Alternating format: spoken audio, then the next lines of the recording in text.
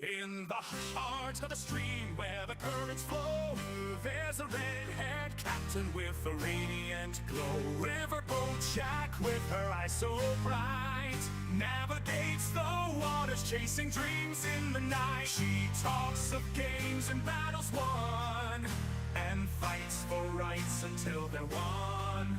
With her partner by her side, they sail the waves they won't abide. Get in the riverboat, hear her laughter sway. With every yawn and booger, it's a playful day. She'll say daddy or oh mommy in her unique way. Riverboat Jack, lead the way.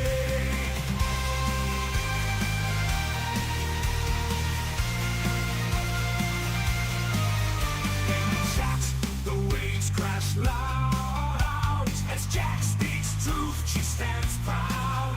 Politics, socialism, her flag unfurled. In her world, all voices are heard. With all curls and glasses on, she blows a kiss, her strength is strong. Her favorite tune she'll sing along, and in her laughter we all belong. Get in the riverboat, hear her laughter sway. With every yawn and booger, it's a playful day. She'll say daddy or oh mommy in her unique way. Riverboat Jack, lead the way.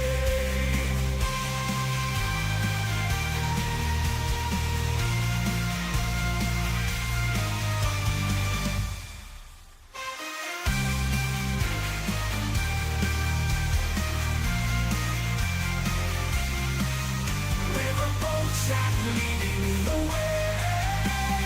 BWA, the sound of joy as she sails through, no one can destroy. With love and courage she sets sail. Riverboat Jack, never to fail.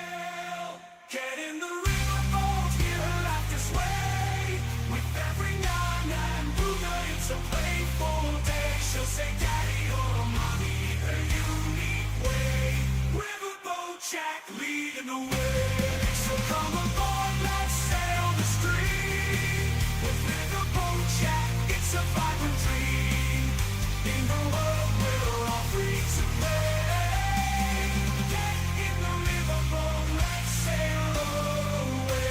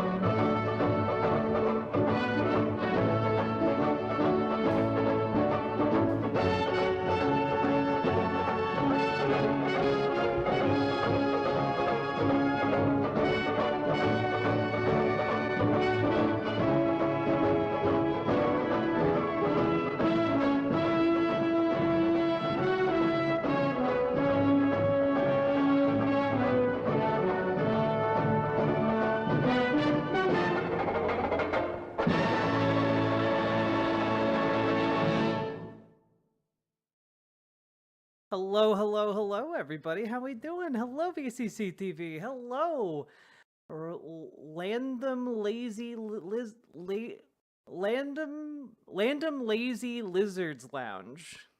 Hello, Rambe. Hello, Non-Aesthetic Witch. Hello, Megastar. Hello, Dylan. Hello, one and all. Hello, Somniostatic. Hello, Polaire. Hello, OS Crane. Hello, Uchronian. Hello, Gamer G. Hello, Sophie. Hello, Paladin Lost. Hello, hello, hello, Trains and Bullshit. Hello, Horizon. Hello, Cataclysm. The theme song goes so hard. Guys, I've been saying we've been accepting like community submissions for channel songs. Hello, Riverboat Jack Smiley Face. McWiggin, hello, and thank you for being subscribed for 15 months. You wonderful bean. And hello, KBS. Hello, Nerodia. Hello, Salomon Moose. Hello, Mandaquarian. Hello, hello, hello. That's not even the theme song. That was actually one of our community members on a lark asked if I would want like an AI song for the stream, and I was like, well, we're accepting community submissions, so sure. And that is what they were able to whip up. So that's not the one that I commissioned. That one is almost done as well. And yeah, we're accepting community music submissions to add to our lineup of bangers for the show, either the intro or the BRBs. Yeah, just stuff that represents you guys, you know, and also the channel. How we doing today, folks? I have the musical talent of a ferret in a dishwasher. It's okay, you're talented in many, many other ways.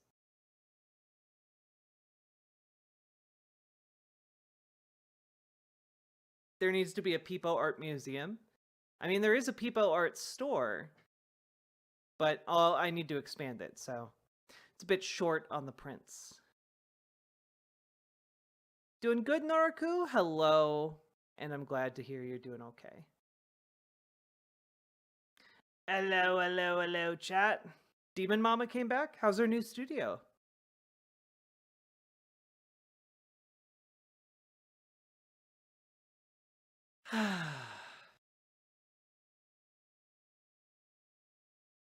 Let's see here. I know I had some silliness to show you guys. Oh yeah, I think you guys will appreciate some of the videos I have curated for you all today. Let's see here. Let's see here. Yeah, all right. Okay, very, very good. All right. I've got 2 fun things for you guys, and then we're gonna just jump into some gaming. Unless you guys can hit an elusive sub goal. Okay?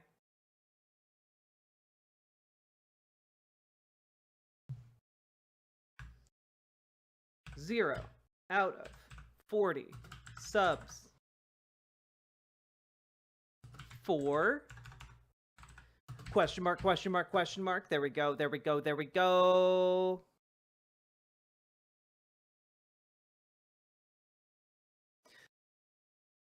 Subs for, There you go. Who can say? McWiggin, you did subscribe. We're one of the way there. Also bold it. There we go. Demon Mama did mention she'd be happy to have you on if you wanted to sometime. Oh, I would love that. Yeah.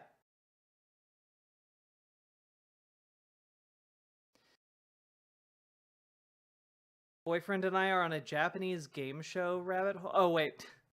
I thought you... We're both on a Japanese game show. We need your help, chat.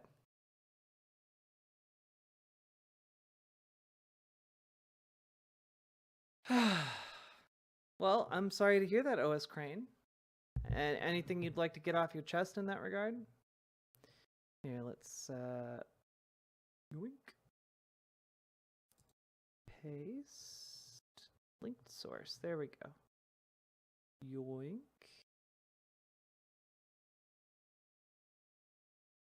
All right. So first, I just wanted to start off something like with something a bit light and kind of fun, you know. Here, I came across this on social media, and I figured you guys would like it too.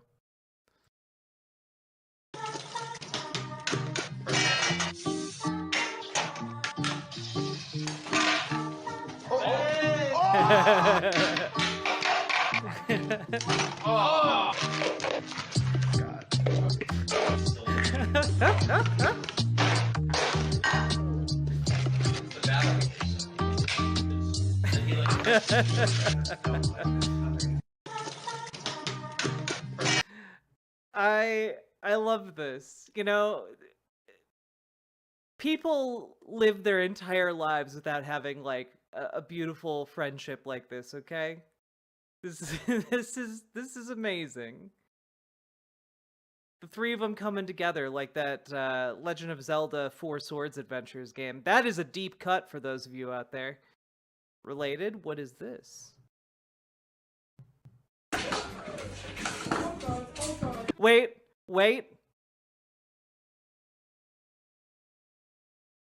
I'm having flashbacks to the hamsters.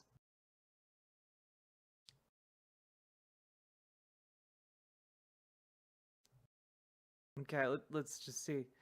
All right. Okay, they're making fruit tarts. An important announcement. Lefty McLefter's saying, thank you for the $20 dono. It gets us up to 5, baby. Important announcement.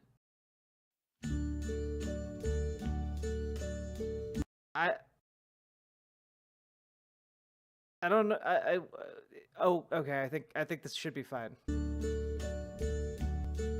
And now the end is near, and so I face the final curtain. My friend, I'll say it clear, I'll state my case, of which I'm certain. I've lived a life that's full. I traveled each and every highway and more. Much more than this, I did it my way. Regrets, I've had a few, but then again, This song is so beautiful. to mention, I did what I had to do and saw it through without exemption. I planned each Isn't this charted course, Sophie, I think this is a Sinatra. each careful step along the byway, and more, much more than this, I did it my way. Yes, there were times, I'm sure you Hey, knew, Forlorn. when I bit off more than I could chew. But through it all, when there was doubt, I ate it up and spit it out. I faced it all, and I stood tall, and did it my way. I've loved, I've laughed and cried, I've had life filled, my share of losing, and now, as tears subside, I find it all so amusing.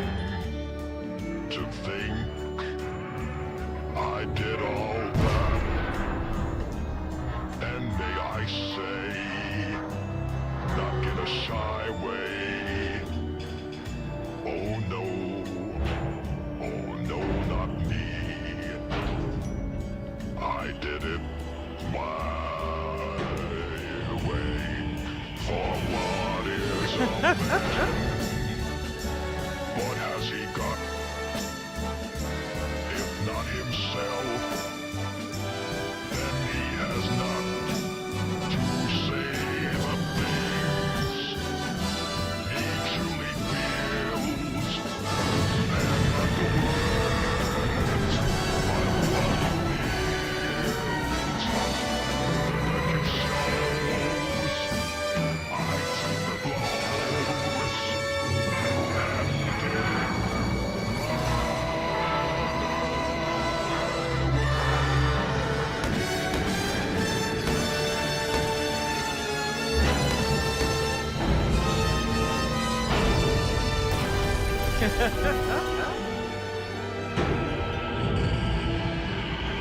What have I joined into? A cavalcade of wonders. Yes, it was mine way. Well, thank you very much for the $20 dono for that, Lefty. Money well spent, in my opinion. Amazing stuff. Amazing stuff. Thank you. Thank you so much.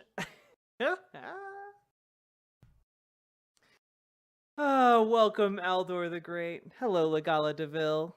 How we all doing?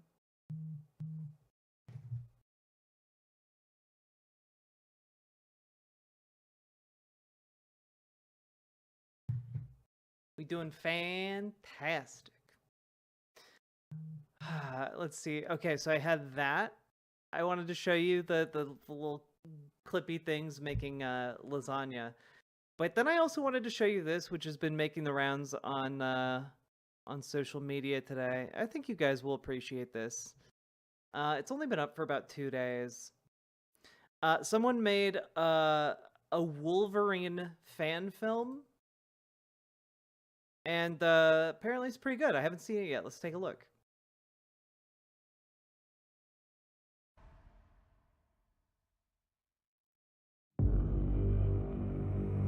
I am wrath. I am chaos and balance. I am death and resurrection. I am Fenrir's fury.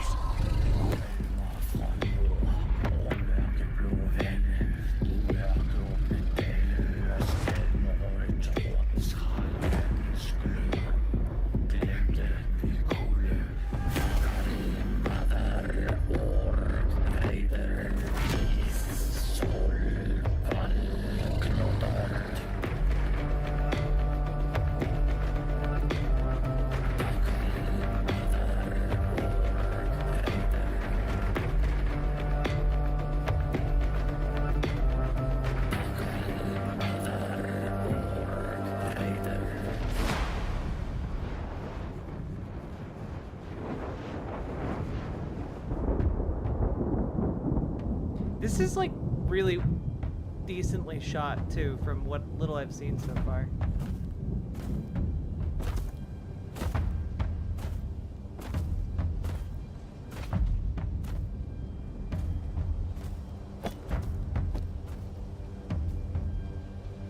I've been waiting for you. You should have run instead. I don't run away from miserable creatures. I've heard a lot about you. Stories are told about a ferocious war that butchers women and children, and even slaughtered 20 of Gunna's men alone. Lies! Nothing more than fairy tales to scare little kids. Lord Otto put a bounty on your head. And I don't give a shit what they say about you or what you've done. We are here for the money. They actually like got extras. This is great. I would watch a feature-length film of this, just based on this segment. This guy doesn't read comics. He's fucked. Are you sure it's worth it? Such a leader, man. It sure is.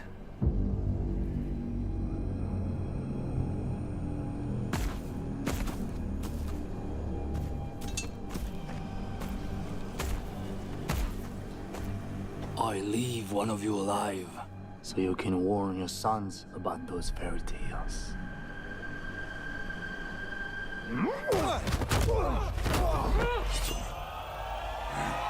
Get him!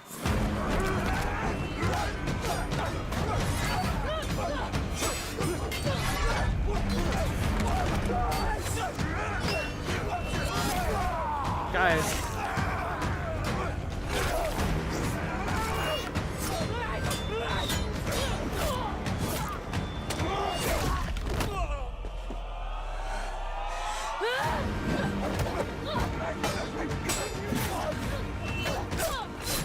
Literally the only thing that I have to complain about in this so far is digital blood.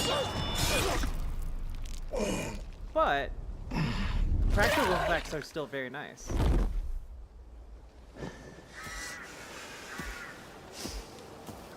So much for that. Yeah, the makeup is also very good, Take the body. I think. We're operating on 0 budget.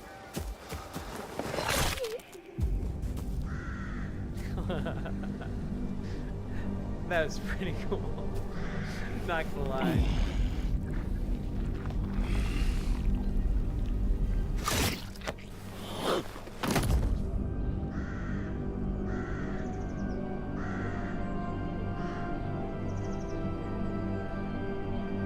Yeah, they have like, you know, practical like makeup effects. But the digital blood splatter is yeah, very noticeable. Oh, he snicked in. What kind of demon are you? I am Logan, the Wolf. Kill him.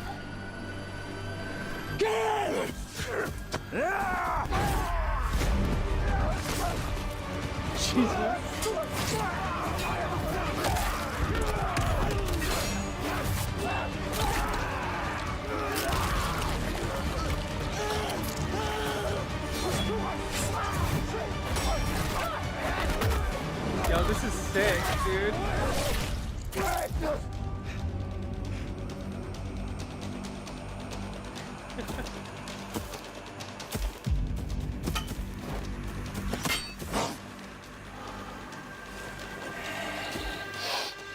Seems like a job for ranged weapons, yeah.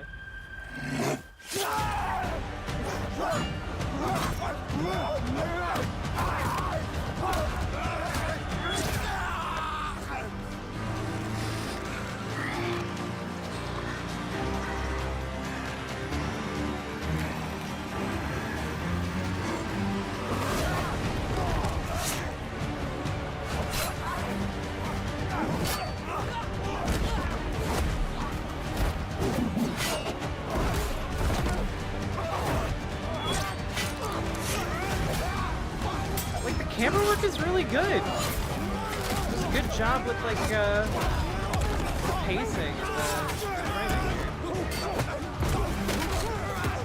Like, I know it's shaky cam, but it's not irritating.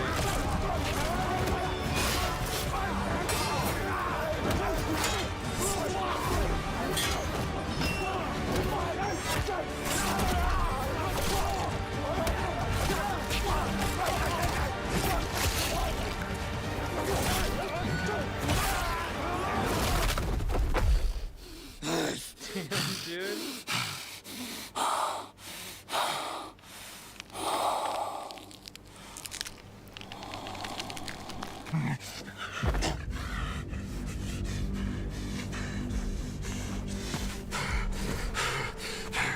You freak.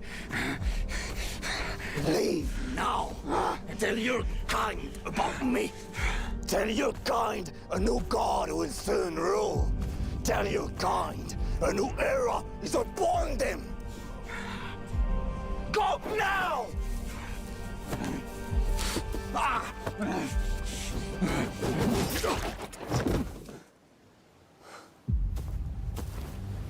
Oh shit!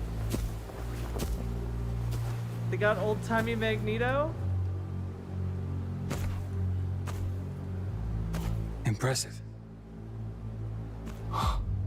If you're here for the bounty, just look at them and see your end. Very, very promising.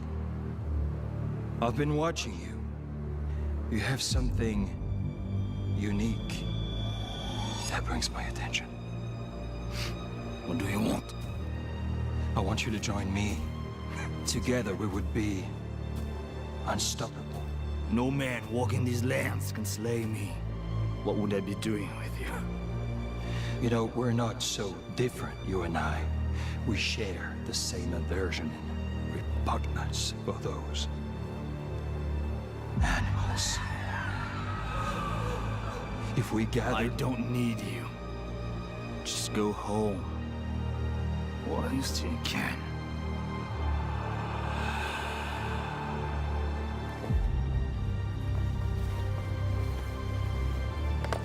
Yeah.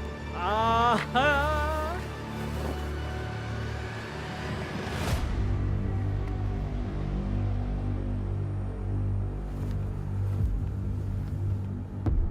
Yeah, nah, he Magneto's son.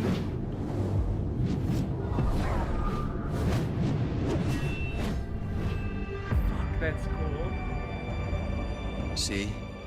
I am just like you. A god among the commons. But instead humans call us monsters. They fear us. They want us extinct. And trust me, they'll keep hunting us down and slaughter the ones we love until all our heads are onto their spikes. But we're about to change that. Death isn't my concern. Mortal. Beth isn't my concern. Last warning. That's a shame. I thought you'd understand.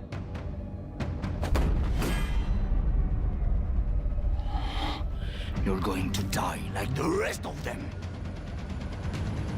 Show me. That was so fucking cool, dude.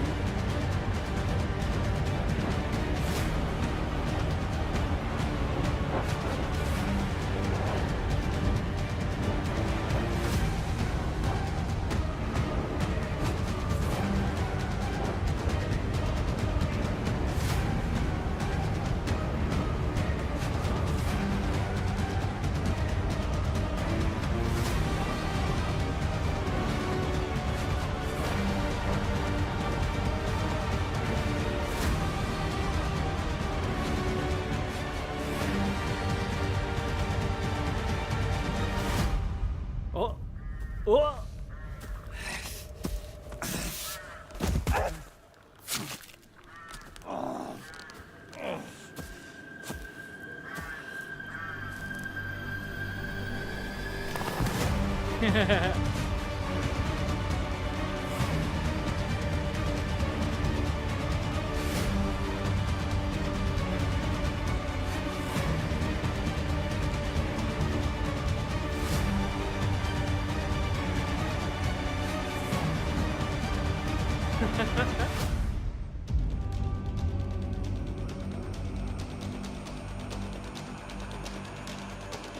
It's so cool how they coordinated with all of these folks to make this short film. Man.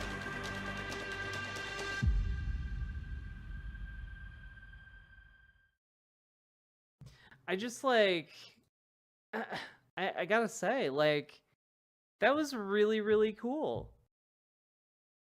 Like, if I was a Marvel executive, okay, if I was a Marvel executive, I would see that and just be like, we we need to give these people millions of dollars. Not we need to like steal this idea. Like, just like, they're already ready to go. They got the costuming, they got the wardrobe, they got the actors going right here. Okay, we're just gonna pump them up with $10 billion, and then they're gonna shit out like a movie that makes $20 quadrillion. Okay,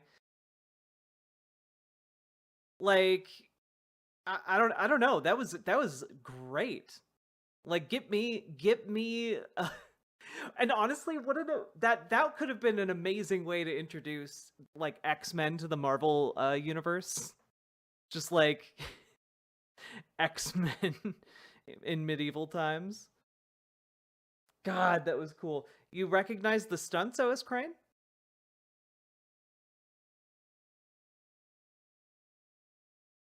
That was legit as fuck. That was so legit.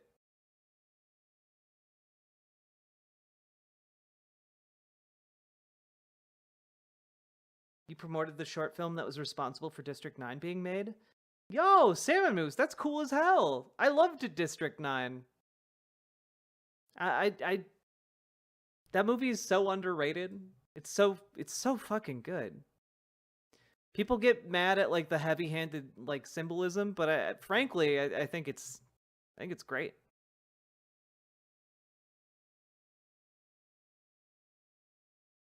Damn. All right. Folks, if you're enjoying the stream, hit the follow button on Twitch, hit the subscribe button on YouTube, like the YouTube stream, and please consider dropping those sweet, sweet subs and donos. I am... Oh, it's here. I've never seen, actually, the original District 9, like, inspiration thing. Let's take a look. 6 minutes long? All right. Also, who knows what will happen when we hit our sub goal? Maybe something you guys will like. Wouldn't that be a change of pace? Also, Neil Blomkamp makes good movies. Underrated as an director. We noticed that they had these really fantastic biosuits. But then, the apartheid government noticed that these aliens were moving into new areas. And this is when the government started to get tough. This is when things started to get out of hand.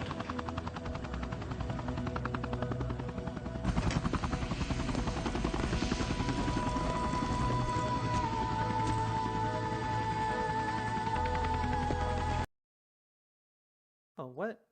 Weird. Here.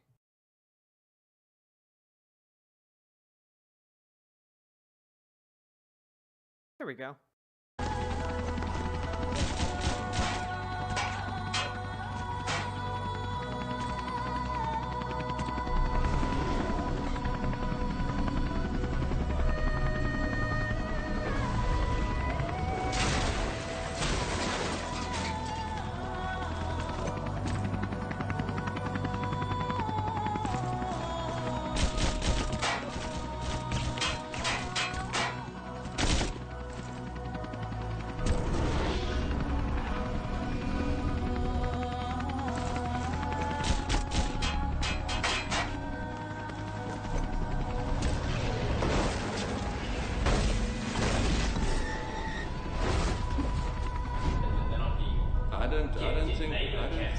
They were captive labor.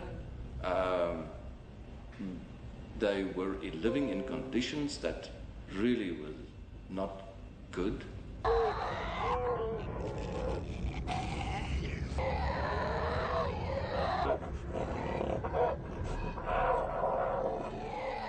They make people uncomfortable. We don't know what they think, how do they think, what do they do, so they're gonna make us unsafe. Sometimes they do things that you don't think they'll do. This is actually great analog horror. My name is Constable Bongani Zulu, and I reside in Soweto.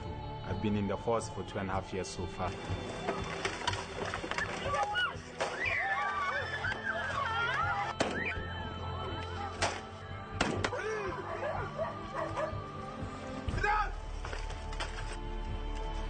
In our country, we have an Afrikaans minority. Very Yeah, conservative, District 9 is very a huge rigid, metaphor for apartheid. and living on their fears. And the apartheid government was exploiting this. They were exploiting those fears so that anything that rises up against their institutions, they would just knock down. Yeah, my rear end, this is the short film that inspired District 9. Or that became District 9. Yeah, I've got a bulletproof vest.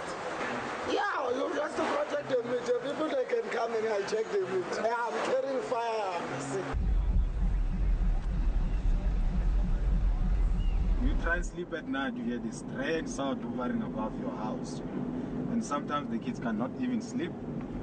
And cry, Daddy, Daddy, something. You go out to see these strange things. I tell you, the thing is with the ships, you're talking about vehicles that are sort of a kilometer. I wonder if this is this guy's first, like... oh god, what's his name? Charlton Copley? Because this is the guy who plays the main character of District 9. And honestly, I love whenever he shows up in a movie. I find him so much fun. Really underrated actor, and he's really good at freaking the F out. And he's also in Monkey Man, and I adore his performance in that movie. Was he in anything before this? Was this like his first like debut on in film?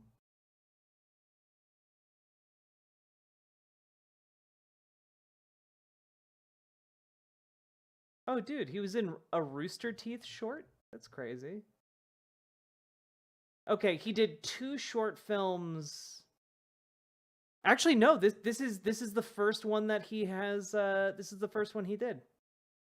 Yeah, this is his very first appearance on camera. That's so cool. Sorry, he's one of my favorite actors. So, the more you know. Meter in length, some of them. They are completely dilapidated, completely ruined. You've got like a 747, or you've got, you know, a major commercial airliner trying to use the main route into Rand Airport or Lanseria Airport or to Johannesburg Airport. They've literally had to change some of the air routes to accommodate these illegal vehicles.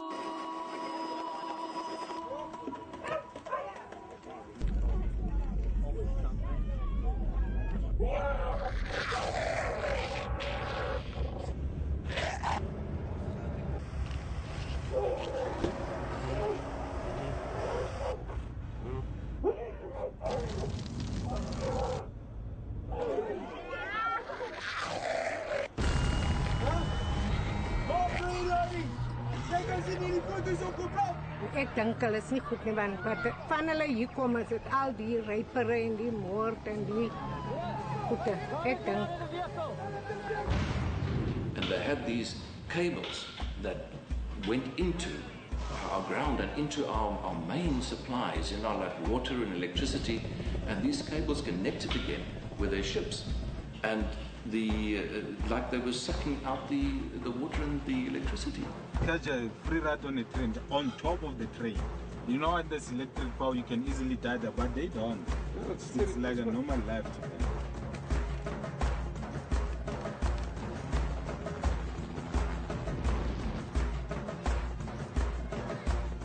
It looked as if things are stabilizing, but it's really impossible to tell.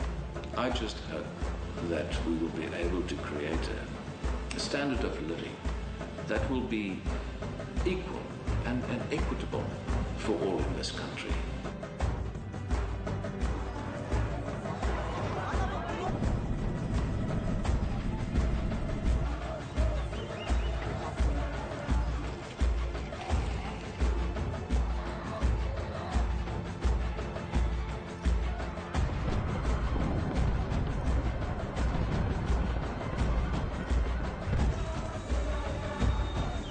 Not gonna lie, the soundtrack for this goes hard.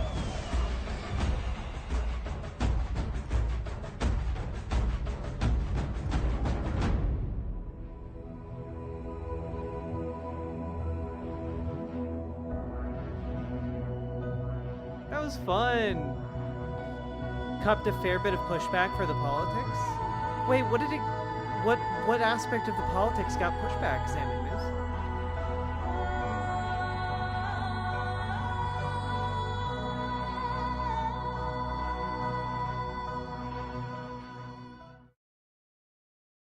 Yeah, that was great. Thank you for sharing that. People didn't like politics on an art site. Yeah, it makes sense, I guess. Get your politics out of my art. Let's see. What was I gonna just mention?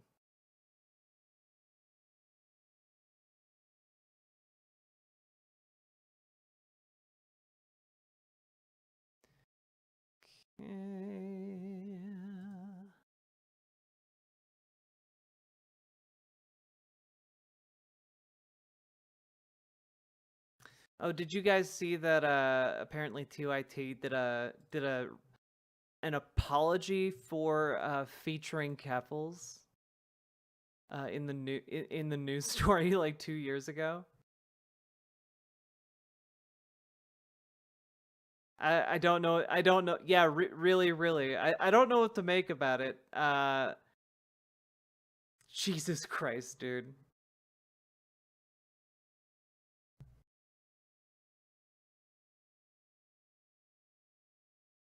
Yeah, it seems very weird for an outlet of their caliber to be doing that. But, you know, it has been on the slide recently. All right. Who did what? TYT did a retraction on their Keffels, or correction on their 2022 Keffels coverage. Yeah. To talk about how she's actually a bad person, I guess. I don't know. I didn't watch the video just because I'm trying not to engage with this topic, but like it was very weird seeing that. I just had to like make that comment. What was there to correct? I don't know. I guess they thought they were too positive of Keffels and needed to like correct the record by saying that she's a bad person or something. I don't know. Weirdest timeline? Yeah. I don't know. I feel like when you're like trying to be a serious news outlet and you're like, there might be bigger fish to fry than doing a like 10-minute segment on Keffels, but you know, whatever. People get really weird when it comes to Keffels. It's because she's Italian. It's the anti-Italian racism.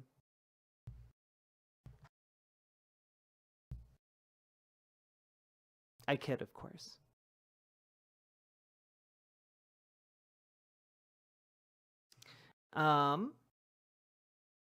Okay.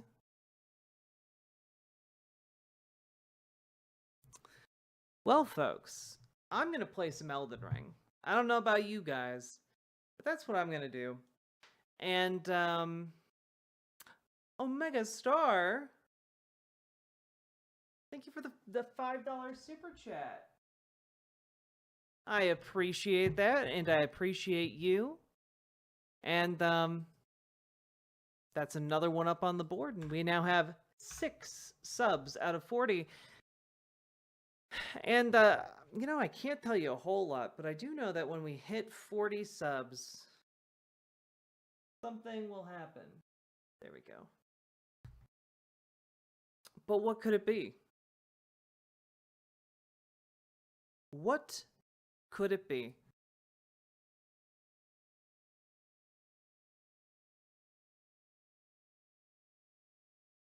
Now,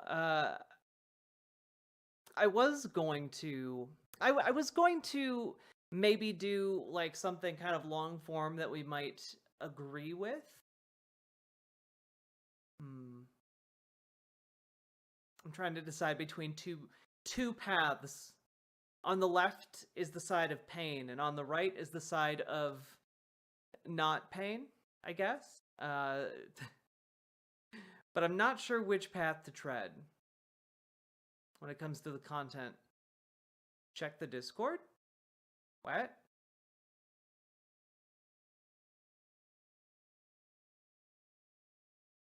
Which way, Western streamer? Yeah.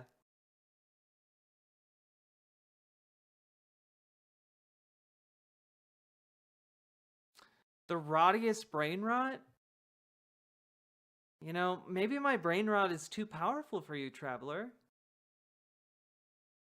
Oh, for video ideas? I mean, I have the videos. I know which ones I would like to go over.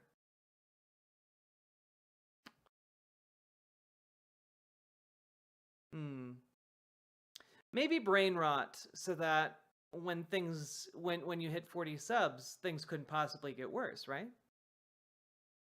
All right. The brain rottiest rot we got. Coming right up.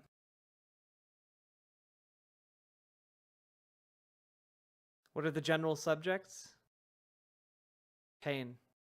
Unimaginable pain. Exquisite pain. What?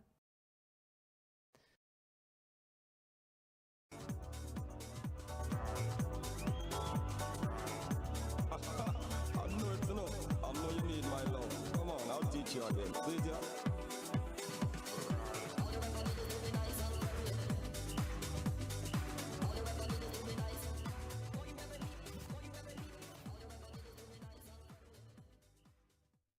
Hey, glad to be with you. We're about to get to the show in a second. I know that many of you are aware that Guys, you will never month.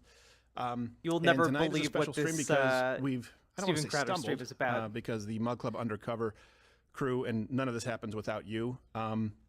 There's a story tonight, some hidden camera footage that involves someone very high up in the military, several people actually, the DEI initiatives, where they are knowingly making your country and the people who serve it, people who put themselves in harm's way, less safe, less capable.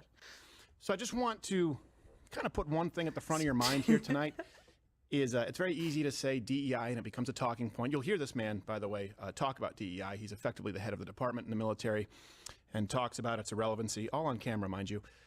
It's not just about DEI. It's not about how silly it is because of the gender bender and LGBTQ AIP, that none of it has anything to do.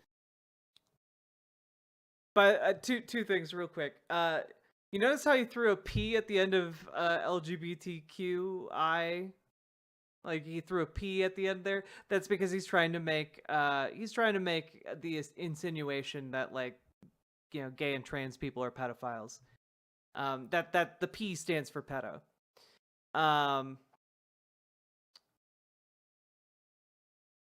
Yes, he's trying to make fetch a thing, OS Crane.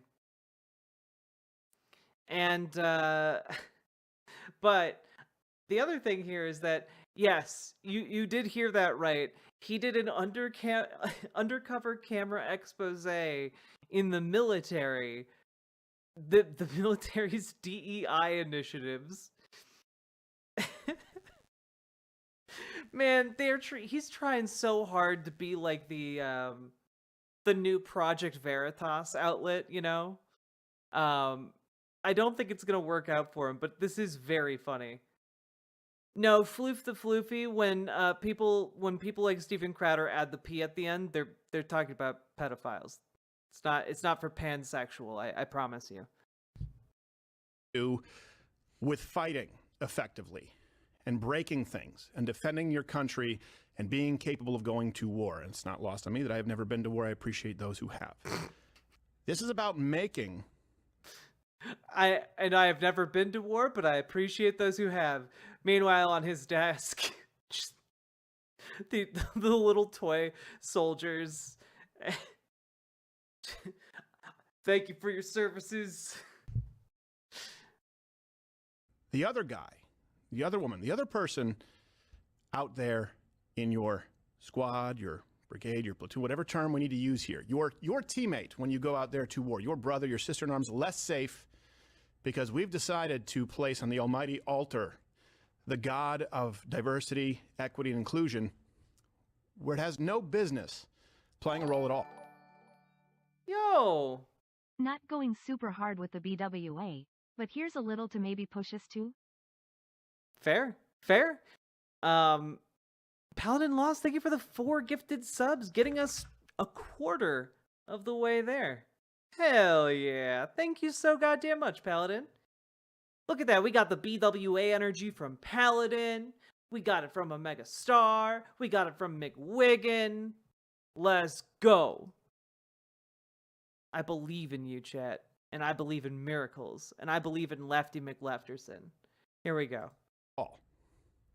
So I want you to put yourself tonight, and we will have many people here representing military charities and veterans to continue Military Appreciation Month. I want you to put yourself in the shoes of someone out there in the field of battle, knowing that the person next to you is less qualified, is less capable, has no business being there, but is there anyway because someone, not holding a gun, but someone holding a pen in an office decided that that was more important than your life.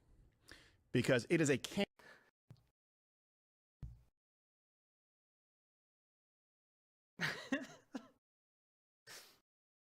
I just Steven Crowder is just like saying that he's trying to say black people, gays, etc. aren't qualified to be in the military. That's what he's trying to say. He's trying to say that the military is lowering its standards so they can hire minorities. How about some BWA? Oh, subs for the sub gods. Donos for the dono dogs. Oh my god. What was that text to speech? Oh.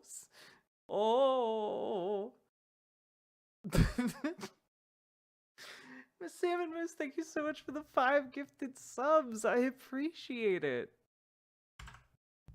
I was not expecting the text to speech.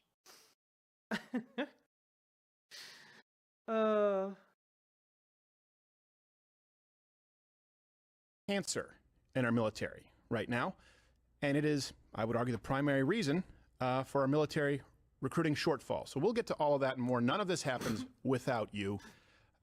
Yes, by accepting more people, we are recruiting less people. That makes so much sense, Stephen. Would ask that you consider joining $89 annually, Mug Club, loudwithcutter.com/mugclub. You get this show every day, a full 100% more show, Nick DiPaolo show. I mean, there are a multitude of programs that you get to watch, but more importantly, it's what allows this to continue. I want to go back to the alternate fan fiction universe where Steven Crowder and Ben Shapiro hook up and their lives change for the better. You know, but both of them, you know, leave their past marriages behind and ride off to the sunset together. You know, I really liked going over that fanfic. I wish it had kept going. But alas, we're stuck in this universe where this divorced loser is just like making it our problem. Mug Club Undercover, and this month, you know, it is Military Appreciation Month. Haven't seen it trending, but we are offering the promo code tonight, only USA20, and you can get $20 off your Mug Club membership tonight only, and 10% of all the proceeds will be going to military charities with whom we are working directly, and we'll be highlighting some of those tonight. And you know what? Tonight I will personally match all the join-ups and the 10% of proceeds. At least, you know what? Let's put a cap. At least up to $10,000 personally. I mean, I'm not the Planters Peanuts guy. Oh, Somniostatic, in order to get the mug, you have to buy like a full year subscription to Mug Club. So the cost of the mug winds up being like $150 or something like that. On with the show. When the first missile hits the first side of the first DEG, what's it going to matter? Diversity, equity, inclusion will just be out the window. For a mug, yeah. Look, this is a little bit different tonight, and let me tell you exactly why it's different. Mug Club Undercover is about to his breathing has seemed really weird recently, like in all of his videos. Like, seems like he's going like gasping for air every so often. It's very weird, you know. Expose something involving high-level military personnel that will shock you. We may be speaking Chinese. What? We may end up speaking Chinese. I mean, let's be honest. If we have a Republican in office, it will bolster our military. if we have a Democrat, it'll continue to just be the make do with what you have, you know, kind of, you know, throw Well, if we get a Democrat, it will still get bigger, but not that much bigger. slap things together, put duct tape on it, that kind of stuff, or training, that kind of thing. And I'm a Democrat. We'll be featuring military guests and also providing updates on your impact in your community, how you can help real American. I'm real sorry, chat. I'm real sorry. This man's name is Jack Carr.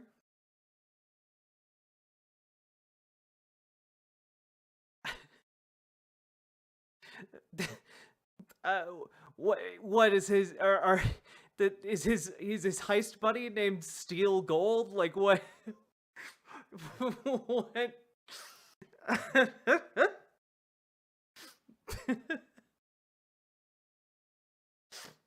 I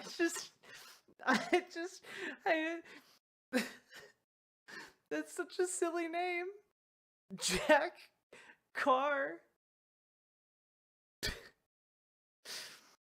God. I'm sorry. I saw that and I couldn't not. Yeah, his cousin Rob Banks.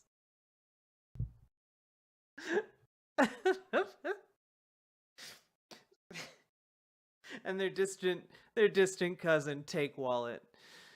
And also providing updates on your impact in your community, how you can help real American heroes. And it's still all part of our Military Appreciation Month. We'll be working with military charities, finding the best ones. Get ready for a Mug Club mega live stream. Dickhead. Fuck God.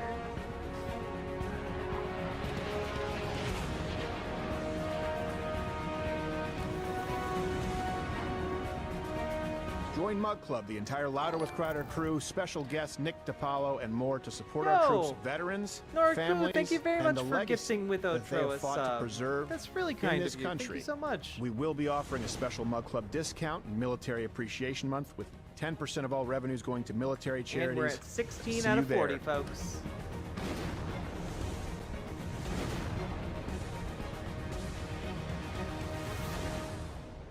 Thank you to our veterans, and let's make May count and let everybody know that these folks deserve an entire month. Tell me about Mug Club! Why do they still operate on YouTube? A lot of free content for a premium service! My club was created for the people to join and support authentic, creator-generated content. They will sign up at louderwithcarter.com/mugclub for the daily program, and then move on to our final step. I will show YouTube where I have made our home while preparing to bring justice. Then Oh, we're halfway there.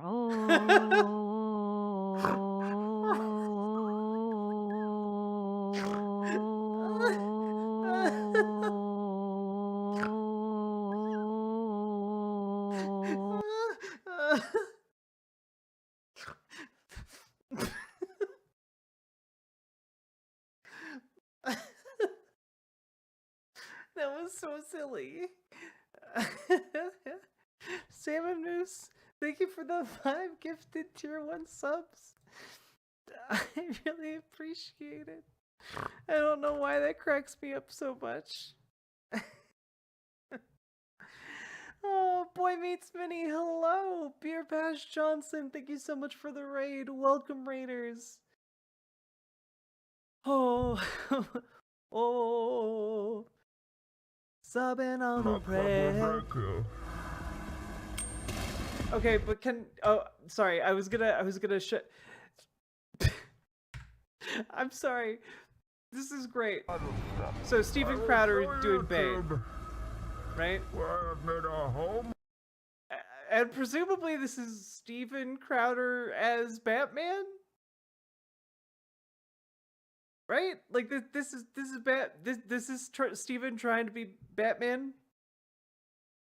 Also, Dead Domain, thank you so much for the raid. Welcome, raiders. We're going over Steven Crowder's expose of the woke U.S. military.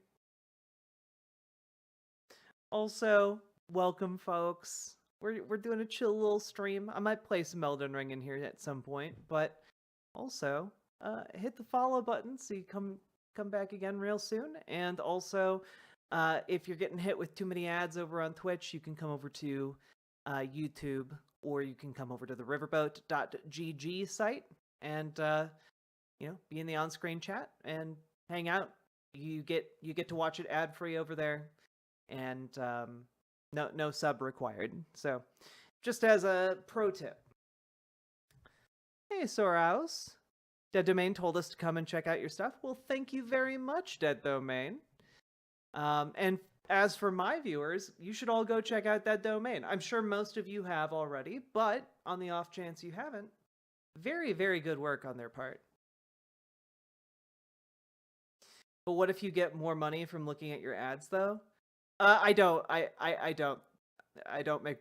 make like a pittance off of my ads.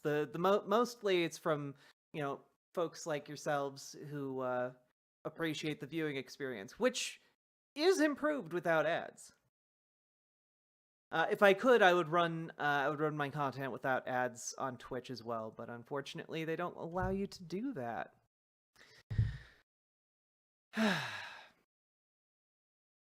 Anyway, so this is Steven Crowder as Batman, I guess.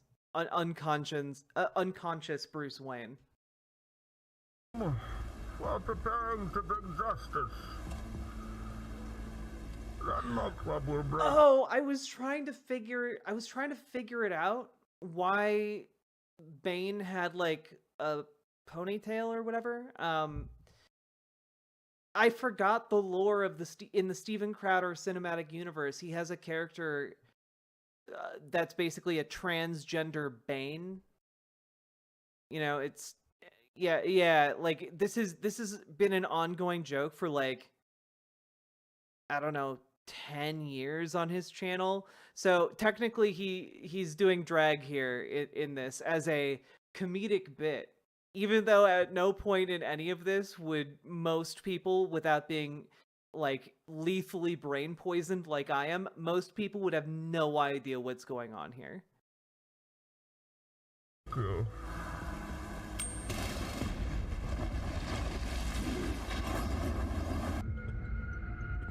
Of course! There's a reason this has become the most unwelcome video platform on Earth. Oh. When YouTube and social media giants really understood the depths of this, no club will fulfill its destiny. This has been going on for so long. This clip is so long. What is happening? We will destroy liberalism. Of course. And then, when it is done, and YouTube is ashes,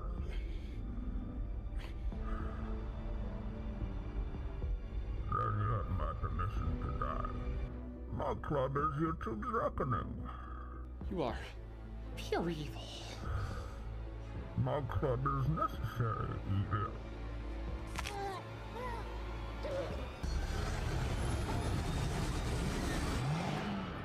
Let me tell you the truth about YouTube's guidelines. Content that is not This is so weird. And thus not YouTube friendly includes, but is not limited to, sexually suggestive content, violence, harassment, promotion of drug use, and finally, controversial subjects. We, active members of my club, will take YouTube from the corrupt. You know what though? I would say this is below Nostalgia Critic quality. Like at least the Nostalgia Critic wouldn't have like a transphobic bit in the middle of his video, as far as I know. Like the quality of this is actually lower. Social justice warriors who have kept you down with these myths of faces. And we're gonna talk to you. Step Yeah, forward, this those is who will the join. production value is For the Muslim worse. army will be raised. The powerful will be ripped from their digital safe spaces and cast out. I do also think it's a cute dress, Salmon Moose. I hope Steven felt, I hope he felt good while, feeling funny and not examining that emotion for the several thousandth time. Into the growing free speech world that we know and endure this great book club. It will endure. This is so bad in basically all of the ways. Didn't this movie come out like 20 years ago now?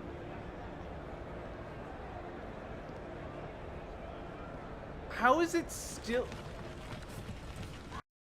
Okay, look. All right. I'm just gonna...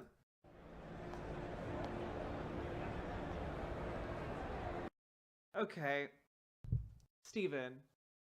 Girl. We need to talk, okay? We need to talk, and most of this was shot in black and white, Steven. You shot most of this short film in black and white, Steven. And you're suddenly shifting to color, and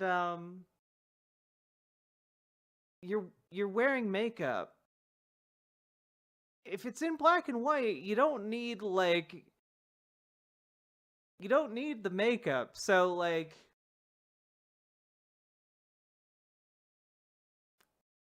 that I don't know. I think this is a very interesting choice, all right?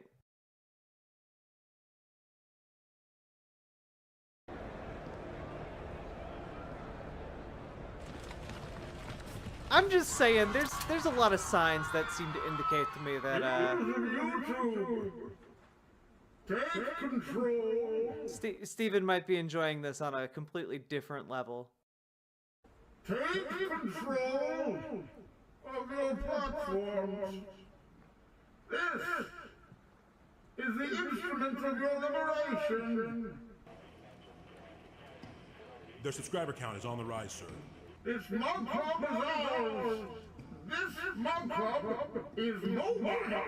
And the identity of the monk club undercover agents is a mystery. Why is this Bane serving so much Congo? Hold the detonator.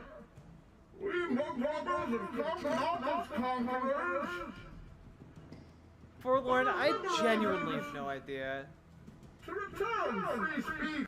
This bit has been going on for how long here?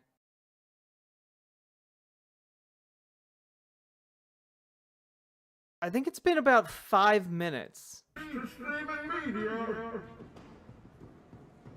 And at the first sign of election interference, or any big tech platforms attempting to censor these anonymous smoke clubbers undercover, these unsung heroes.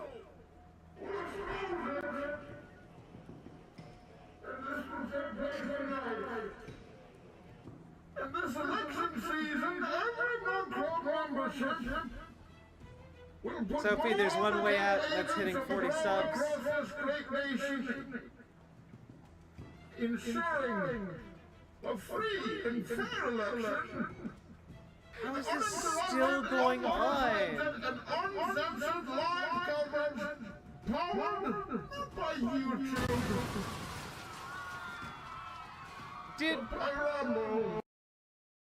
Did he just blow up YouTube? Is that...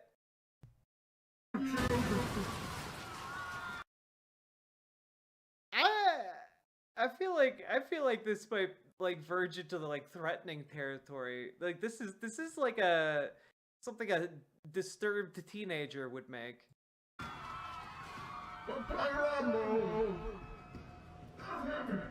Yeah.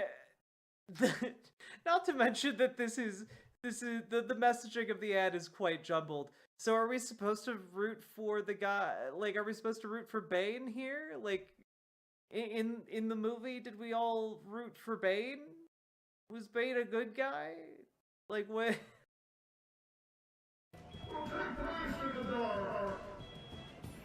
For now, the promo code USA20 is in effect. Code is active, sir. $20 off an annual membership and 10% donated to military charities. Oh, Bayonetta. Return to your devices. Hold your mugs close. We have eyes and ears everywhere. Rain Beast, this feels like the longest moment of my life. We will reclaim what is rightfully ours.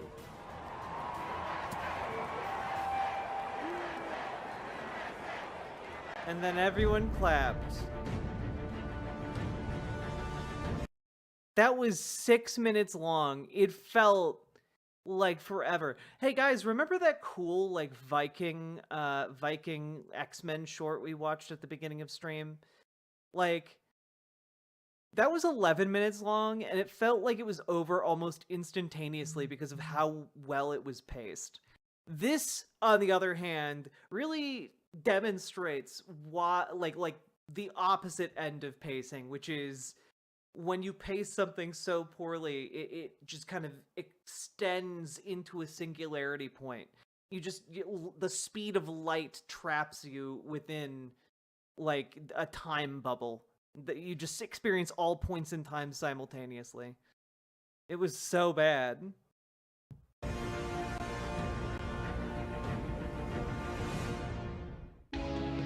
Yeah, you feel as though you only rated in minutes ago, but your mind perceives the passage of eons. Oh, Will Kale, Crowder moved to Rumble a long time ago.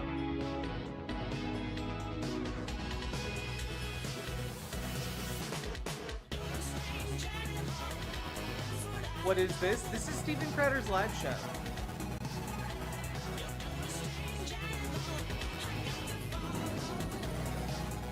But also, I will promise you, okay? We have 21 subs right now. If we get all the way up to 40, I do promise you an escape from this hell, okay? This purgatory in which I have trapped all of us intentionally to torture you until your soul has achieved peace. I love you guys.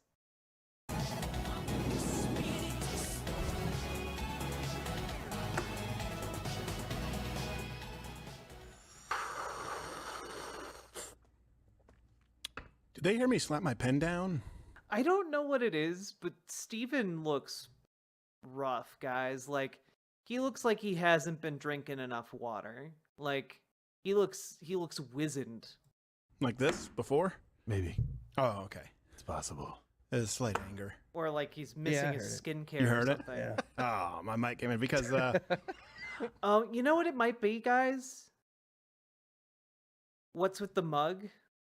Why is he the mug man? Well, do you know the Muggin Man? The Muggin Man? Do you know the Muggin Man who lives on Crowder Street? I do not understand. The mug costs like $200 to get. So like, he really pushes the mug because it milks the most money out of his audience, you know?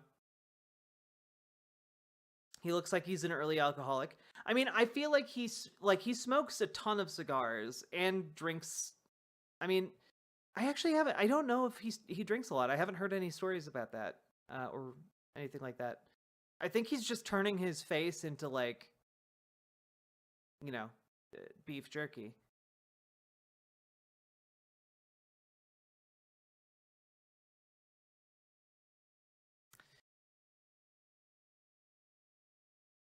Here we go.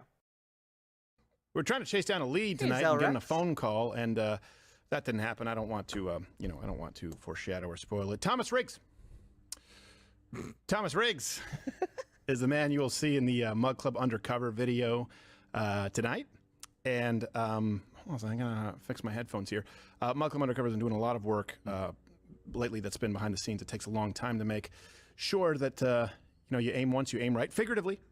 And tonight is about what's going on in our military and the admission that DEI is a net harm. to our military, or at the very least. Look, all I'm saying is if you guys have $200 to spend on a mug, throw it to your favorite streamer instead. At least not a net benefit, but as being given The greatest undue gift you priority. could possibly give. And it's pretty scary. I warn you, it'll be alarming, it'll be upsetting, but I think it's important that these things not happen in the dark. Also, some. Just for reference, the thing he's talking about not happening in the dark is his company did an investigative report to uncover woke DEI initiatives in the U.S. military. So, like, what he's talking about, we need to uncover what is done in the dark. He's literally talking about hiring, like, black people and gays. like that's, we can't make sure, we got to make sure this is done in public. Like, what? There's no conspiracy here, guys. Some very specific references you'll see in the undercover video tonight regarding this election. Because people in the know and people with a lot of power believe that it's going to turn out one way, and they're not really thrilled about it. So we have that. We also have some guests tonight. We have Jack Carr, who's going to be here. He has a new book coming out. Yeah. We have Hallie Johnson of Carry the Load. And we're going to be featuring a lot of military charities. Of Carry the Load? All right. That we are working with here at Mug Club, thanks to you and military. Now, if you guys are looking at yourselves and saying that's a whole lot of money to spend on a mug, well, guess what, guys? I've got some other options for you. Okay, there are so many other options for you to pursue when it comes to mugs. All right. I've got two right here. All right, I got two here, right here. Look at that. Look at this mug. Okay. Wow. Wowee. The 11-ounce size is $13.95. That's so much less than Mug Club. Wow. The 15-ounce is $16.95. That's so much less than Mug Club. So much less that you can actually buy a second mug over on the Riverboat Jack merch store. Wow. Look at that. Wowee. Starry Peepo mug is quite the pretty penny when it comes to the 11-ounce size. I guess someone at Riverboat Jack Carr needs to look into that, okay? But wow, look at that. Totally original and transformative artwork. Do you have a 40-ounce mug? I do not. However, I do have a very good tumbler that you might all enjoy. It's the Fascism is Bad tumbler. It really gets across to your loved ones that you think the worst form of government is the worst, and therefore can be trusted. All right? It's good, it's wholesome, and it lets people know that you mean business, bae. There we go. That's your pitch. Can confirm this. This is actually pretty good, though. I like it a lot. Girl, baby, girl. Military Appreciation Month, but let's move on with the show. Captain Morgan, CEO, how are you? I am doing better than Riggs. Yes. Having a better night. Yes. How are you? I don't feel like he should have the right to commandeer such a cool name. Riggs? It's a Lethal Weapon. Riggs! And then this guy. Murtaugh! Yeah. Not thrilled about it. No. You know who I am thrilled to have here? Who? Come on. He's in third chair, the funniest man alive. You can watch his show, The Nick DiPaolo Show, Monday through Thursday Nick at DiPaolo 5 one of the Eastern funniest guys alive? on Mug Club. NickDip.com for all his tour dates. Nick DiPaolo, how are you, sir? Very good. Thank you for having me, Steve. By the way, Riggs, his first name's Tanya, so don't feel too Oh, come on now. That could be. We have no idea. That's where we are at this point. Yes. We really couldn't know. You're about to say something there, No, Gerald. What, I was going to say... can I expect that level of performance tonight? Most likely. He looked at me like this. He went... That's the symbol from me to you that I need to come in and bring you something, and then I just didn't say anything. Oh, okay. Well, that's fine. Who is shot? Wait, nobody was shot. What are you talking about? I don't know. You had something Oh, important. that guy? I thought you were talking That about what's going on guy. on CNN right now. I still don't know who so he is. Please do, by the way, right now, we want this to be on YouTube tonight. We fully expect this to result in some kind of a suspension or a strike. So share the link. Of course, do head over to Rumble for your daily viewing. But we want this to exist on all these platforms. Certainly on YouTube, X, anywhere. I would be really curious to know if Steven's, like, how Steven's Rumble numbers are doing. Because I know, like, shortly after he joined Rumble, like, it seemed like an artificial boost to his success on Rumble died over time. Like, his numbers got so much worse and fell off. That it can be seen because, hey, this is about the people who are putting themselves in harm's way. Sometimes we separate ourselves. Nick DiPaolo is maybe one of the most noxious, hateful assholes I've ever seen. Really? I feel like now I need to, like, seek out, like, one of his comedy specials to see, like, what, like, that takes a special kind of like, you do stand up, so, like, it takes a special level to of noxiousness to get you to say that. Wow. From that and think of military policy. I mean, yeah, I'm not surprised that Steven would have somebody like that on. It's not outside of his wheelhouse. People. And if you have had any relatives or friends who have served, who've actually been in the shit, sorry for lack of a better word, you know what? It affects them, and it affects everyone in this country. The military is for breaking stuff and keeping you safe. That's it. You want people who are as effective at breaking stuff and killing bad guys as humanly possible, and that is not what is happening right now. We all suspected it. You will see today, Mug Club Undercover confirmed it. And I wanted to, before we move on, while talking about the military, everyone talks about Military Appreciation Month. Have not seen it trending anywhere. Not like Trans Visibility Day. Is that a thing? Is it trans, or is it a week? I don't know. Some people get a week, some people get a day, depending on how. Man, this must be a really pressing problem, considering you couldn't even remember the name of the thing you were angry about. Cool. Oh, it feels like a light year. Depending on how much you've transitioned, I don't know, but I'll tell you this: you're all visible. I'll look it up then. I mean, we actually do want to, Sorry, affect positive change here. So for we do this at Christmas. The Crowder Gives Back segment. Yeah. Where there's it's Santa Claus. Never met him. To all the kids who've asked for gifts, I've never met him. We've never been in the same room together. Nope.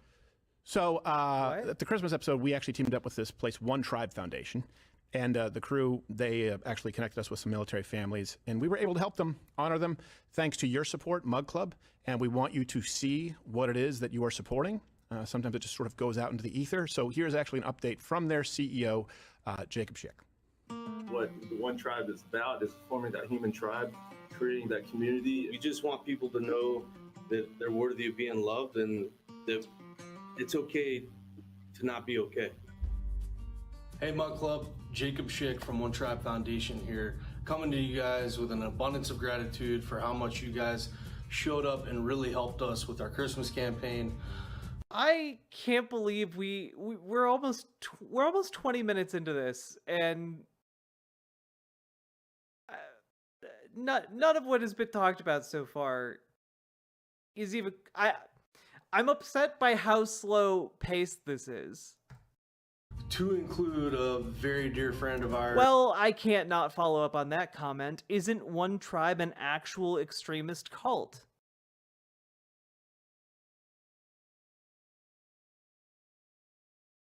Well, I can't not Google that. One Tribe cult.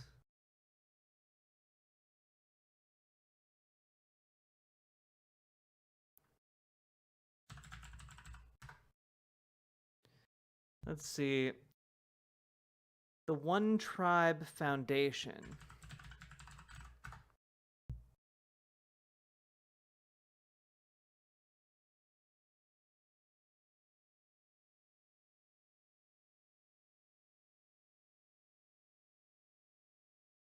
Formerly Tutu Kill? What is this?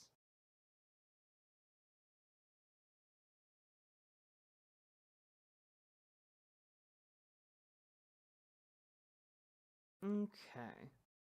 Honestly, I'm not finding anything about this that is really indicating, like, cultiness.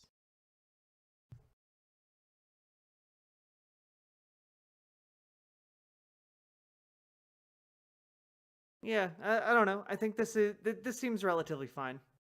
There's Michael Carnell, who we unfortunately lost February 2nd. That said, that leads me into the fact that we're in Memorial May and we're approaching Memorial. Like, it seems like from a quick overview that like this organization is dedicated to like veteran suicide prevention, and you know that's fine. Oh, you were thinking of the 12 tribes? Gotcha. Yes, that is a cult. Day.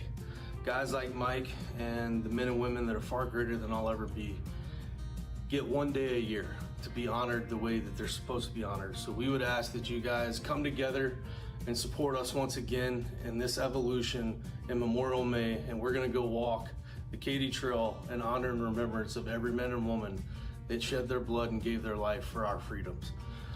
We will do that this month, and then with your generous support, we will be able to finish out the year helping all the law enforcement officers, frontline healthcare workers, first responders, veterans, military, as well as their families that we help in our everyday endeavors with our various programs here at One Tribe. We're stronger together, and we can't do this without you guys. Mud Club, I gotta tell you, you're second to none. Thank you so much, so very much for giving a damn about the men and women that are far greater than I'll ever be. God bless you guys, and Semper Fidelis.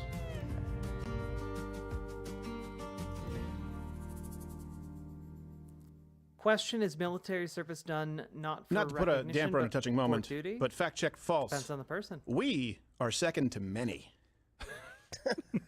Mud Club is not. We. Well, no, look, quick. Well, let's not overstate the importance here. I mean, these guys actually, guy's missing a leg. Well, yes. We helped them out, but let's be honest. What we come here, we tell a few jokes, we do some 7+1s undercover. Really Do you appreciate it, guys but tell you know, jokes, though? this I've guy's actually heard had those bullets flying at him. before. We're certainly second to that. Yeah, but you were missing a sneaker today for like an hour. You couldn't find it. Yeah, it's true. Well, that's the last time I buy those dunks, because apparently they're very in demand. Your own personal hell. This is why I just buy cheap stuff. No one steals the cheap stuff. It's like a cheap pair of sunglasses. You lose it, you don't care. So, thank you. I'm sorry. Is he implying someone stole one of his shoes in his office? What?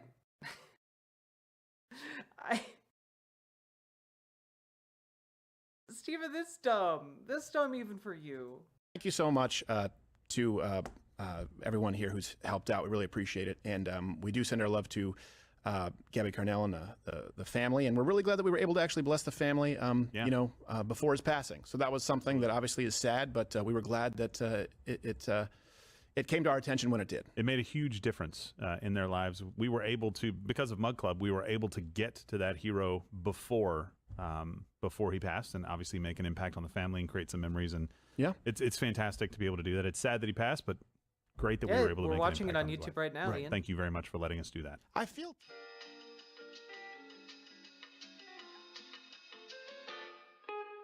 Wait, is the entire rest of this just that?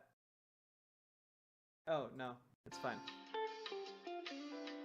This is actually... penis, and we say he's a hero, or it's a nurse with a TikTok dance. Like, I hate the word hero now, but you were actually using it appropriately.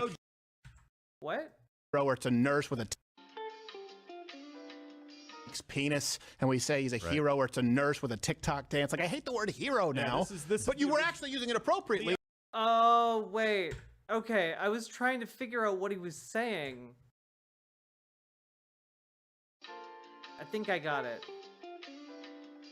Penis, and we say he's a hero, or it's a nurse with a TikTok dance. Like, I hate the word hero now. I think it like cut weirdly there because he was trying to like say a slur for like a trans person. I think like trans femmes. But you were actually using it appropriately. The OGs of heroism. And I still wanted to punch you. You did, but I think that has that says something about me. People are still saying it takes courage to come out of the closet. Really? Yes. Really? Right. Does it really? Yeah, I guess that's okay. Yo, if you happen to be this guy's kids, I would recommend not coming out of the closet to him. Unless you are very safe. I get very strong would beat his kid to death if he found out they were trans or gay. Hey. Guess that's Travolta's excuse. Oh, why'd you have to bring up the one at Tanga? That was like Kennedy getting assassinated for the Irish when the Italians. We have a picture of Travolta when he came out. Yeah, well, tore it down, didn't you? It's like the Kennedy. You guys gained it. You guys gained it back when De Niro and Pacino, they had kids at like 95. That's Old Testament type That's stuff. That's really a is. great point, but geez, De Niro. I know. I hope they, Like, I gotta they change should have what? aborted it. Whoa! No, I just don't want his son to be carrying his legacy of more fucker. The awkward, pained silence from everyone in the room who's like ideologically positioned this show to be pro-life. Oh no, dude. Films. Yes, exactly. Yeah, exactly. I'm not meet, for it. meet You the guys know fuckers. I'm up. Yeah. And what is it? Is it Meet the Fuckers? De Niro's, yeah. How do you think you reacted when she said? Do you think because she Man, I can't help but notice that we're 20 minutes in now. And I'm still bored as shit. The show has lost so much of its direction in like the last couple years that now it's just like, yeah, like what is even happening? You opened this up with like a high effort reference to The Dark Knight Rises, man. Like, what's going on? You okay, Steven? Just go to therapy. It'd be cheaper. usually it's like, hey, we're gonna have a baby, and they're happy. Do you think he was just like, no? You sure? You sure? All right. That's about what you get from acting now. I think he played at Jake LaMotta and gave her a left, left to the kidneys. Exactly. I hope not. Well, I love kids. Geez, my head's shining like, you know what? Somebody fill it in. I know. I know it's the mark of a good comedian. Well, Nick, it's like we have heroes tonight in the military. Like, Well, we don't want to be mucking it up.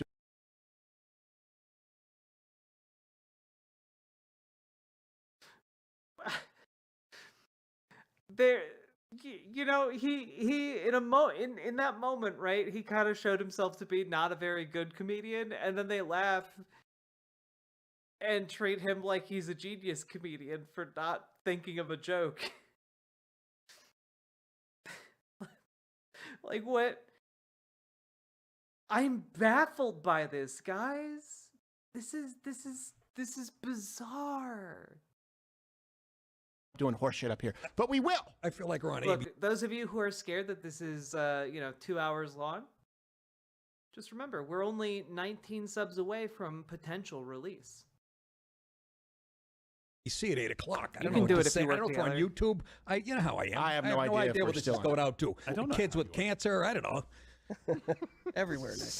I mean, I'm sure there's think it's I'm going sure up? there's a child with cancer watching. Yes, but how do we target all of It's them, Nick? incidental. Yeah. What's that? You have any good progeria jokes for the St. Jude's demographic we have watching? Oh, got to give out flags and wigs. Oh, come on, folks. Everybody's going to get cancer. It's like the crabs. Lighten up. Neither of those are true. No. But we live in very different worlds. Okay. So, look, here we are talking about quite a bit tonight. And we're trying to, of course, mesh honoring the military, and the promo code is USA20, where you get $20 off, loudoutcutter.com/mugclub, or click that button. Ian Crone, I count all of them towards the goal. I do get the most out of any subs or donos done on riverboat.gg. Oh, no. Sorry. On YouTube, they're called memberships. That's right. Sorry. Memberships on YouTube or subs on Twitch or riverboat.gg. But thank you for subscribing, Dakota Irwin. I do appreciate that on YouTube as well. Button down there below, and you get to see where your dollar goes as far as charity. But something else. You get to see where your dollar goes because of what Mug Club Undercover has been working on. So tonight, what we are going to be releasing is some undercover footage from a senior advisor in the Navy. And what you're going to hear from him is very concerning. Really? It runs the gauntlet from DEI initiatives to admitting what we all know, the quiet part out loud, to an impending showdown with China, and that we are ill-prepared and we are focusing on the wrong things. Yeah. So right now we're at a point, of course, where we have war raging in parts of I hate this because to people who don't understand what he just said, like it sounds like, oh my God, the United States military is preparing for war with China, World War III, like, you know, right? Like, but the United States military is always preparing for a war with China. Like they have been the whole time. Europe, Middle East, and Oh, thank God. relates to the military. We know exactly where their focus is. Don't forget, the focus, the new god, the false idol, is diversity. Flanked by his defense secretary and the chairman of the Joint Chiefs of Staff, President Biden ended. Simric, I'm going to say Simric D. Thank you very much for subscribing. I appreciate that. Getting us one step closer here. The ban on transgender troops today.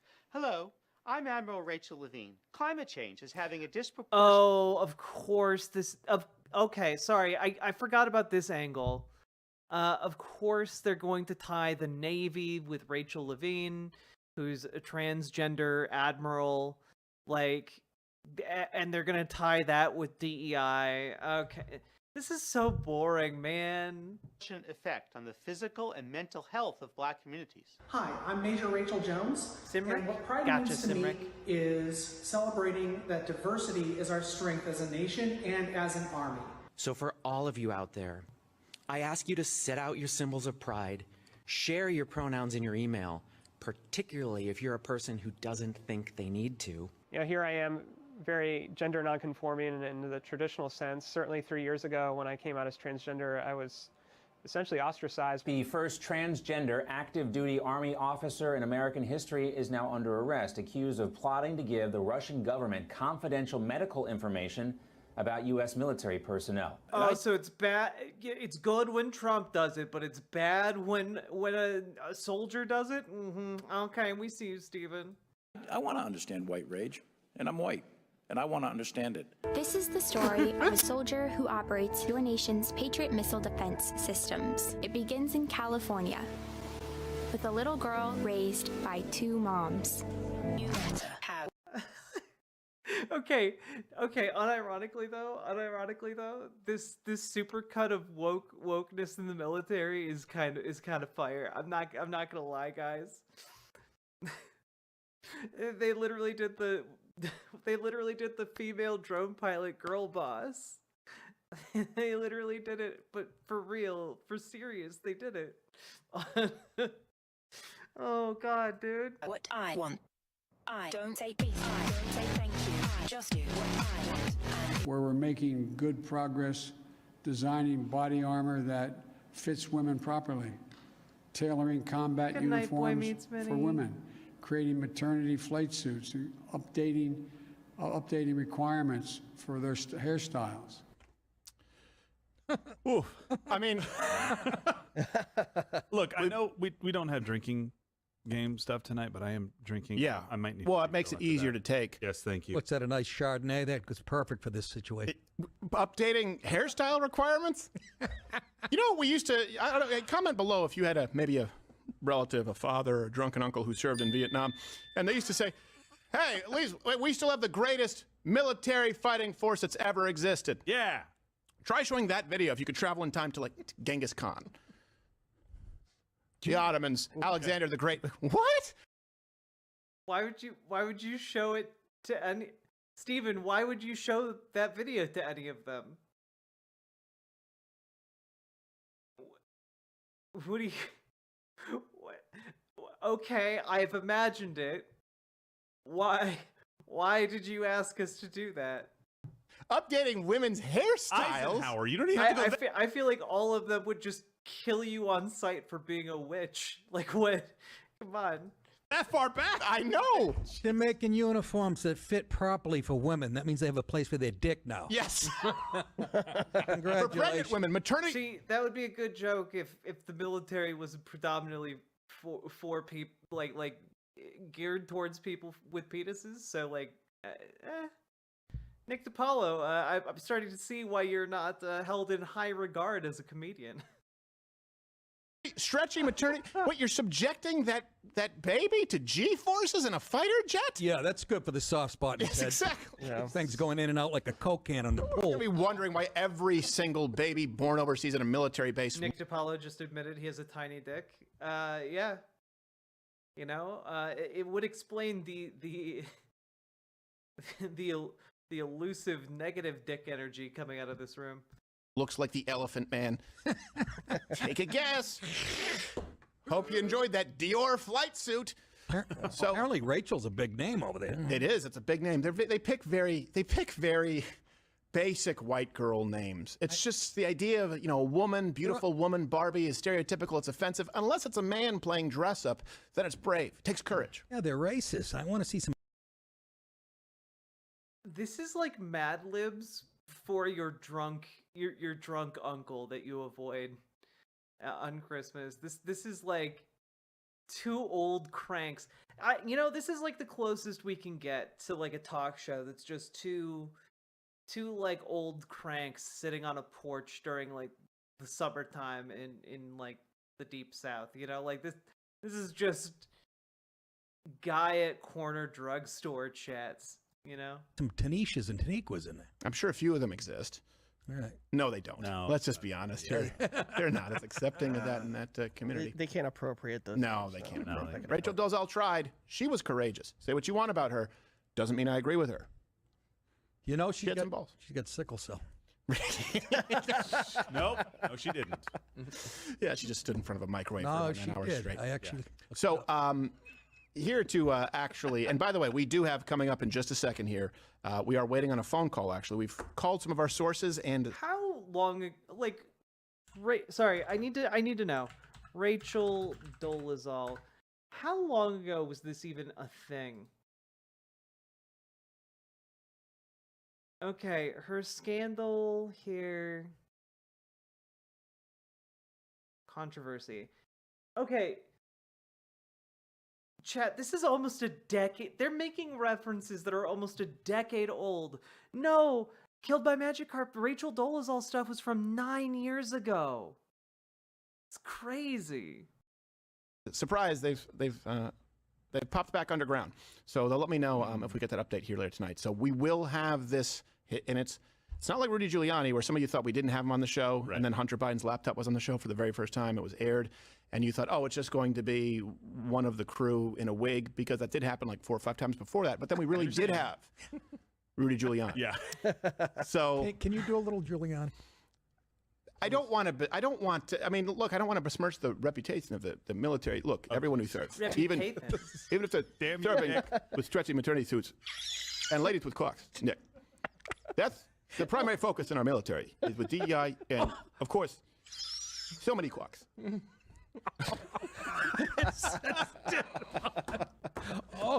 Oh my God! Risk has a whole new meaning. I thought he had a good sense of humor about it, though. He liked the impression. Sometimes people get mad about it. So we are going to get to the hidden camera footage here from Mug Club Undercover. But first, to explain former Vice President Biden's, respect the office, the DEI-focused military, we actually have our very own Josh Firestein with another edition of Bad Money. For someone who's supposedly repulsed by trans women, he sure talks about girl dick a lot.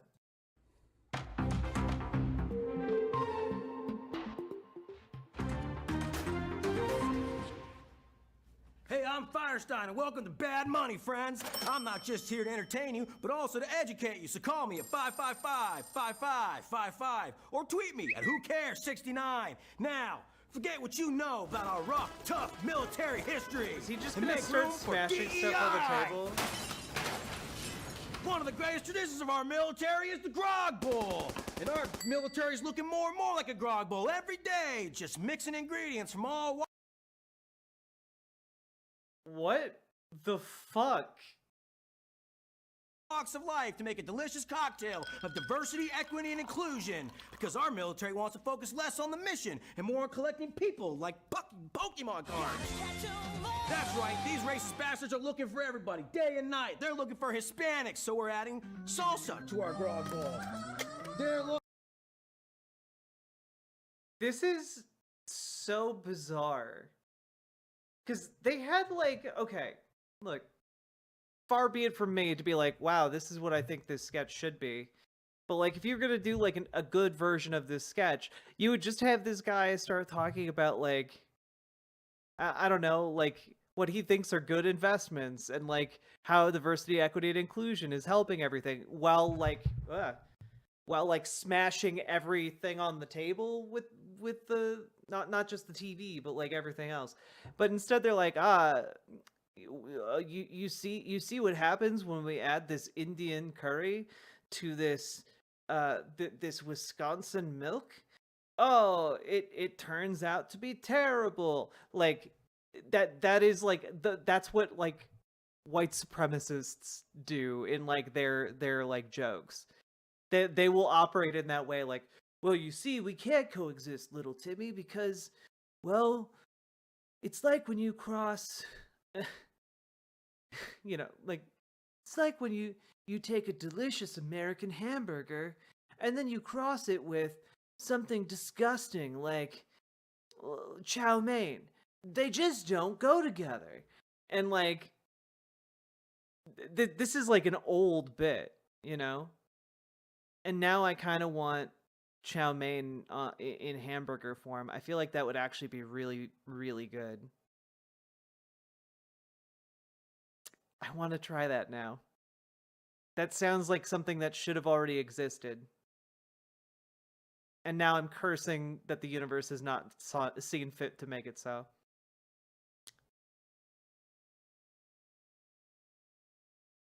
Looking for Asian people for their loyalty and long history of honor. So we add soy sauce to our bowl. It's coming out a little slow. That's not really what they're doing over there. All right, This is just a white supremacist sketch, dude. Staple of our military. So for them, we add the #1 staple of every American household, barbecue sauce. We dump that in there. It's all closed. There we go. We dump it. We just get that sucker in there. Yeah, we get that in. We also add salt and pepper, because they season everything, even their grog bowl, probably. We put that in there. Yeah. Now, straight white man, just like mayonnaise. And to that, I say, no thanks! Lesbian? Oh, yeah. For you, we're adding pickles, because somebody's got to be a man. What about gay people? Yeah.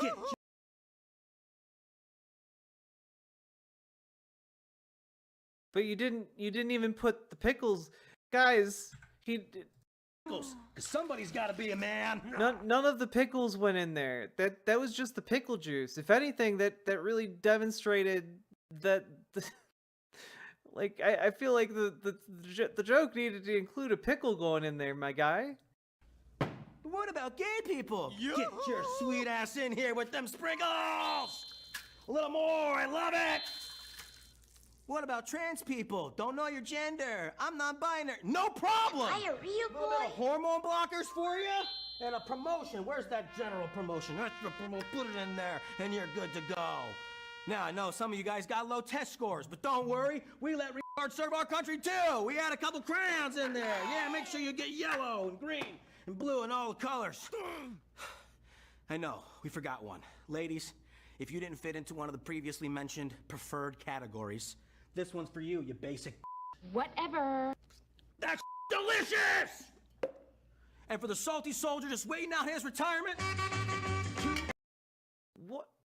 This is like another 5 or 6 minute long bit. We understood. We understood the. We understood the bit like 3 minutes ago, guy. Bottles of tequila! Yeah, baby. Get that in there. Now, we take our spoon of inclusion, we mix it all up, and that makes for a fighting force that everyone can enjoy. Hello? 2008 called? They want their military back? F you! I want DEI!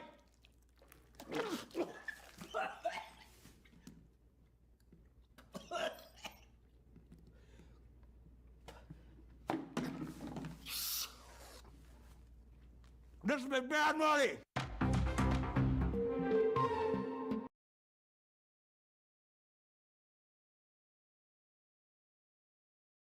I just feel nothing, man. Like this is just hatred. Like this you would find like Like, not okay, real quick. Not only is this like just hatred and like not really even a bit outside of like hyperbole, I guess. It was boring.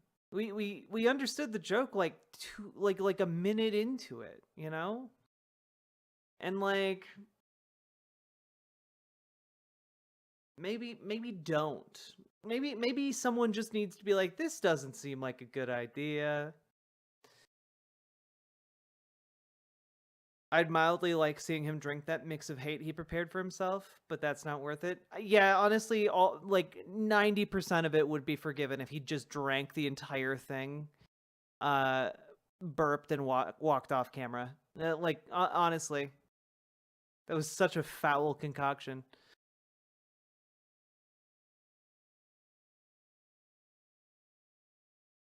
Okay, I need to be I will be right back. Don't you guys go anywhere. BRB.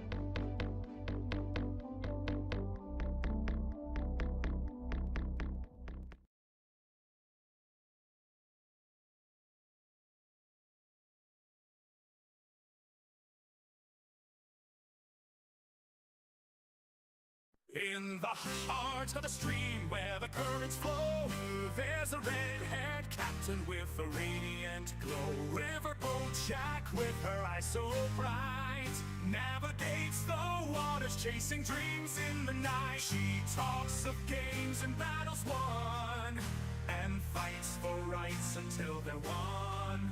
With her partner by her side, they sail the waves they won't abide.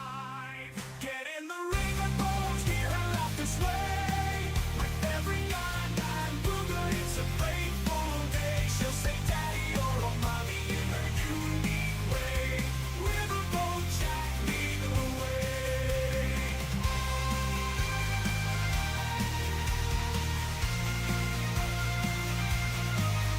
In chat, the waves crash loud. As Jack speaks truth, she stands proud. Politics, socialism, her flag unfurled. In her world, all voices are heard. With arm curls and glasses on, she blows a kiss, her strength is strong. Her favorite tune, she'll sing along. And in her laughter, we all belong. Get in the riverboat, hear her laughter sway. With every yarn and booger, it's a playful day. She'll say daddy or oh mommy in her unique way. Riverboat Jack, lead the way.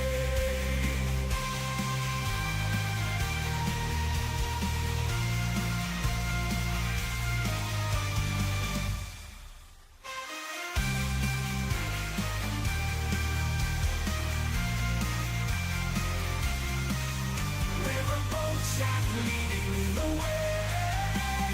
BWA, the sound of joy as she sails through, no one can destroy.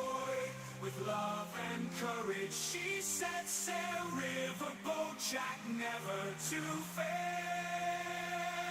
Get in the riverboat, hear her laughter sway. With every yarn and booger, it's a playful day. She'll say daddy or oh mommy in her unique way. Riverboat Jack, leading the way. So come aboard, let's sail the stream. With Riverboat Jack, it's a vibrant dream. In the world, we're all free to play. Get in the riverboat, let's sail away.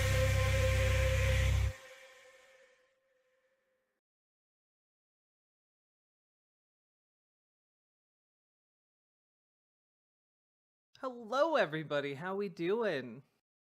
Thanks for being patient.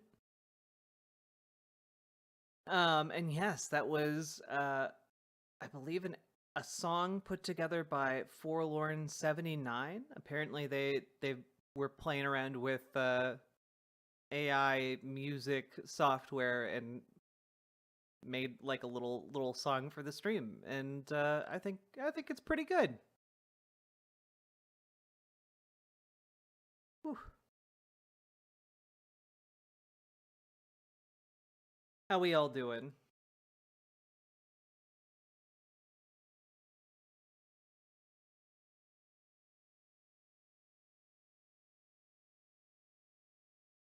I'm glad you guys like it. That was Forlorn 79.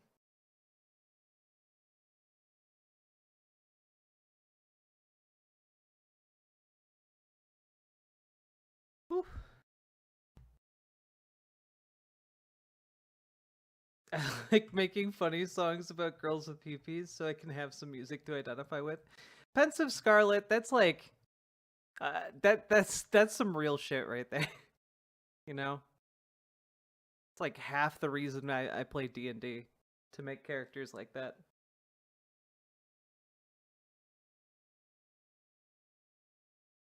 Right, Suji? I was also like just wistfully remembering reading that Steven Crowder x Ben Shapiro fanfic and wistfully wishing we were in that universe, you know? Hey, Zarina Chess. I'm a vampire? Oh, I operate so much better at night, Mad Mart. All right, here we go. Back into the thick of it.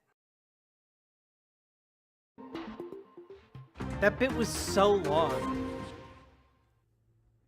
Still much more credible than actual Jim Cramer. It really is. It's one of those things. The fine point. It's really hard to miss. Better sound effects. Better sound effects, too. So look, the footage that we are about to show you here. I hope God hears our cries and makes more of that fan fiction too. It was surprisingly gripping. As gripping as Steven Crowder's hands on Ben Shapiro in that one part. Is Jim Cramer woke now? I guess, you know. Again, there's only one way out of this, chat, and that's 18 more subs. Or another hour and 40 minutes. Is actually live right now Minimum. on my X account. You can click the link in the description to share it, just the raw footage, so you can share that. We want as many people seeing this as possible, because this is going to be a big election issue. I know everyone is talking about immigration, and everyone is talking about the economy, and that's very important. But the capability of our fighting force, if you're not able to protect what we want, there's no reason for any of it. Oh yeah, guys, raw footage of what though? Steven Crowder is alleging that DEI programs are weakening our military by hiring unqualified people to be in the military. So that's he says that he has footage of an undercover operation that he and his company ran on the U.S. military to prove that the army is hiring unqualified minorities. That's why when people, I get it, no bid contracts, that's an issue, I understand. We need better efficiency with our military. Again, government bloating, bureaucracy, understood. But at the end of the day, if you do not have a fighting force to protect the country, there's no point in preserving anything. And it's at the forefront of our minds because this has been going on behind the scenes here for a while. I know that this story is something that the Mug Club Undercover Unit has been trying to track down, and they spend a lot of time connecting, fostering these relationships, which can be embarrassing a little bit at times. So before I show this to you, look, I want to predict exactly what the left is going to do, okay? When something is this significant, they're immediately going to try and discredit the source, Mr. Riggs here, right? They're going to say, oh, that's some lone wolf, try and sequester them.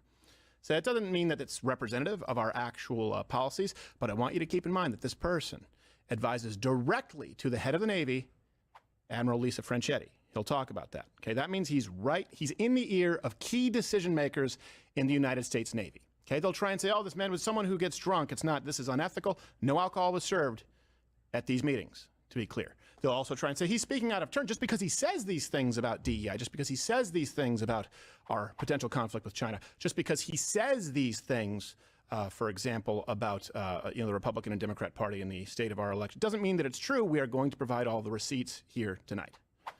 We can verify everything that he says. It's not just some lone wolf saying it. It's not someone without influence saying it. This is a very important person who's plugged in. He's speaking the truth. He only speaks the truth when he thinks he's behind closed doors. So that brings us to why we're here tonight. Mug Club Undercover.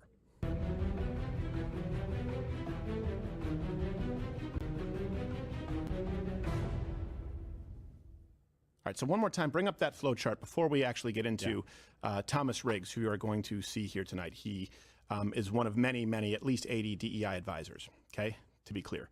This person who he mentions, who you will see, Franchetti, is the very, very top of the Navy. So right there you see it goes President Biden, Secretary of Defense Lloyd Austin, and then he goes straight to Lisa Franchetti. Is Lisa? Just out of curiosity, I just want to know if like this is relatively accurate as a flowchart.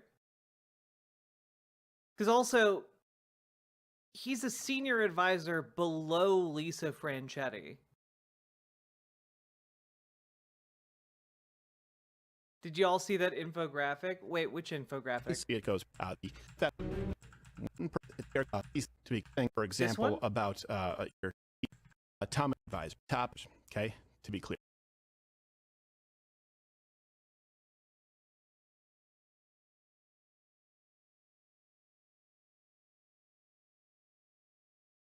Is the actual video starting? I guess so. Yeah, all right, okay. Yeah, nah. Well, you see, the assistant manager at McDonald's reports directly to the franchise owner, and the franchise owner reports directly to, like, no. Therefore, the assistant manager at McDonald's is operating on and direct orders from the various highest echelons of McDonald's. Clear. This person who he mentions, who you will see Franchetti, is the very, very top of the Navy. So right there you see it goes President Biden, Secretary of Defense Lloyd Austin, and then he goes straight to Lisa Franchetti. I have no idea, Matt. Is Lisa a real Lisa? Or... Yes, Lisa is a real Lisa. And, you know, I don't know that matters. It's a good question. It's a legitimate question. It is today. Question. And the truth is, I say yes, but none of us are certain. So who is Thomas Riggs? Who does he work for? Let's introduce the founder of the feast here. My job mainly is, I mainly work, I would say more, 70% of my job is advising. I'm more of an advisor. I advise to...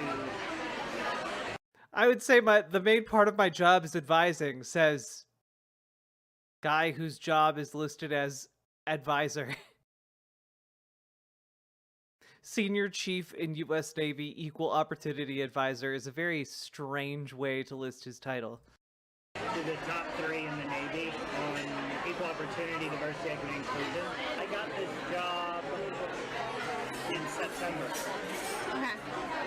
That's when it got created. And it was mainly because of the new Chief of Naval Operations, Admiral Lisa Franchetti.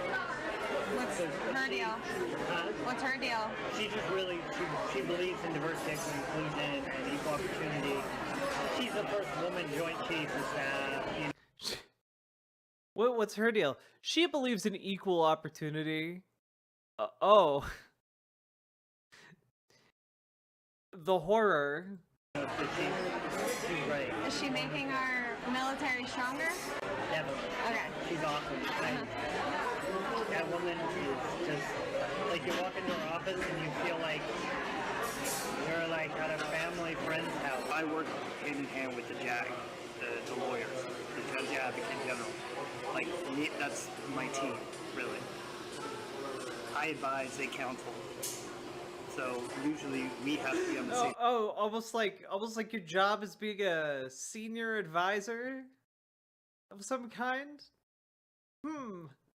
So usually we have to be on the same page. Page. If we're not, then it's like we kind of explain to the boss. I don't see it this way. I see it this way. And I always advise. Remember, man. Kind of like how an advisor works. You know, someone who provides advice, but you know, ultimately isn't the one making the decision. I'm an advisor. They're your counsel. Oh man, it's gonna be wonderful watching them tie themselves into knots, trying to figure out how to make that look bad. By the way, when discussing people in positions of military authority, when listing their qualities, feeling like I've gone to a friend's house wouldn't even make my top 5. I want to be uncomfortable. I want to be uncomfortable. These are trained killers. Yeah. These are people that would be killing otherwise, and we found a really creative outlet for Yes, them. exactly. You know, saving the country and making sure, preserving democracy, all of that. I want to go. Yeah, wow, these are people who really respect the troops. Quote, these are people who would be killing people if they weren't in the military anyway. Jesus, what? What is wrong with you? Did he just call soldiers serial killers? Yeah. I want to make sure I didn't mishear that, Go to their right? house and be. Wouldn't even make my top 5 qualities. Feeling like I've gone to a friend's house wouldn't even make my top 5. I want to be uncomfortable. I want to be uncomfortable. These are trained killers. Yeah. These are people that would be killing otherwise, and we found a really creative outlet for Yes, them. exactly. You know, saving the country and making sure, preserving democracy, all of that. I want to go to their house and be lucky that I left. Yes. That's You want it to be a little bit... What the fuck? Yeah, these guys really love our military. Like a pet, little bit, right? Like a pet snake. Yes. Like the uncle who one drink over the limit, he's gonna wail on you. But he's fun. The Asian kid that got out. Thomas Riggs is an E8. What does that mean? By their own story admission, somehow I don't think he's a senior advisor to the fleet admiral. What is an E8?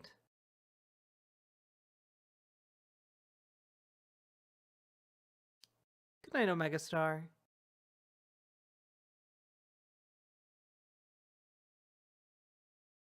Is that like basically bottom of the barrel? Like what? Enlisted 8. He's not an officer. Oh, so he's an enlisted senior officer, a senior chief. He's not really ranked enough. Gotcha. Yeah, no. So my example of assistant manager to the McDonald's owner holds true. To the McDonald's manager. Gotcha. Okay, cool. Yeah, all right. We're literally that far down. Wait, no, that's very high for a non-commissioned officer. Enlisted versus officer corps. Wait. Ranks. Okay, E1. Oh, I see. All right. So, like, being... You start out level 1, and then you become, you level up as you go. To an E8, Senior Chief Petty Officer.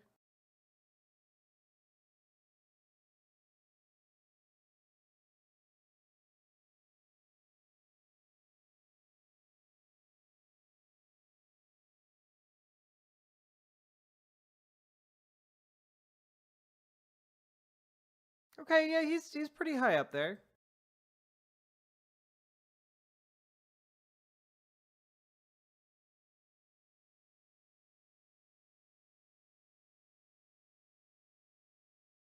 Yeah, he's making like $6,370 per month. He's okay. Yeah, he's pretty high up in the military, by my knowledge of military pay scales. Out of Dama's house? Yes, yes, exactly. I think. Wipe that brow. Oh, jeez. I got a question here. Yeah. It's kind of, again, because of the context of this story. It sounds like I'm joking around, but did we know the sexuality of Mr. Riggs? Because if you send an attractive woman in there and he's not heterosexual, he's not going to spill his beans. Good point.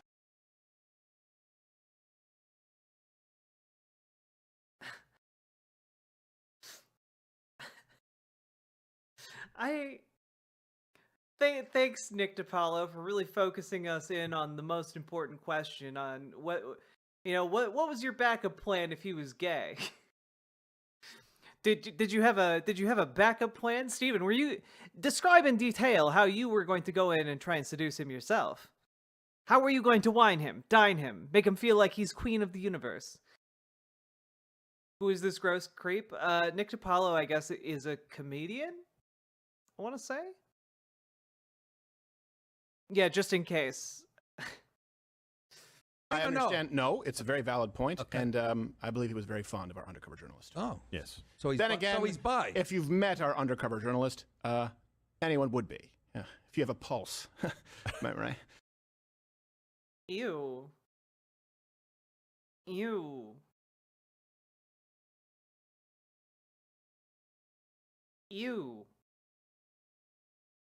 I can't even begin to describe like the visceral feeling of disgust that washed over my skin just then. Oof.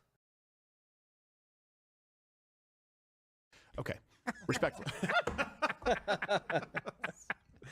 Respectfully, 100%. Look, this is not some random contract. It's not some random Right, contract. so this is a senior chief in the United States Navy that's advising these people at the highest levels. This is not somebody they can go, oh, they worked for us for 3 months on a contract. Oh, this person never had any conversations with anybody. They had no information about. What did he say? He. I mean, I can just play it again.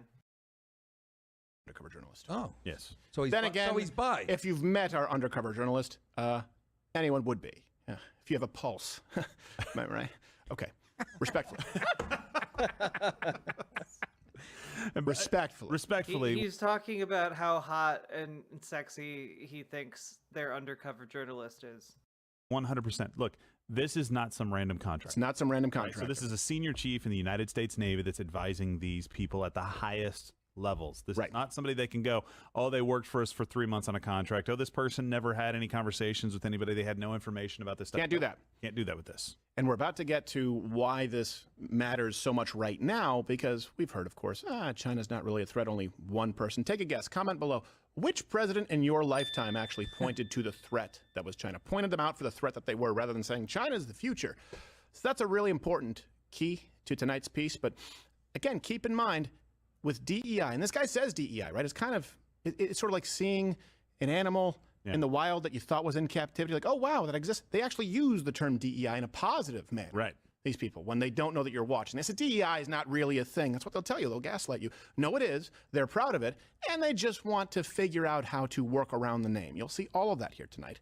He's also very confident that Donald Trump would dump it, DEI, if he were to come into office. And he believes that Donald Trump will win the election. So right now, here he is talking about DEI and, well, you know, what Donald Trump would do with it. You got a hard time about it at work at all? About diversity, equity, inclusion? Yeah, of course. I think it's a waste of time. Except my boss. I mean, the Lisa, Admiral, she doesn't think it is. She likes it. But secretly, everybody else is like, You know, what's going to happen when the first missile hits the first side of the first DEG? What's it going to matter? Diversity, equity, inclusion will just be out the window. What's that look like in the military? Diversity, equity, inclusion? It depends. I'll say it again. It depends on who's the president. If Trump's the president, then there is no more DEI. It goes away. He said he's going to shut down the office at the Pentagon. It'll go away. So that would change things, right? So what happens if Trump comes in and it goes away? Equal opportunity will never go away. It'll just shift from me talking about diversity, equity, inclusion to equal opportunity based on the culture of excellence and how we work. How do we create a diverse force of people and inclusive of everything? So I don't come out and say, yeah, DEI. I have to change all my verbiage to make it. To be fair, I really hope she paid for like his meals and stuff. Like, these look like kind of nice dates. You know, they're getting food. They're going to like the zoo. Like, I don't know. I hope it was a good time. He isn't saying anything controversial. No, nothing he has said in this is just oh yeah, my boss cares so much about equity and inclusion. Like that's it. That's my boss's boss's boss cares about DEI. Wow.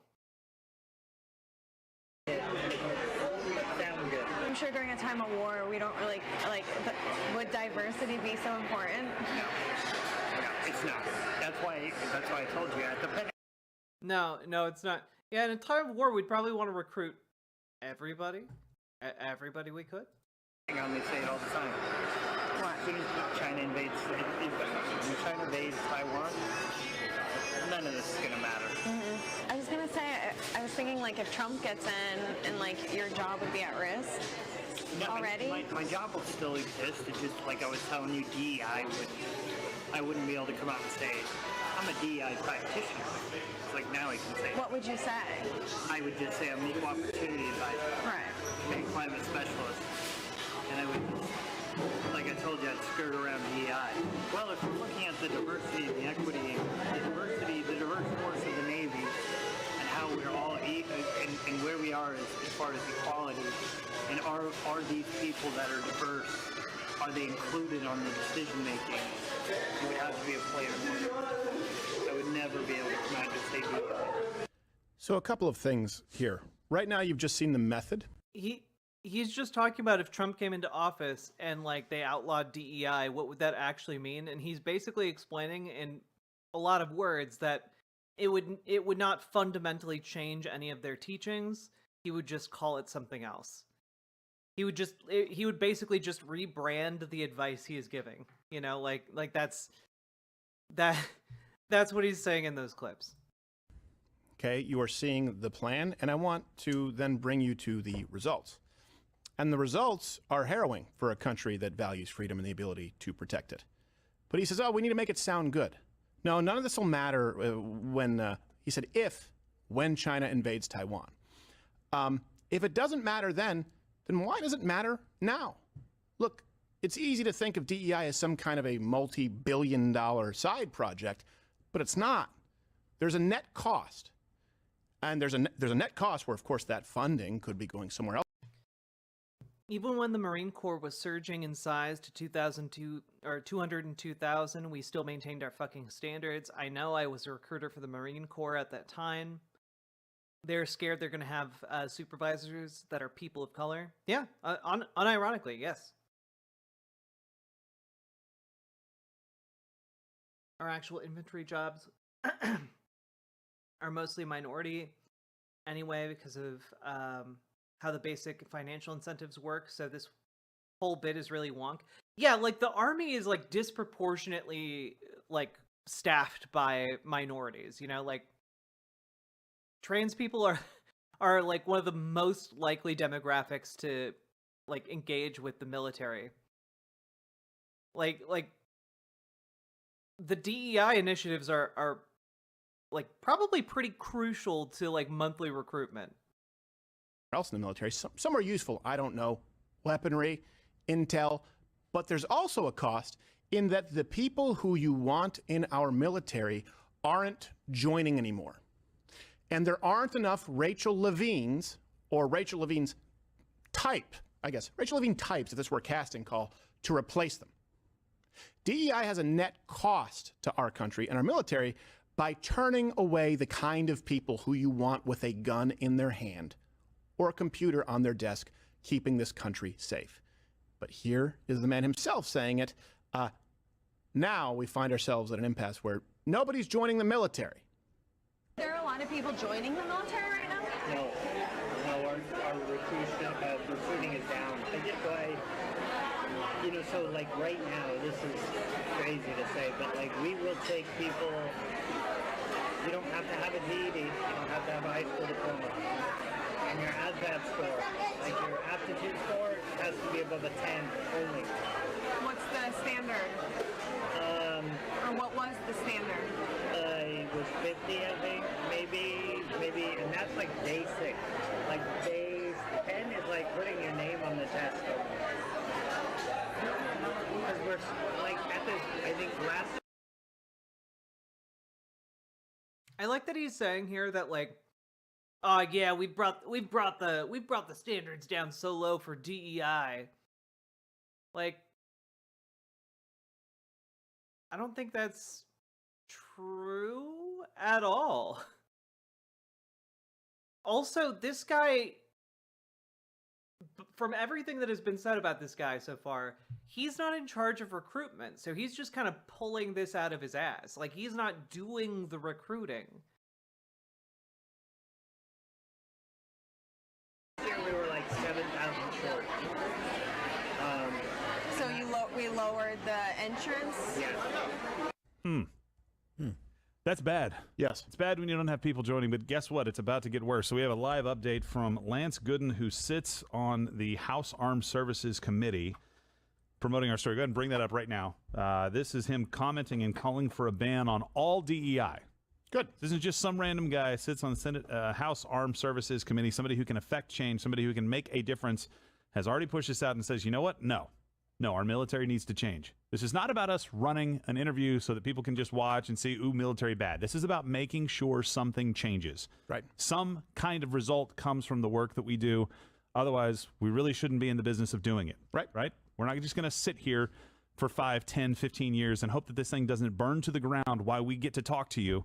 We want things to actually change. That's why we ask you guys to join. That's why we promote Mug Club USA $20 off. That's why we do all of this and ask you guys to jump into the fight with us so that this can change from this, not just have one more story out there about how DEI bad. And something else, too, because I know that at least some members of the Trump family, see me being coy there, are watching. You.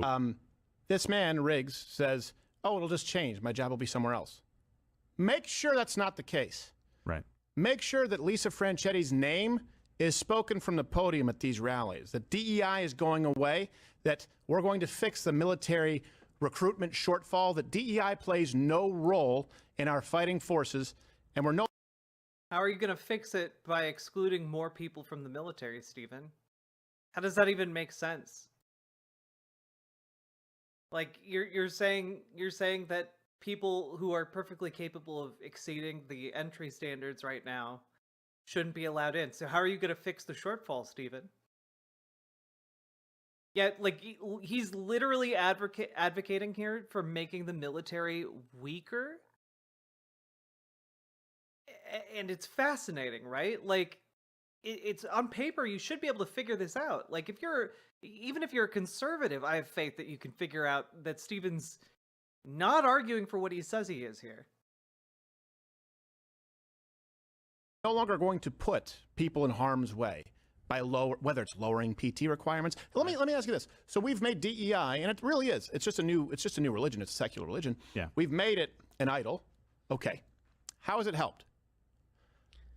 In any way? Oh, hold on a second. Also, chat, we've been going for almost 3 hours now. If you've been enjoying the show, hit the follow button on Twitch, hit the subscribe button on YouTube, like the YouTube stream, and do consider dropping those subs and donos. They are the only way you will be able to emerge from the other side unscathed. We need 18 more subs for an escape from our Crowder scenario. So anyway, I believe in you if you guys choose to work together on this one. Subs, memberships, donos, etc. Let's go. Hasn't made us a better fighting force. It's actually not being so tolerant has actually resulted in a military recruiting shortfall, and they've even lowered PT requirements. They've even lowered basic aptitude test requirements. We are consistently now, everything about this has made us less capable and has put the people who are... Again, his argument here is that in chasing DEI, they lowered the standards, not in chasing higher recruitment numbers. Their lives on the line, more in harm's way. So let me read you some numbers really quickly. The 2023, the military-wide recruitment, they missed their target by 41,000. The Navy missed it by 7,500. That's the first time ever. And the only way we can overcome this is by denying the groups that are most likely to want to join the military. Melee Ethos, thank you for gifting a sub to Berserk Jazerk. And that is indeed another one up on the board. We are now only 17 away. There we go. Thank you the very Navy much. has missed its goal. Wow. And as a result of that, direct result of DEI, the Navy has lowered some of their enlistment requirements. Let me give you some of these changes. It's Citations needed. No GED or high school diploma required. Oh, boy. And in 2023... And how is this, just out of curiosity, how is this lowering it for DEI? And also, there have definitely been times in this country when you could join the military without a GED. The Navy actually expunged records of failed fitness test results so that they could keep more members. So, hey, you don't need to go to high school. You don't need a GED. Not required. Basic intelligence, room temperature, IQ, that doesn't matter. Can't do a push-up or a dead hang pull-up? No problem. We want to put you out in the battlefield so long as you wear the right shade of eyeliner. Sounds like Harvard and Columbia. It's tough. Honestly, they want it to be tough to tell the difference. What you people have to understand, maybe it's not your opinion, Steve or Gerald, this is intentional. Yes. This is intentional. And people are going, why are they want to lower the standards. Right. And they have. Yeah. And that's why, it comes from the top down. Right. Instead of a grassroots thing. They use it under the guise of diversity. Diversity's been a smokescreen forever. Yeah. Okay? And it's working beautifully for them. So just remember when you see this, don't go, they don't know. Mirror. Dank BWA. Who's them? What? Matt Yahoo, thank you for the 2 gifted tier 1 subs. Let's go. We're at 25. We need 15 more subs, chat. Let's go. Let's get that BWA spirit. But until then, we must return from whence we came. You got Kairyu a sub? Oh, I hope Kairyu's doing okay. It's been a while since we heard from him. Hopefully, like, I know college season is ending, so maybe we'll see him again in a few weeks. What they don't know, they know exactly what they're doing. Absolutely. No, and look, one thing too, I told you guys, if you're already a Mug Club member, if you're somebody, maybe you can't join Mug Club tonight, maybe you can't jump into the fight that way, maybe you need to save up for a little while. I totally understand it. In Biden's economy, I understand it even more than in most people's economy. Maybe you have some, you know, maybe if you can't join that Mug Club, you could join the Riverboat Jack Mug Club. It's way cheaper, and you get a much higher quality mug. Look at that. Look at that. Look at that high quality logo, the pristine porcelain glaze on it. Or you could get this fantastic art print of Peepo on a mug. It's a good mug. It's high quality porcelain sheen. Or you could get this Fascism is Bad tumbler. A tumbler to let everyone in your life know that fascism is indeed bad.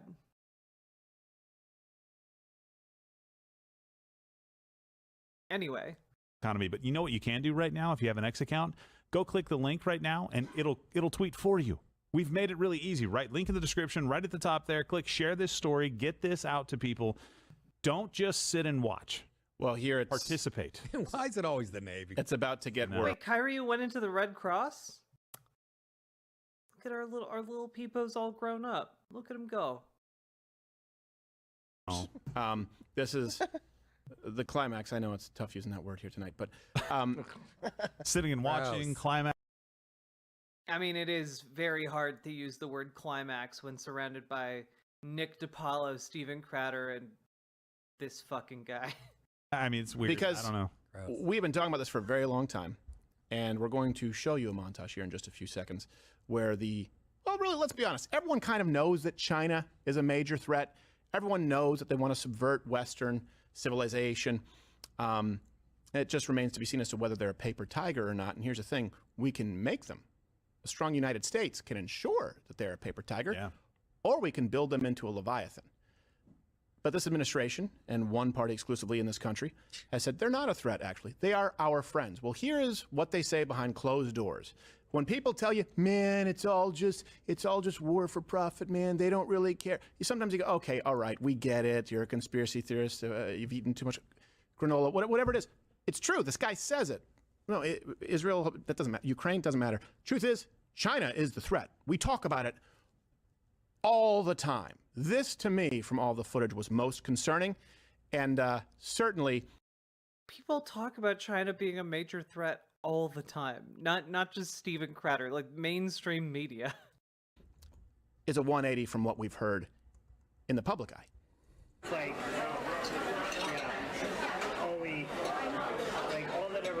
all that's ever talked about at work, though, is like, you know, so it's not even really, there's no worry about Israel and all that stuff.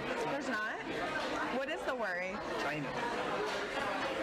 All we ever talk about is, oh, well, you know, none of this is going to matter when China invades Taiwan. That's the buzzword. I've been hearing that. I mean, they've... Wow, you mean people in the military would constantly be talking about the potential for a war with China? In the Navy? That's crazy, dog. I mean, that's been there's been discussions of that happening, right? Yeah. I mean, our biggest foe right now is China. That's our worry. Nobody else. You know, we don't worry about Israel and Gaza. We're like, okay, they can figure this out themselves. We'll, you know, Ukraine, Russia, whatever. China. Oof. What's that gonna look like?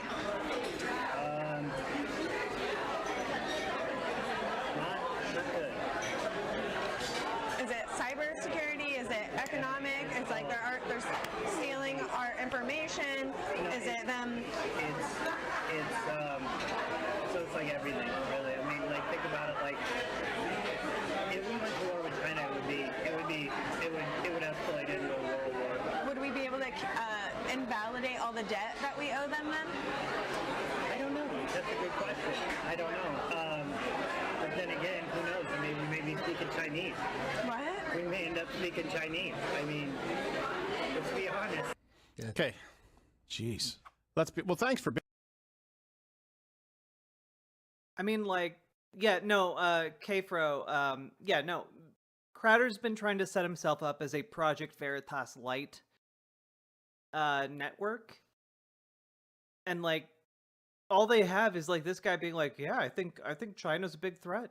You know, there's a real possibility that they beat the United States, and like, again, he's high up in the Navy, but like not super duper high, you know, like this is weird. You know, I feel like they got real shit footage and are trying to build it up, which is why we are like 40 minutes into this, 50 minutes into this, and just now seeing like little drip feeds of it while getting highly charged language around each small clip, you know? Being honest, we appreciate it. Yeah. It only took a hidden camera. So if he says Israel, Gaza, they'll figure that out. Ukraine, Russia, no. Our biggest concern by far is China. Here's how you know your government is lying to you. Let's look at the latest foreign aid bill. Ukraine, $61 billion. Israel, $26 billion. When you're talking about the entire Indo-Pacific, $8 billion. You just heard the man in the know, 2 points removed from the commander-in-chief, say none of those matter.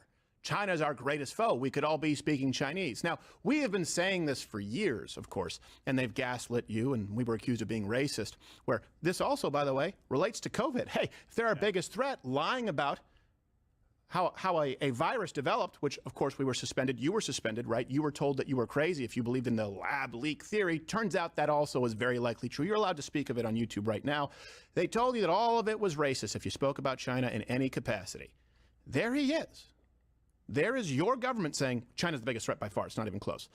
The numbers: Ukraine gets $61 billion, Israel $26 billion, all of the Indo-Pacific region $8 billion. Yeah, something tells me we're going to need that money. Something tells me that we're already falling behind. I don't know. Maybe it's the balloons floating freely over the United States, right? And from said country. And when he says at work, we talk about all. Do you know how crazy you have to be like, oh yeah, they've got big balloon money, like. What? Gerald, what are you talking about? They had a gigantic balloon over the United States. And what? Like, what did they do with it that was so terrible? What did they like paradrop an It clown into New York? Like what? What did they do?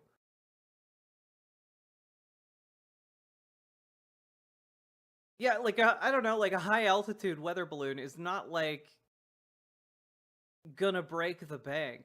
Like even if it's a really big, expensive one, like it's not in military hardware terms. It's nothing. Like what are you talking about? All the time. The threat that is China. Okay, so that would mean, I would imagine, that would mean the military, the Pentagon, probably going to the White House, right? All of D.C. effectively. So if they're talking about that at work all the time, it's a given that China is the greatest threat. You believe it. You're told that you're racist. Why would that fly in the face of everything that the Biden administration and the United States elite, the swamp, have been telling you for years in regards to China? Well, China has some legitimate difficulties unrelated to the United States. And I think one of the things that balloon caused was not so much... Also, chat, we have almost 200 viewers, and we have 58 likes on the stream. Let's bump that up. Let's bump that up. Let's pump that up, okay? I think we can hit a 50% viewer to like ratio. Let's go. And John Bogardus, you get good sleep, all right? Wait, you're not saying night. You said right. Never mind. My eyes are bad. Also, folks, please consider dropping those sweet, sweet subs and donos. Rent is coming up, and I could use all the assistance I could get.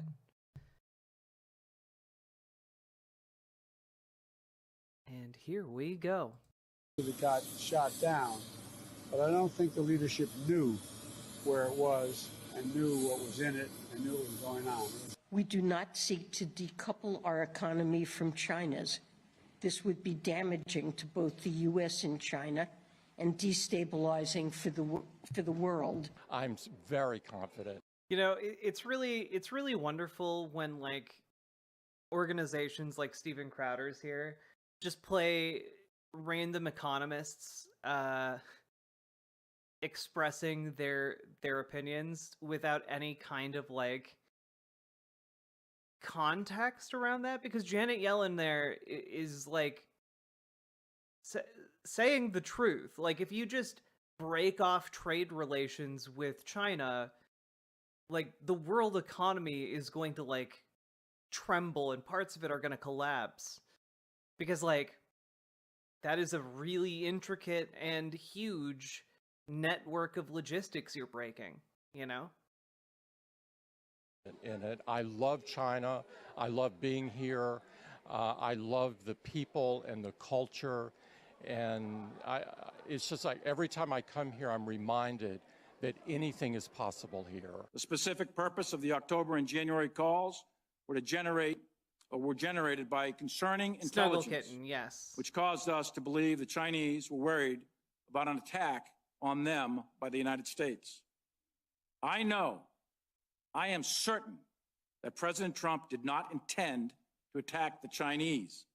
And it is my directed responsibility, and it was my directed responsibility by the Secretary to convey that intent to the Chinese. Let me be clear. I believed in 1979 and said so, and I believe now that a rising China is a positive development, not only for the people of China, but for the United States and the world as a whole. Oh, so I just don't know who to believe at this point. And maybe another reason we'll make all these references, we always do, publicly available. You can click the link in the description. They made the Hunter Biden laptop story go away, right? All of big tech and legacy media, who also have a vested interest largely in Chinese markets, to be clear. So does the NBA. Yeah. But what got buried was not that Hunter Biden was smoking drywall and sexting his niece, though it's funny. What got buried was former Vice President Biden's connections directly to China. For some reason, people don't talk about that.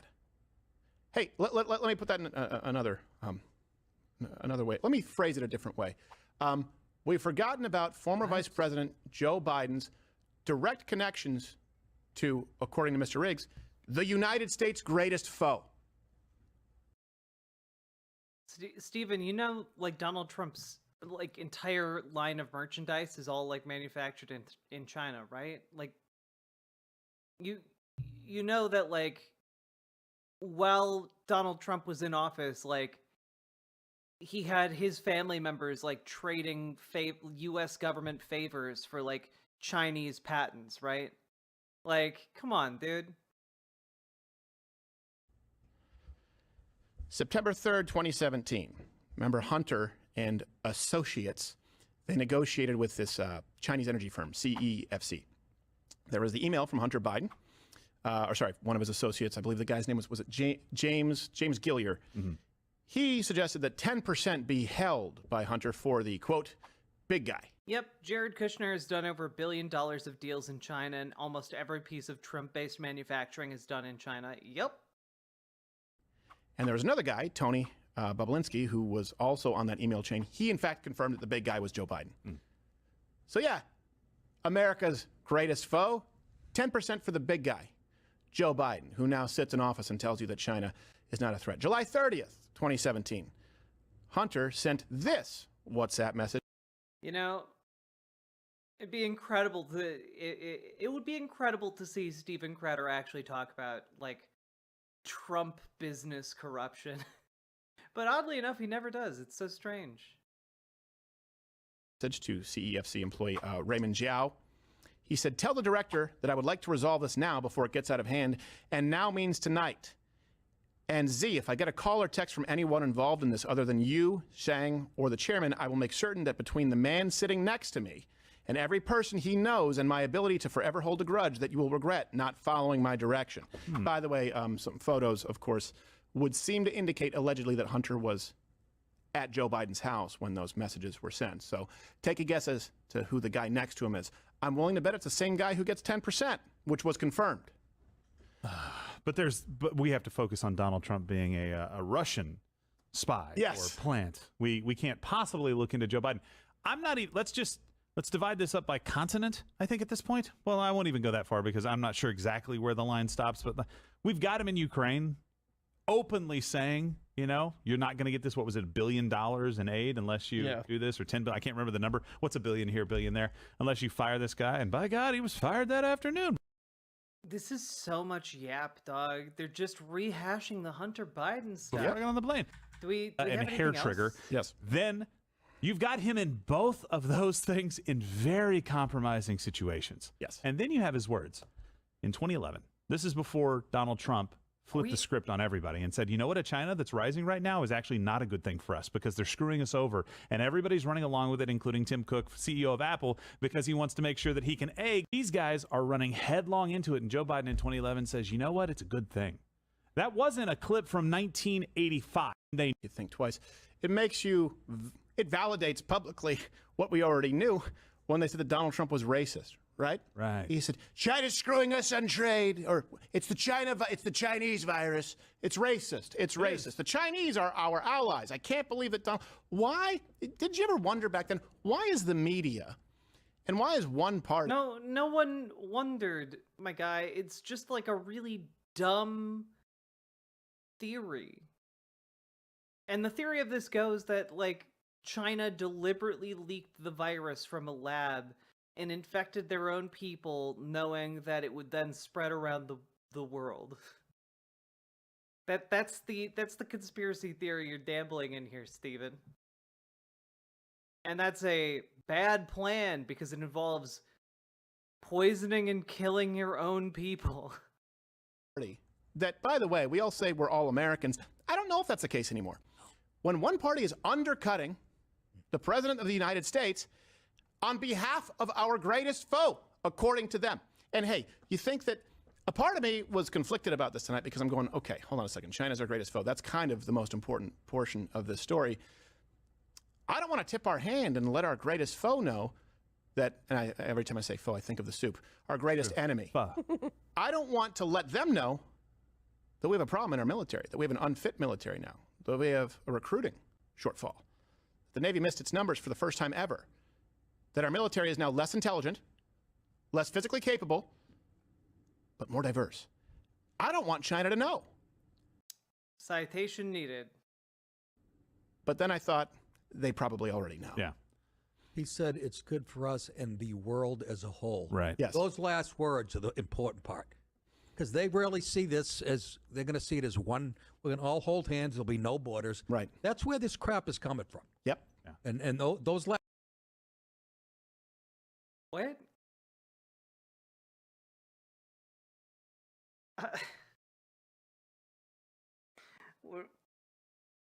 Who broke these people, man? Like, yes, this officer in the Navy talking about DEI initiatives and recruitment numbers falling. That's why we're going to have a one world government? Man, these guys have brains that are cooked. Last words, and the world as a whole. But when if China invades Taiwan, it all goes out the window. Oh, so you mean that our greatest foe doesn't care about diversity, they care about conquering? Yeah, I'm glad that you have stretchy maternity suits to fight them. All to try to get votes. All to try to virtue signal. And by the way, this is what we did the telethon last. It's to recruit more people to the military. That it is to try and meet recruitment goals. That is what it is for. Night, Lady Domina. Last time we did an evening live stream, we really appreciate it, where we hit some marks. Our election stream, right? Where do you go from 2 world records? We are going to be the place that is calling states. We are going to be the place that the mainstream media will be referencing. We have an infrastructure here that no one else. Sure, Stephen. I will also be covering election night and the debates, just as an FYI to all of you fine folks. Make sure you tune in for my exclusive elite political analysis.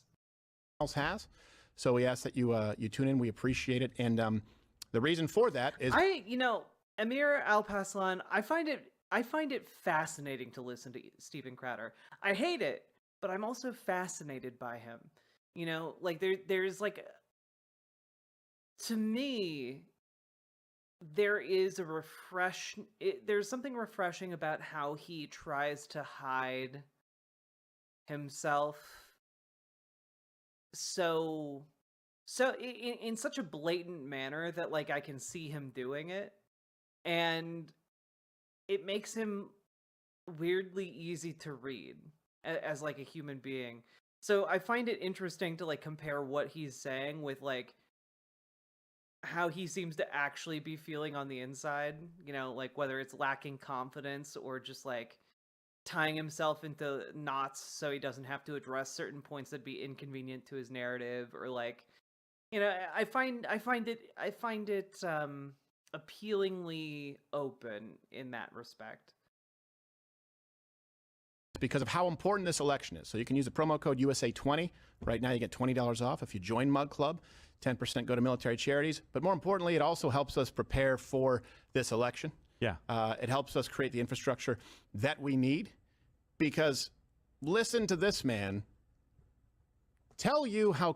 Like imagine someone trying to come up to you and tell you that like soldier morale doesn't play a role in like winning battles or like getting better performance out of them, like, or like that's basically what Steven is trying to say here. Yes, we should have miserable, like evil, like cutthroat soldiers who hate their jobs and are kept on the brink of death every day, like to toughen them up. But like those kinds of soldiers don't fight as well as like soldiers who are well rested and well fed and like feeling pretty good about life, You want people with a lot to live for, not with everything to die for. Consequential this election is for the military, ergo the future of our republic. And what conditions? What does the U.S. look like in 5 years? As far as militarily, or because I can only really speak to you on a military front, right? I will let you know after this election. What are the two ways it may go? If we have a Republican in office, it will bolster our military. If we have a Democrat, it'll continue to just be the make do with what you have. Oh wow, you mean Republicans will continue to the frantic expansion of the U.S. military budget year over year? That's crazy. Whoever could have guessed that? Kind of, slap things together, put duct tape on it, that kind of stuff. Poor training, that kind of thing. And I'm a Democrat, so I'm just, from a strictly military standpoint, Republicans are always better for military. Something else that's interesting to me, you have a lot of military friends. I mean, obviously we work with a lot of veterans charities. I don't know if you know this.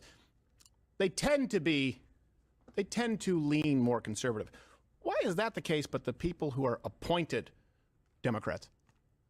Why is it the guys pushing pens support DEI, but the guys strapping guns across their shoulders aren't? You notice that?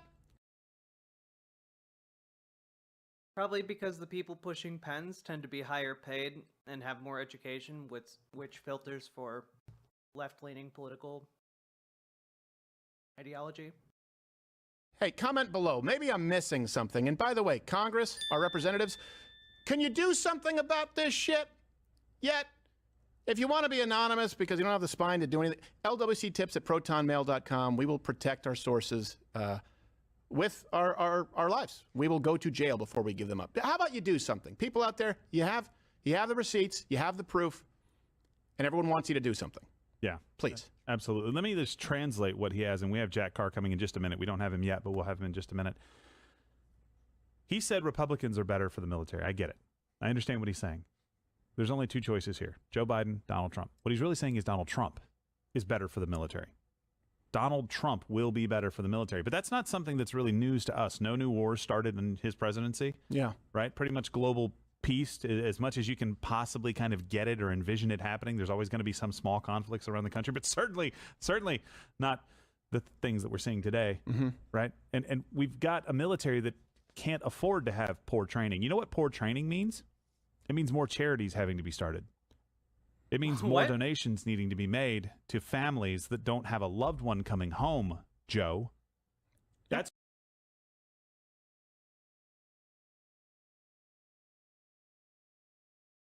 But I thought the charities fixed all the problems. What? Love it when these chuds who have never served say that the military is too woke, right? Like, these dipshits don't really know what they're talking about. Like, it's just faux outrage to have faux outrage at this point. That's what it means. It doesn't translate into just dollars on a piece of paper. It translates to lives. And you're playing around with them right now, slapping duck. Then if it leads to lives being lost, why did you not lead with that and instead led with all of the charities that will need to be started and dollars donated? Like, that's a weird way to frame it if your main point is about the human cost.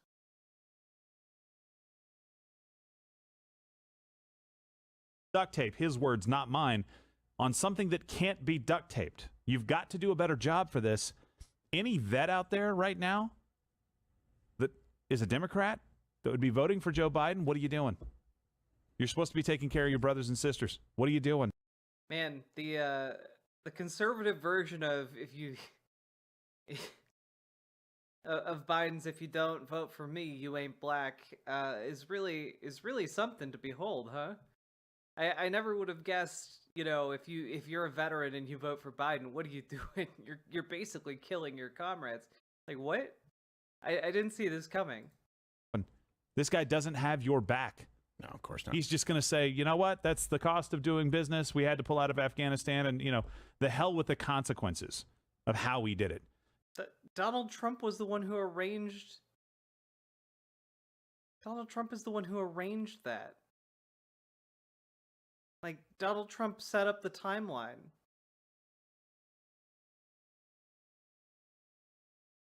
Donald Trump made a deal to release all of the Taliban or Al Qaeda. I get them mixed up. But all of the captured soldiers we had in order to buy time for his election campaign. Like, that's how little he cared about this. You know, we couldn't really step into this. We had to put some money into Ukraine. We couldn't really focus on China because, you know, what's 150 plus billion committed and or sent so far? It's the cause du jour. Wanted to have Zelensky come over and speak to Congress because that's fun. It's a hard ticket to get. I was disappointed in our undercover unit because I never got this man's opinion on RFK Jr. That's true. And on his throat. Is it real or is it play? Get him a lozenge. Some kind of... Sorry, Nick, you're about to say something before Jill gave his impassioned. First of all, we keep blaming Biden, and we all know he's just a vessel. Yes, that's true. You know what I mean? This is Liz Warren to me, Obama, AOC, the squad. This is their foreign policy. Yeah. It not forget that. Hit them all with it.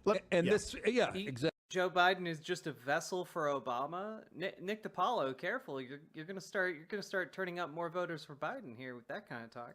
Exactly. And this Riggs guy is like the perfect middle management guy. Right. He doesn't really. He's not emotionally involved. Right. Even Nick DiPaolo here is like, yeah, this guy that you got here on your is this a hidden camera show?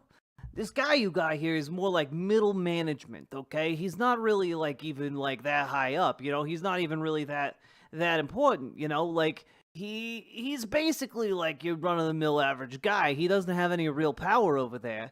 And like I think just he keeps reiterating like this guy's a nobody, and like after Steven spent 30 minutes hyping up this guy as like one of the key components of wokeness in the military.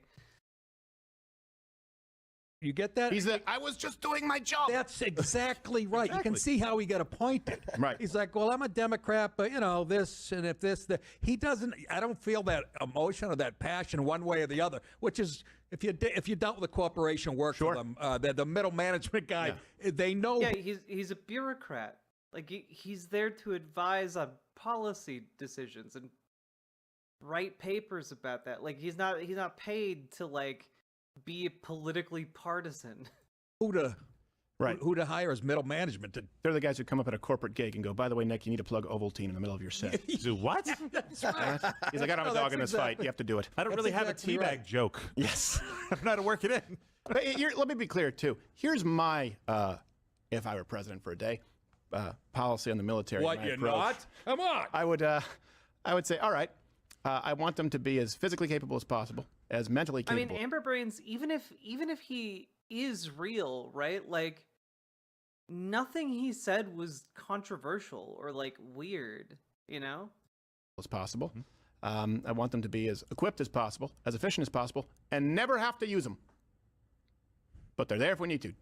Just like the artillery that I have bedside in my house. What? It's great to know it's there. Souped up, customized, really happy with it. I like it. What? Why are you talking about the giant gun you sleep next to at night? Also, are you compensating for something, or is this like a euphemism for something else? Because I can very easily see this being a euphemism for a very lonely Steven. But I never actually have to use it. I hope I don't. The view of the left is we don't need GEDs, we don't need high school diplomas, we don't need physical fitness tests, you don't need to score even passable on an aptitude test, and let's send them out for any war that we can sign up for. Yeah, it's the same people, lower the standard. You know, he keeps talking about standards are being lowered, but he hasn't actually provided any citations on that. As far as SATs, it's all the same. Yep. It's taken this country, what made it great, to its knees intentionally. Yeah. And again, I think it's 10 guys in a room. It's global, and 10. Oh, they brought it down to its knees in a room full of 10 guys, huh? All right, Nick. I see where this is going. All right. Yeah. Biden's leading the way. When you talk about being out there in the thick of it, it's a matter of inches and seconds. The difference. Look, I have not served in the military. It's not lost on me, and that's why we do what we can here. I'm incredibly appreciative, especially living in the United States, where you have a formidable military. I was raised in Canada, and that's not the case. You know what the military does? They have a red telephone. Call the Americans.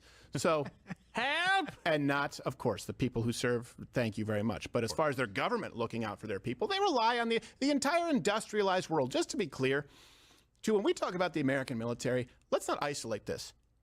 Europe, Canada, hey, countries in South America. You know why you get to have a socialized medicine? Yeah. Because you don't defend yourselves. Hold on a second. Protect your own borders. Keep. They do though. Like I don't know what he's waffling about. Like whatever the United States says jump, they send like platoons of soldiers in warplanes. What are you talking about, Stephen?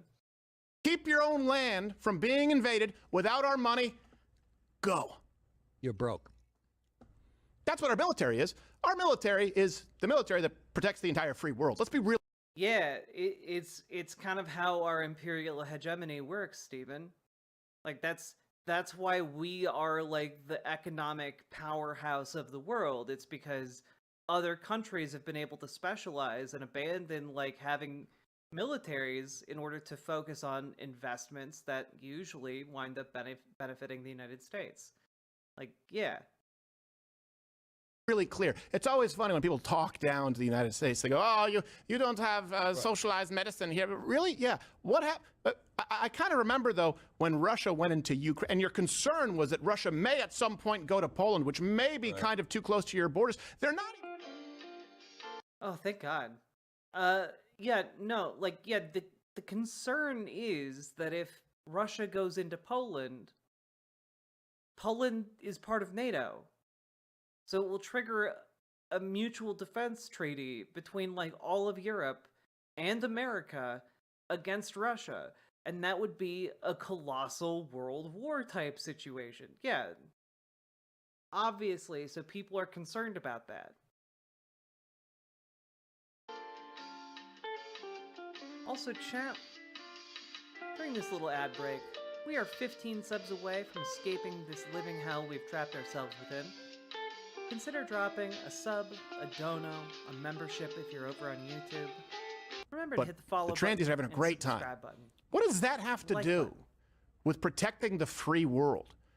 Our approach is capable, as humanly possible, never have to use them. Theirs, handicap them, send them out there. It's done under the guise of security. It always is. Yeah. Whether it's TSA, it's always that. Or they bring up the children. You know, Steven's a real World War II type of guy. So one would think he would, you know, appreciate the recruitment standards of Stalingrad. Those are the two things. And though we are very far from those. Like, we are very far from even, like, hitting that far, that low of standards, okay? Thanks. But now in Stalingrad, if you were Russian and you had a pulse, you were going to the front lines, okay? Can't pulse. It's paper thin. The guys are, you're safer because you have pregnant women in fighter jets. What? Scrambled eggs. And at least Trump said to the countries in NATO, hey, cough it up. Yeah. Right? You think the Japanese World War II kamikaze pilots were worried about stretchy maternity suits? Hey.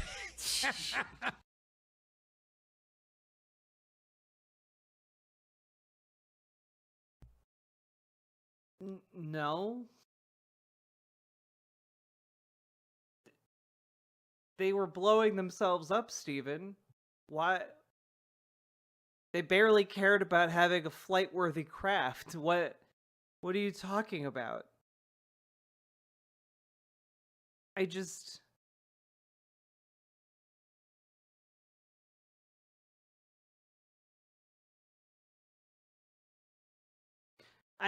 I don't really know. Like, the joke is, haha, back in World War II, those Japanese, they didn't need maternity suits when they flew their suicide bombs. And it's like, well, yeah, for an obvious reason. There weren't women in the Japanese military, and also, like, they're on suicide missions. I feel like this is pretty self-explanatory here. Hey, no. Just aim at battleship. Pregnant lady. We sent the men to protect the pregnant lady. Don't send to war. I don't want to have muffin top, but I crash it. This came from a culture that wears thongs as men. Who? The Japanese. They wear thongs? Come on. Oh, the sumo wrestlers. Sumo, well, but also the white thing. That was a little bit of a stretch. That was also a racist statement. And you're better than that. I expect more from you. I am not. They're not thongs. They're diapers. So I have wine. And I believe, I don't know if we have Jack. Okay, so we actually do have now, and we will be highlighting some of the military charities who we've been working with. But coming up, we're excited to have this gentleman. He is actually a former Navy SEAL sniper, and he is the host of the Danger Close podcast. He has a book right now, Red Sky Morning. Now, it's, I believe, morning. There you go. See, it's a play on words because it's M-O-U-R to people listening on audio. You may have thought it was morning. Right. It's not. Because it's Red Sky no, Morning. Dylan, Sailor they can't help morning. themselves. No, it's Red Sky Morning, so I like what he did there. It's available for pre-order. I think it comes out in June. Let's bring on Jack Carr.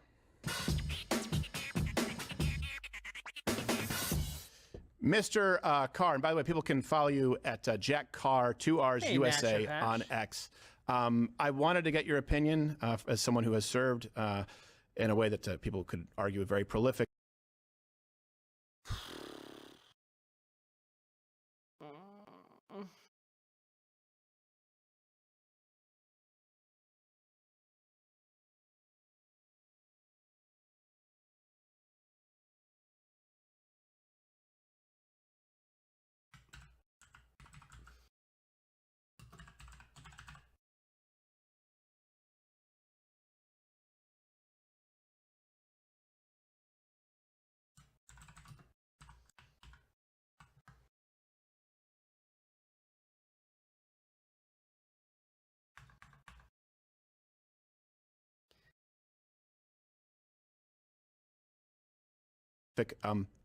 Were you watching? Did you see the footage? And what is your reaction as someone who's been on the ground? I saw that earlier today. I don't know if I saw the whole thing that you guys showed earlier because I just hopped on. But, well, a couple things. First off, that watch was pretty interesting. Like, that watch was, like, very large and just, like, a lot going on with the watch. I think he Also stole a it from lot the with local Share fan club, but yes. So there's something going on there. And then the hand wringing. I don't know if you noticed the hand wringing. There's a lot of this assumed he going was on, made up. which No. was odd and distracting as well. And I didn't get the setup to that. Was that a date? Was that like an undercover date type operation? Yeah, it was a date-ish, yes. Where were they? Where were they on this date? It was a honeypot. Well, I mean, it looked like they were like in a cafeteria of some sort. I know. And by the way, it's a very expensive restaurant, but yes, it looks like a public stall. I know. Yeah, it really did. There's a bathroom right behind them. Some Yes. people, people going in and out. Look like they were like halfway in to that. So what is that restaurant? It's a nice place? It is. I don't know if I want to. So tell me all about all of the details about this undercover operation you just did. Tell it to me live while we're doing this show. No, Pensive Scarlet, Hell's Kitchen. Ruin the reputation of the restaurant. I forget the name, but it does. You have a nice view overlooking the urinal. It's something corral. It's something corral. Golden shower corral. Yes. So, but yes. So yes, it was. Thank you for the contribution, Nick DiPaolo. And I will say this: no alcohol was served, to be clear, because I know that they'll say this guy was drunk. He doesn't matter. He's an underling. None of that is true. We've laid out the receipts. What did you think about some of his comments, particularly on China and on the issues regarding the military recruiting shortfall? Right. I mean, we've seen that for the last few years now. It should come as no surprise, especially to those who, well, you didn't have to follow along for the 20 years that we were in Afghanistan. You could just pay attention for a little bit there near the end, particularly in August of 2021, when we actually left, yet had 20 years to prepare for that eventuality. And so parents, people just getting ready to go into the military, maybe they're in high school, they're thinking about taking that route, they're in college, whatever it might be. And that was the best our military had to offer after 20 years of preparation. And you got to see it happen in real time. So that was probably the worst recruiting video you could possibly have. 13 dead Americans, to say nothing about those who are living with the lifelong physical and emotional trauma of the bombing at Abbey Gate. I mean, look, I'm not like defending like American soldiers being killed here, but like, as far as like pulling out of a 20-year-long occupation while like, you know, the counterinsurgency or the counterinsurgency, right? Is that the right term? Well, your adversary pushes you out. Like 13 is not that bad in terms of casualties, you know, like a lot more people have died retreating from a lot less territory. So you get to watch that in real time. So do you think a parent is going to say, hey, you know what? We just saw this performance by the United States military. Well, I was watching for 20 years. You might have been watching for the last 4, but I recommend that you go and join this organization and serve this country, lay your life on the line after what we saw in those videos and on the news. Well, you don't think a little DEI brings them back into the fold? That's not enough to sweeten the pot? It seems like they could have done a little bit. They're not trying to bring back people who didn't join up like 5 years ago. They're trying to get the Zoomers, you dipshits. They're trying to get them, you know, they're trying to get whatever generation is currently coming out of high school this year. You know, like they're going after the class of 2024. They're not going after the class of 15. Like what are you talking about here? Bit better if they're thinking like, hey, we had this horrible performance, not just in Afghanistan, but also in Iraq, also Vietnam, everything really since the end of World War II, since 1947, since they changed the War Department to the Department of Defense. Like that's where really things started to change. Is he arguing that the rebrand of the War Department to the Defense Department was a woke DEI decision? Is that really where we're at here? Like,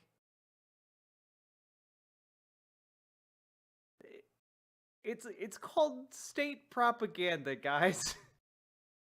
Complete loss of accountability. Up to World War II, when you had Lincoln firing generals left and right in the Civil War until he got to Grant. You had George Marshall in the lead up to World War II and all the way through World War II, firing general after general, admiral after admiral if they didn't measure up. And so that allowed them to get the right people in place to win those wars. Right. And for some reason, when we change the War Department to the Department of Defense, there's a shift. So precision in language reflecting precision in thought. Things shift. And ever since then, how many admirals and generals have been held accountable for performance? There have been people that have been fired for affairs and, you know, whatever else, that sort of thing. But for performance, well, that's not even a metric they care about now. That's what he said. It's time and rate. You spend your time. You don't get too many DUIs. You don't piss positive on a test. Then you are going to rise to the top of the United States military. And how many generals and admirals do we have now compared to what we had in World War II? Oh, it is a top-heavy organization now at those ranks, at those flag-level ranks. So it shouldn't be a surprise that those kind of people stay in and come up with this bright idea to recruit the next generation with this, not with amazing films like we had in the 80s growing up. You're watching First Blood, Rambo, First Blood Part 2, Predator, Commando, the Delta Force. You're having all these amazing films. Now what do we have? Not really that. And we have TikTok. What? What are you waffling about, my guy? What do we look? What do we have now? Not that. We aren't getting Rambo movies anymore. Well, yeah, no shit. Now we're getting John Wick movies. We're getting like Monkey Man. Like what's your issue? We still have some real kick-ass movies coming out. We got Mad Max Fury Road. We're getting Furiosa. Apparently that's getting good reviews right now, and I'm excited to see it. You know, like what do you want? What? Do you remember Game of Thrones Mania? Like we got like a fantasy epic. We got everything going on right now. And China, right. And we have all these other influences that are not really positive. The power of popular culture has shifted, and not in a way that helps the military. So they come up with DEI to bring people in. It's not making.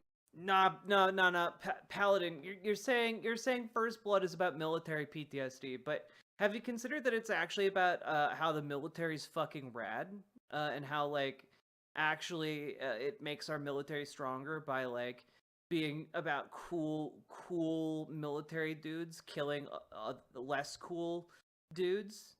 Like that's the ultimate military movie, Paladin. It's not about military PTSD and like, you know, questioning if what your government told you to do was morally correct. No, it's not about that at all. Okay. Yeah, as if Top Gun didn't come out like 2 years ago and was like one of the most acclaimed movies of the year. Making us better prepared for war, which should be the same. Oh damn! With Otro, we need to rebrand it to DIE. You're right. They would love it then. DIE with the Punisher logo. They'd eat it up. They would eat it up. Focus of the military. Well, and let me ask you about that, because he says that China is our greatest foe. He says China is, of course, he says right here in the offices, we all know China. We don't talk about it publicly, but we all know that's the case. Let me ask you point blank. Is the United States military right now, if something were to break out, which is very possible, you know, if you're talking about what's happening in the Taiwan Strait and what China wants to do, what they've stated, point blank, is the United States military right now prepared to handle any kind of a major war? I think that China believes they're already at war with the United States. We saw that with Iran starting really in 1979 and before. How much to live read a chapter or two of this?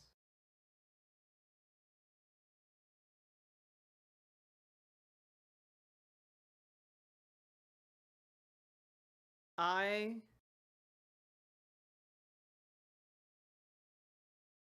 much is it?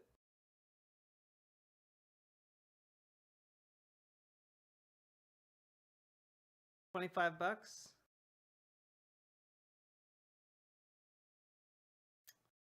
I'd live read a couple chapters of this for like $100 plus the cost of the book. Yeah, I would do that. Jack, yes. Please do not give this douche canoe more money. Counterpoint. What if I read it as if it were like a gay erotica? It's cheaper on Amazon.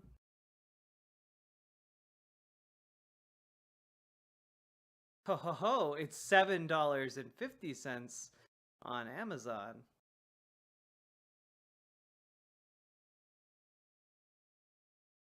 See if your local library has it.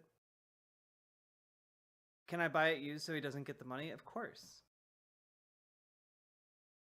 Hammer the Sig. I don't have my weights here, but 1, 2, 3, 4, 5. There you go. Well, no, we're gonna buy a used copy, Sophie.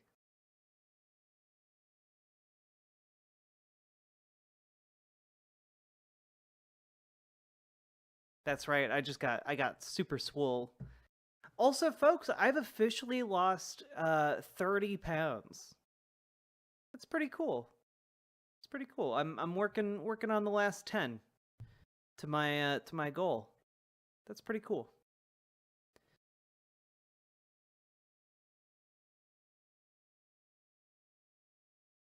Yeah. I'm making my progress.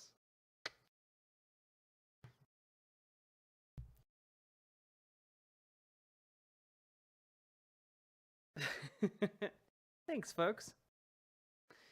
I'm clawing my way all the way there. I love how Steven has to like act like this is all super serious, like gigantic revelations, and like Steven's smart enough to know none of this is actually like momentous. Or if you saw what the CIA was doing meddling in the Middle East before that, but let's say 1979 onward, proxy attacks throughout the region, Europe, even. What is this? Jack Carr shot through edition? What is this? He will personally shoot a bullet through your book. Are you kidding me, dude? Oh.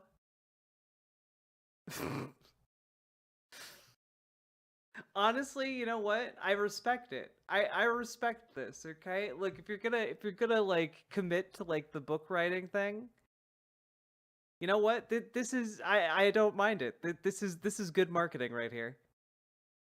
This is you're really leading into your core demographic, okay? They're gonna see that and they're gonna think it's the coolest thing ever.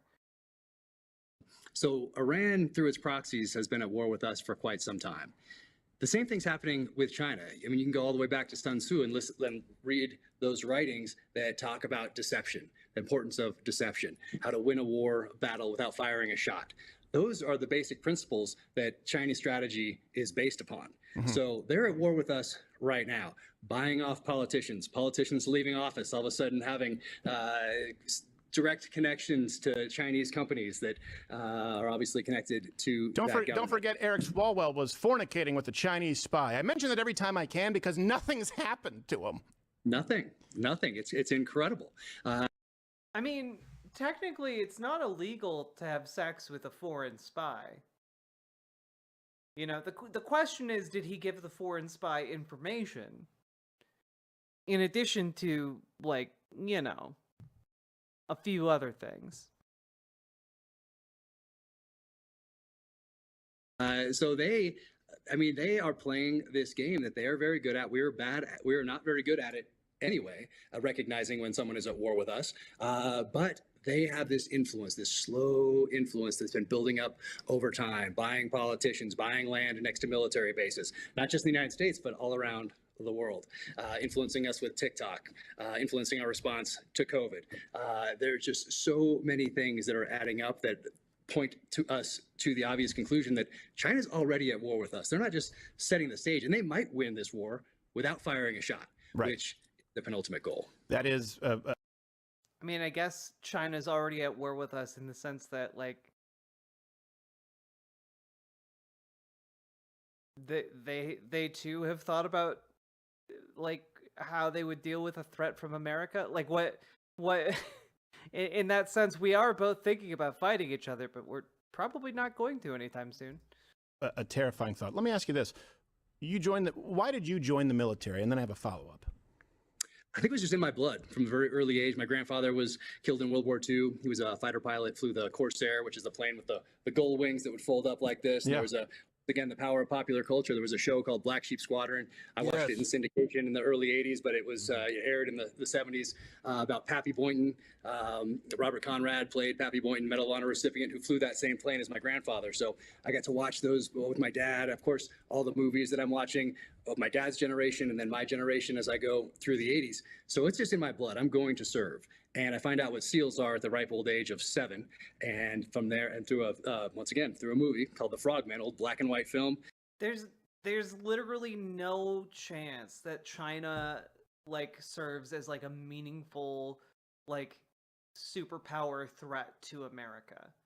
You know, like China could do a lot of damage to America with their nuclear arsenal, and like, you know, they have one of the largest military capacities on Earth. You know, but like, also, they don't want to go to war with us. Like, if they did like start shooting at Taiwan, like they might be able to take Taiwan, but they would certainly lose any prolonged conflict with us. Yeah, like they don't want, like, one of the major reasons they haven't gone after Taiwan is because they don't want the smoke, frankly. That I saw during commercials when I was allowed to switch from football to the strange channel that was the outlier, not ABC, CBS, NBC, but the one outlier that was always playing a war movie on Sundays. So I'd watch those like 2.5 minutes, and my dad would say, switch it back. And I'd switch it back, being the remote control, as those of us who grew up in the 80s and 70s were the remote control back then. And so I found out what SEALs were, and my mom was a librarian, so I went down to local library, did some research on SEALs and special operations, found out that they're some of the most elite operators in the United States military, and that the training is some of the toughest ever devised by a modern military. So I was in. So I was going to serve my country one way or another, and wanted to test myself as well. And Buds and the SEAL teams were calling. So what I take from that story is your mother wanted to drown you by proxy. When she knew about Hell Week, she knew what they were going to do. Said, "Yeah, why don't you sign up for that, son?" It's quite possible, and also quite possible that she thought I'd grow out of it. Like a lot of times, you grow out of it. You're a kid, you want to be an astronaut, you want to do this or something, and you kind of grow out of it. So I think her hope along the way is that I'd grow out of it, but I never did. Think about the movies the 7-year-olds are exposed to today. Yeah, I know. It's not going to lead to being a SEAL. No, it's not. It's going to lead to being Ryan Gosling and Barbie. Looking mostly at butts. Yeah. For Buds. What? What?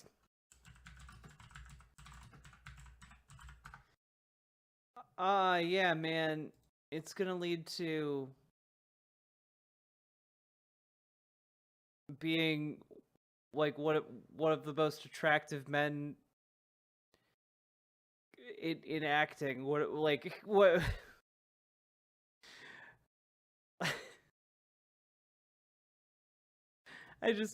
Oh man. Yeah. They're gonna wind up not being cool if they grow up to be like him. Yeah, man, he's a real piece of work. That Ryan Gosling. People are gonna be so mad if you turn out to be this cool. I just, what a weird position to have. What a weird nothing joke wrong with to Bots try if and it's make. the right kind. This man has served his country. Let's not let's make sure this isn't an honorable interview. Let me ask you this, Jack. Would you? So you said it was in your blood. Do you think you would today, if you're a 20-year-old kid, 18-year-old kid, you think that you'd join the military now, or do you think you'd be more hesitant? I think I would, just because of that draw. I recognize that draw early on, not just for me, but because I'm a student of history and have been my entire life. I recognize that it used to be a prerequisite before joining the community, before joining the tribe, because you had to prove that you could add value to that tribe. And it was important back then because you had to, otherwise the species was not going to continue. Right. Today, you do not have to. But I think I recognize that, and I think a lot of people, young men in particular, who hit that certain age and don't do something that tests themselves themselves physically, mentally, emotionally, spiritually, whatever it might be, and they just move on into life. And by the time they get into their 30s, 40s, there's something missing. And if they look back, I think it's that critical component. Now, back in What the fuck is he talking about? He's talking about like some sort of metaphysical transition to adulthood. That if you don't get, you go throughout your life feeling like you missed out on something. a long time ago, it was between ages like 12 and 16. Let's say for us, between 17 and 21, 22. Right in there is that time frame where there's this draw. And in this country, it's typically to go to Marine boot camp. That's the one that comes to people's minds most often. But there's also Army Special Forces Q course, there's Ranger School, there's SEAL training, buds, something that tests you. And that part, if you don't do it when you're young, then it's kind of hard to catch up later on. But I recognized that earlier, and I think I still would today. But I'm also very aware that I'd be stepping in to an organization that is different than. This is very much someone who's like, you need to suffer extensively, otherwise you'll feel like you missed out all your life. And that just has never made sense to me. It was 20 years prior, if I'm looking back into the pages of history. Yeah, I would imagine that a lot of people who, let's say, they felt the way that you did, right? They had that pull inside of them. They felt that calling. It's got to give you pause if you go, hold on a second, am I going in here with the most... I just want to remind you guys, we are 15 subs away from getting some Hell's Kitchen. Oh, God. This is about loyalty, but it's also about artificial intelligence, quantum computing, passive targeting, hypersonic weapons, and what that means when you're looking at the United States and China. So all of that is thrown together in the pages of Red Sky Morning. And I know that Fleming in James Bond was an influence on you, but I would imagine that yours are more accurate as it relates to the weapons used. Remember in James Bond when he gives him the 32 Walther from the old Beretta, he goes 32 caliber. It's like throwing a brick through a plate glass window. Yep, he has an even smaller one before that. Yeah, the Beretta 25, I think, right? Yeah, and it's kind of exactly nice work. It's actually I have one right over there in the safe. But it's interesting because those ones you kind of suspend disbelief, which is fun. So if you know going into them that you don't need to look for accuracy and weapons and tactics and those sorts of things, you go into that for the fun of it. Whereas some other shows, it's you're looking for that authenticity and you're looking for that touch point with reality. But so they're kind of different. So I give them a little bit of leeway when it comes to the tactics and the weaponry. Yes, no, it was fun, but a lot of people don't. Well, because Walther obviously is a sponsor of the show, but a lot of people don't realize his first gun was a Beretta, and it was a 32, not the 380, because they don't sell 32. Almost nobody buys that caliber anymore. But a 32, look, will it shoot a man dead? Sure. It's not like throwing a brick through a plate glass window. I don't want to get shot with anything. You know? No, I don't want to get shot with it. This is so weird to me. Like, yeah, I mean, sure, it'll kill someone, but like, very softly. Like, what? Like, what are you talking about, dude? Stevens, I don't understand the bubble all these men live in, where these are funny jokes. Like, I understand the jokes. They're just not funny. With anything either, but he acts like he's walking in with a howitzer. All right, Jack Carr, we have some other guests to get to here today. I know it's at Jack Carr USA. See ya, Jack on Carr. Axe. Sound like a body spray. X. It's the X. I said Axe. I'm an idiot. Thank you very much for taking the time, and thank you for everything you've done for the country, sir. We appreciate it. No, thanks so much. Take care. Be well. Jack Carr, everybody. Jacker. Oh, see, he gave me a compliment because I knew about the shitty early weapons of James Bond. Really? Not the Walther, the Beretta. Not that Beretta only makes crap. You know, do you realize? I think it was the 25 is the most useless caliber that's ever existed. Really? It's basically a 22, only more expensive to produce because it's rimfire. It's center fire. Like, can we take a 22 but make it less mass producible? We'll make a lot of money on it, though. Yes. Man, this is niche as hell. This is such a niche conversation. Come on, guys. Yes, exactly. Just the number 25 doesn't sound scary. It doesn't make any sense. I'll shoot you with my 25. What? No number sounds scary.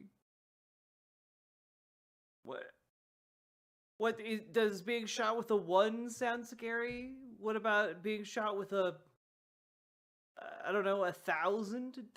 Would being shot with 1,000 sound scarier? I guess being shot with 1 billion. I guess like 1 billion sounds like a scary number to me. I guess if I was shot by a billion gun, then maybe that would be scary. You got a quarter? I think this man, at the end of the night, he sits down for a nice Chianti, and what brings him hope is thinking about the Civil War. Yes. Now, I understand in the context that he's talking about, but I was like, geez, I didn't expect you to go to the bloodiest conflict in human history, I think. At least, for us. Well, they got sure. Somebody needs some killing. So, just like I name that movie line. You can comment below. Nope, killed them all. They're all dead. By the way, as we go into this election season, just know that Mug Club Undercover, people out there right now, I'm not going to, but the campaigns, the rallies, these boots on the ground, they have no idea where Mug Club Undercover operates. We have a lot right now, a lot of irons in the fire as we lead into the election time. So every dollar does go to them. They're out there. They're sticking their necks out there for you guys, putting their reputations on the line. Do consider loudoutskrider.com. Their necks and reputation by going on dates with lonely middle managers. /Mug Club. And tonight, only $20 off, and I'm matching the 10% charity donation from up to $10,000. And that was kind of... I was told to do it, and I was like, but I don't want to. You know what? I'm going to promise right now, and Gerald's giving $10,000. Wait, whoa, what? And Toolman's giving $10,000. Yeah! And Nick's giving $10,000. Josh? To who? $10,000 for you, too.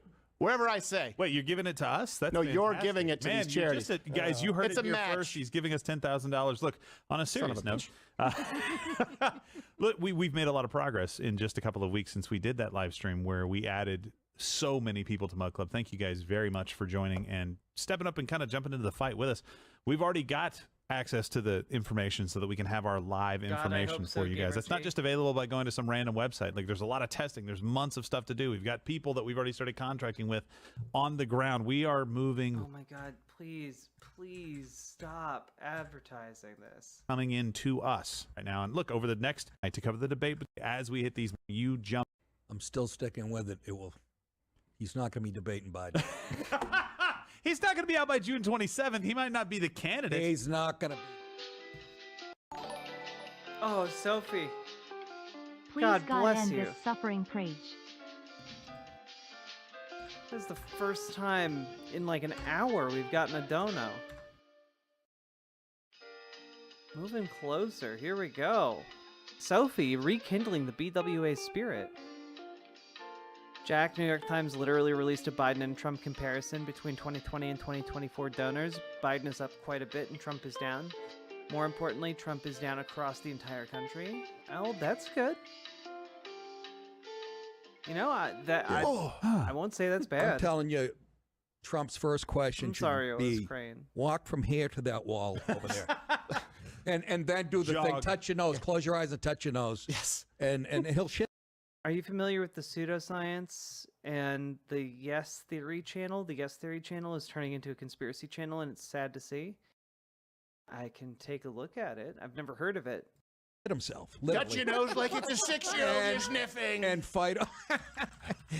and the debate. So I can't believe. I just can't in any way. There's not enough medicine or coke to get this guy in mental shape to eat. Oh, wow. Okay. I mean, I'd never heard of this channel, but 8.9 million subscribers. All right. Just take a look at a couple of these. Exploring the site that rewrites human history. This Gobekli Tepe. Where'd they go? 24 hours in the highest city on earth with no laws. Oh, they had Graham Hancock on their channel. That's a bad sign. That's not a great sign that you are rooted in facts and science.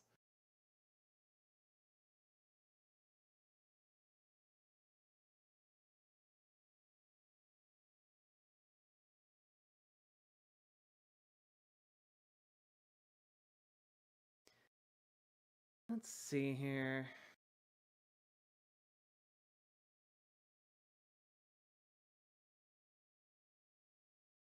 Who's Graham Hancock? Graham Hancock is a proponent of ancient alien, like conspiracy theories. You know, he pushing like ideas of like, oh, indigenous people couldn't have built pyramids. It had to have been the ancient ones who were aliens or a secret advanced race of human people.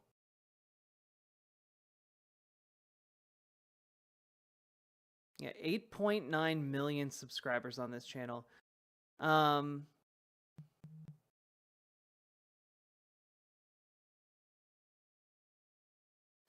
Zelrex, it's the second to first video that has the most of the pseudoscience. This one. I mean, we'll take a look. In the heart of Turkey's Fertile Crescent, where ancient myths echo across time, lies a discovery so I can't say, like, I should preface this by saying I am not an archaeologist. I don't know anything about archaeology, but I do know some basic things about history, and I have a, you know, I minored in, like, medieval history, so, like, take my opinion with, like, a grain of salt, obviously. Like, I don't have that much expertise in this, but let's see if I can, I don't know, figure out some errors in their analysis. Found that challenges everything we thought we knew about human history. Welcome to Gobekli Tepe, the 11,500-year-old temple where the seeds of human society were. Okay, Gobekli Tepe is one of the oldest, like, discovered human sites on Earth. That is true. Planted long before the fields of the first farms. We've been lucky to experience some of the most impressive ancient structures the human civilization had to offer over the millennia. But there's nowhere I've wanted to tell a story about more than Gobekli Tepe. Thomas had such a fascination with this place that we had a book in our... Yeah, like, this site is pretty important because it, along with a sister site that was discovered in Turkey, are, like, pushed back, like, the human timeline for, like people assumed that before agriculture, like, settlements like this did not exist. So, like, it is very fascinating from it, like, an archaeological and historical standpoint. Our apartment that was always on his nightstand was talk about this place and how it, like, breaks everything we know about human history. And he really wanted to come, but due to, like, personal circumstances, he couldn't join us for this. But he's obviously the narrator, so you're gonna still hear his voice. The very discovery of this place in 1994 forces a significant revision of the story of human civilization. Previous evidence had led historians to believe that humans began the first civilizations around 6,000 years ago, very close by in Mesopotamia. And it is around this period we developed the skills to build complex structures. However, the megastone structures with extremely detailed carvings found at Gobekli Tepe are dated back to 11,500 years ago. This suggests that what we previously believed were unskilled hunter-gatherers were actually cultures capable of organizing large groups to undertake extensive and precise construction projects. So what is the true human story? Well, we don't know either, but today we'll make sure you get to meet. Yeah, so basically, yeah, like so far I don't see any huge problems here. Like, these basic facts seem to at least be aligned. Someone who spent the last 3 decades of his life asking and rigorously researching that question.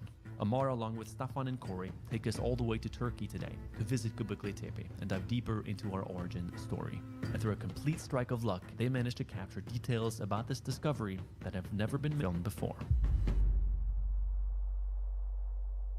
Who's the expert that they got? The expert's not Graham Hancock, right?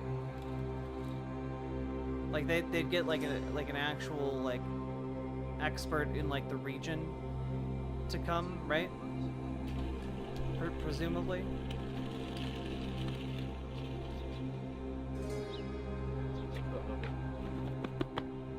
Nice to meet you, man. What's your name? Sam. Sam, yeah. I'm Stefan. Local guy. Oh. I'm Mark. I'm Chelly. Nice to meet you. Hi, Stefan. How are you? Why is there, like, scary music playing? 5 years ago or like 10 years ago. We just thought I watched too many found footage horror movies that have started like this to be entirely comfortable, along with the unsettling music. Gobekli is unique, just its law. But then the excavation is keep going more. Now we understand like there is 12 of it. Different size, different places with the same culture.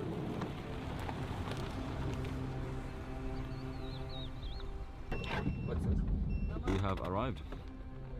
Wait, are we gonna be the first one entering? Do you remember when the discovery was made in your childhood? Basically, it was known as a point.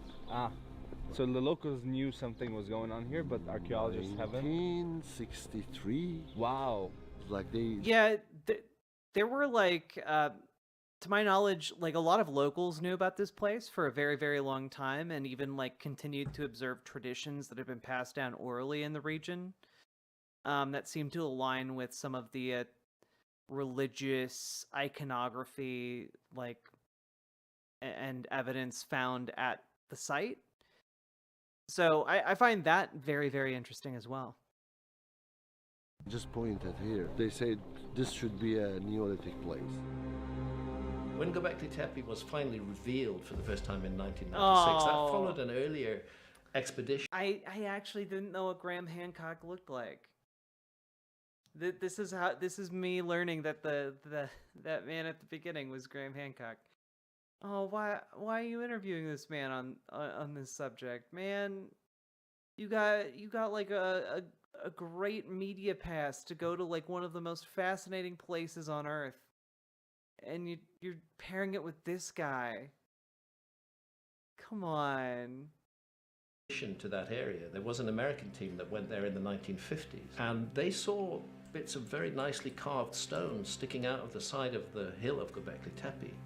But they decided not to investigate them further, and the reason they made that decision was because the stone was so nicely cut that their biases and their prejudices convinced them that it must have been Byzantine, and therefore they didn't look further. It wasn't until 1996, I think, that Klaus Schmidt and the German Archaeological Institute... Just as an FYI, guys, right? Like, this guy believes that in the timeline of history, I mean, he basically just believes in ancient aliens. You know, like that's what this guy believes. You know, he believes in a progenitor advanced civilization that like seeded advanced technology and techniques and knowledge throughout the human race. And like commonly in this vein of archaeology or pseudo-archaeology, that's given that status is given to like the Atlanteans, like Atlantis, or we're talking about like actual aliens. Like that typically it goes one of two ways, right? Because of racism.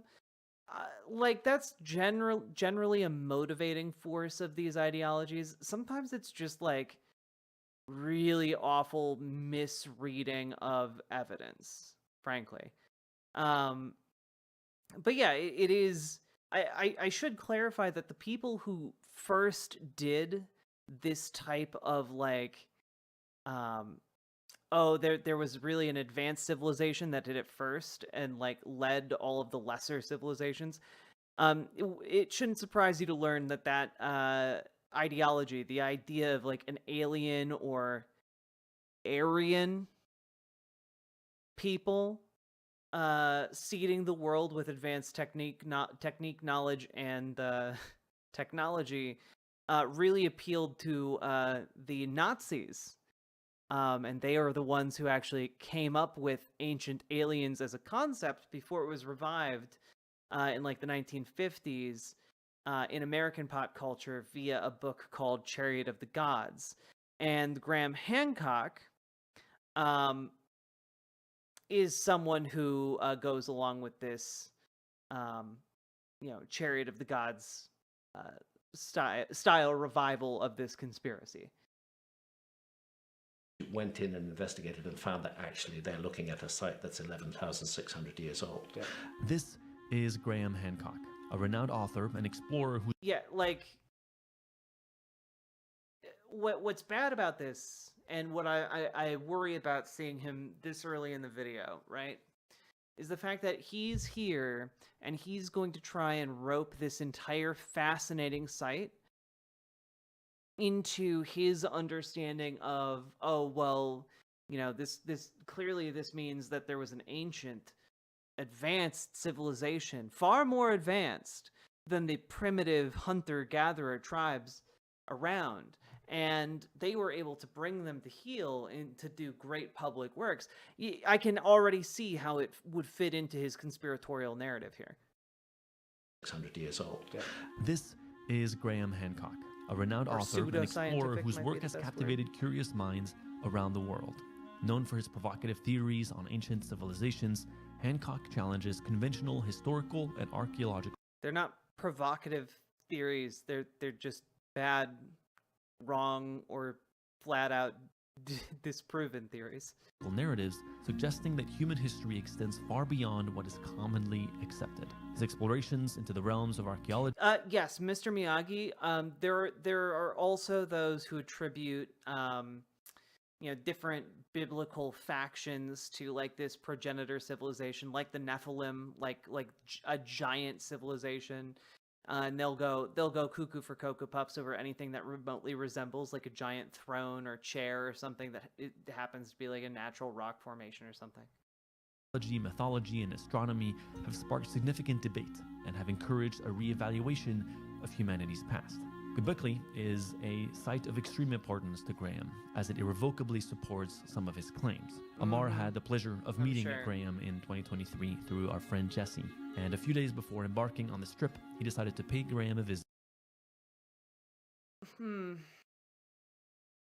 I can see this going in a pretty pseudo-scientific direction, I might say. In his home in the UK to ask questions and hear the theories from the man himself. More and more sites are being excavated and discovered, so we can say that Gobekli Tepe itself was part of a lost civilization that existed in Turkey at that time, which in very many ways is extremely anomalous and extremely puzzling.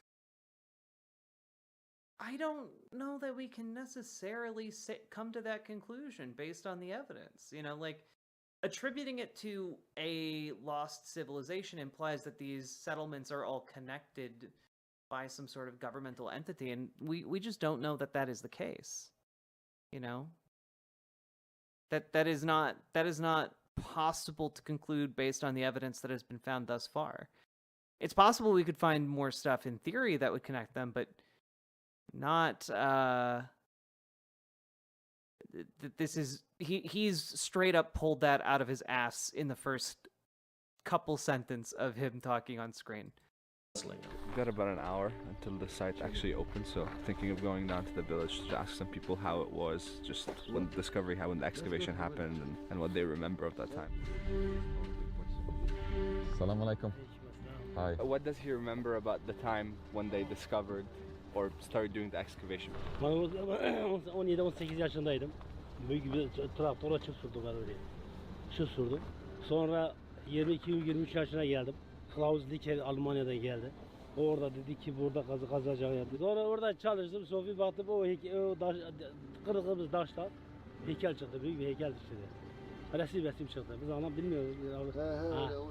O çıktı. Ondan sonra ben dedim ki Klaus Dicker'e söyledim. Klaus dedim ki bu nedir yani dedi taş devridir dedi. Does he or people in general in the village understand the magnitude of what was found here? Amerika'dan eğer Asya'dan insanlar geliyorsa, dünyanın öbür köşesine geliyorsa muhakkak bunun bir değeri vardır yani. The town that is like right here, right below the site, they don't fully grasp why this place is so important, because it's not even in the curriculums or anything like that yet. Before they started doing the excavation, what did you think that place was? Türbe vardı, ağaç vardı. Ben orada koyun yaylatıyordum. Hiçbir şey yoktu, tarlaydı. Evet. Zaten sapsı oradan, şabak amis sürüdür oradan çıktı. Böyle ufak bir heykel çıktı böyle. We saw the sculpture somewhere around in the middle of 80s. In the middle of 80s, so even before the excavation. Interesting. I want to see the part where they actually go to the site. I don't really care too much about the testimony of people who found random stuff. Wow. I mean, Older look at than the carvings. anything you know. That's so cool.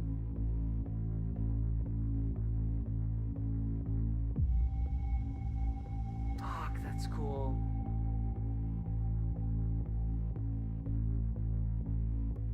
The fact that they were able to find this is incredible.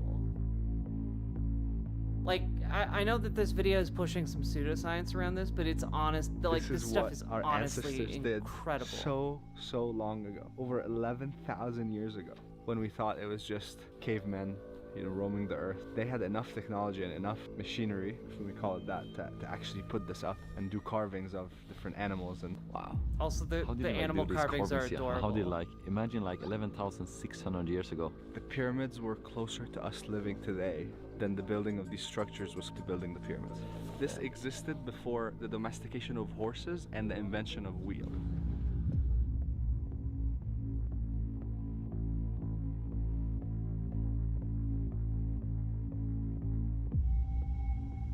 The problem is because we can't go down, you can't see the human, like a human scale next to it, the footage is just not gonna do it justice. That's my biggest problem now, is like, this is maybe 10-12 meters high. It's giving me like Stonehenge vibe, right? Like maybe it's because the T-shaped and all of that, but places like Because it this has just always circular make me wonder columns. what the true human story is. I feel like we've accepted for so long what we've just been told about who we are. And Also, I'm not gonna lie, it must be so nerve-wracking being an archaeologist and like going down there, because like on the one hand, it's like it must be like one of the coolest experiences of your life, and on the other hand, like if you make one false move, you're disturbing like potentially like tens of thousands of years of history. how old we are and different civilizations that rose, and to just be living at a time where pretty much every decade we're making a groundbreaking exploration or finding that redefines what this story is. I've personally wanted to come here to see it for myself and to hopefully, get to tell the story in a way that allows more people to see the beauty of the fact that we're in an ever evolving story that we can collectively redefine together. Like nothing is set in stone, and that's the beautiful part about our story. And it's also something that gives me a lot of hope about the future, is how it's this ever evolving, constantly being redefined by our curiosity and the things that we find in different corners of this planet. Now that we've had our time of wonder, what is this? We don't know basically what is it. The thing is too old to understand. But like, the main shocker thing is, this is an example of organization. Yeah, because at this moment we did not think that human beings were organized or cooperating in the way that this showed us that they have. Somebody had to do this, and somebody had to hunt and carry them some food, something. So this is an organization. And like, organization is our kind's miracle. Yeah. The Gobekli changed the idea of all archaeology. Before this, they just told us like everything was started with the professional agriculture. Yeah. They get together for a reason to show their respect to something. Wow. So like, Okay, I don't think that is true, right? Like, there could be innumerable huge civilizations, right, that could have existed in the past. It's just that in terms of like the ability to see them, we tend to lack it, lack the ability to see it. Like if you have a civilization that builds primarily out of wood, that's going to degrade over time pretty quickly, and it's not going to generally last for tens of thousands of years. So like, when we're talking about a civilization, or people talking about the equation of like agriculture with civilization, it's largely because those are the civilizations that we can find. Those are like civilizations that did agriculture were more likely to stick around for a prolonged period of time and therefore build things out of stone, but like a more long-lasting material. But like we don't any archaeologist that says we know definitively all of these things about how human society developed, they're selling you something, yeah, there's a survivorship bias to the evidence. Could be believing the main thing is the This is a point job of for the us. Tuttle Religion twins. is an organization, and Yeah. government is an organization, Right. big organization. This could be the firstly example of this kind of organization. That's so wild to think about that we're standing here. It's pretty damn inspiring to be where it all began for now. Because I think I really believe that we're going to continue to discover more and more things that will continue to rewrite and redefine what we know about our own history. Megos Informaticus. Just just a thing to keep in mind while they do all this. Gobekli Tepe was a site in use and expanded in multiple waves over around 1,500 years. Hancock has previously pretended that all the construction was done by the same people at the same time, and I expect he will be doing it again. Yeah, like this is like a site that emerged out of natural recurrent use, right? So like it makes sense that it would have expanded over time, but like wouldn't have all been built at once. And especially when you see kind of like the overhead, like not archaeological, like architectural kind of layout of the site, I think it becomes pretty clear that it like expanded due to like need or like growth over time as opposed to like all built at once. It doesn't have the layout one might do if you were doing it all at once, you know? And answer these big questions of who we are, why we're here, what are we meant to do together. And I hope that through these videos we also get to help answer some of these questions, both for ourselves but also for everybody that watches. Good night, Oz Crane. Tell me that was f***ing inspiring. Yeah. We interrupt our program to bring you this important message. After millennia. No. 25? 20. These stories and get the. Underneath of this hill, there is 25 circles. And how did they figure that out? Like a sonar? The sonar, yeah. I see. So like the 25? 25. Wow. That required a lot of work to bury all these sites. That's the question. Everybody's.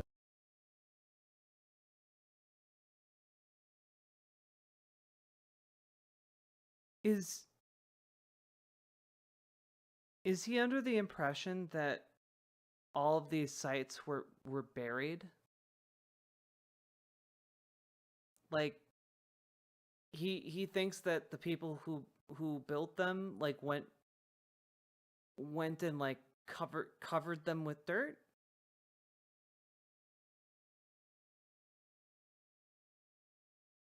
Please say that's not what he means. He's asking which one is a big effort, to build up this or to bury down this. Like they are stable, like preserve it really good. Yeah. So you are going to ask me the next. That's the stupidest thing.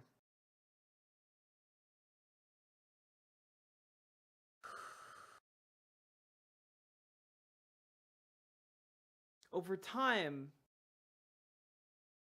geology and the landscape shifts for a wide variety of reasons and environmental factors, and over the course of 11,000 years, things that were once above ground can shift to being underground. That is actually something that can happen over the course of thousands of years. Like, this shouldn't be a hard concept to grasp. Even within a human lifetime, like the foundations of houses will shift with modern, even if they're using modern building techniques for the foundations. Like back in the day, it would be even more shifting around. This shouldn't be hard to grasp. Yeah, what's a sandstorm? What's climate change? Next question, I'm waiting. Why they bury? I don't know. Yeah, okay. What would it take for us to actually be able to excavate? I'm working for the 25 Big Soil. sites? Like, is it a money thing? They talk about they are not going to excavate more. And Neolithic archaeology is not able to find treasures. Ah, so it's not. Archaeology needs money. But what do you mean? This is like the origin of the human story. That's okay, but like if you find gold, you make easy money. After the Ice Age destroyed everything, this could have been. What? Archaeologists aren't going around searching for gold so that they can make money. That's not how their job works. Been like a first site that rises. It looks like from like leftover technology or leftover. I see. And survivors that's managed to. Survivors to manage it. What? Sorry. After the Ice Age destroyed everything, this could have been like a first site that rises. It looks like from like leftover technology or leftover. I see. And survivors. Survivors of the last Ice Ages don't happen fast. Like they gradually get they gradually grow and then fade away as like the environmental factors shift. And then like they aren't surviving. They're just that's their normal. Like on a human time scale, like an ice age doesn't like generally just disappear. And also they're trying to say that after the Ice Age there was leftover technology from what exactly?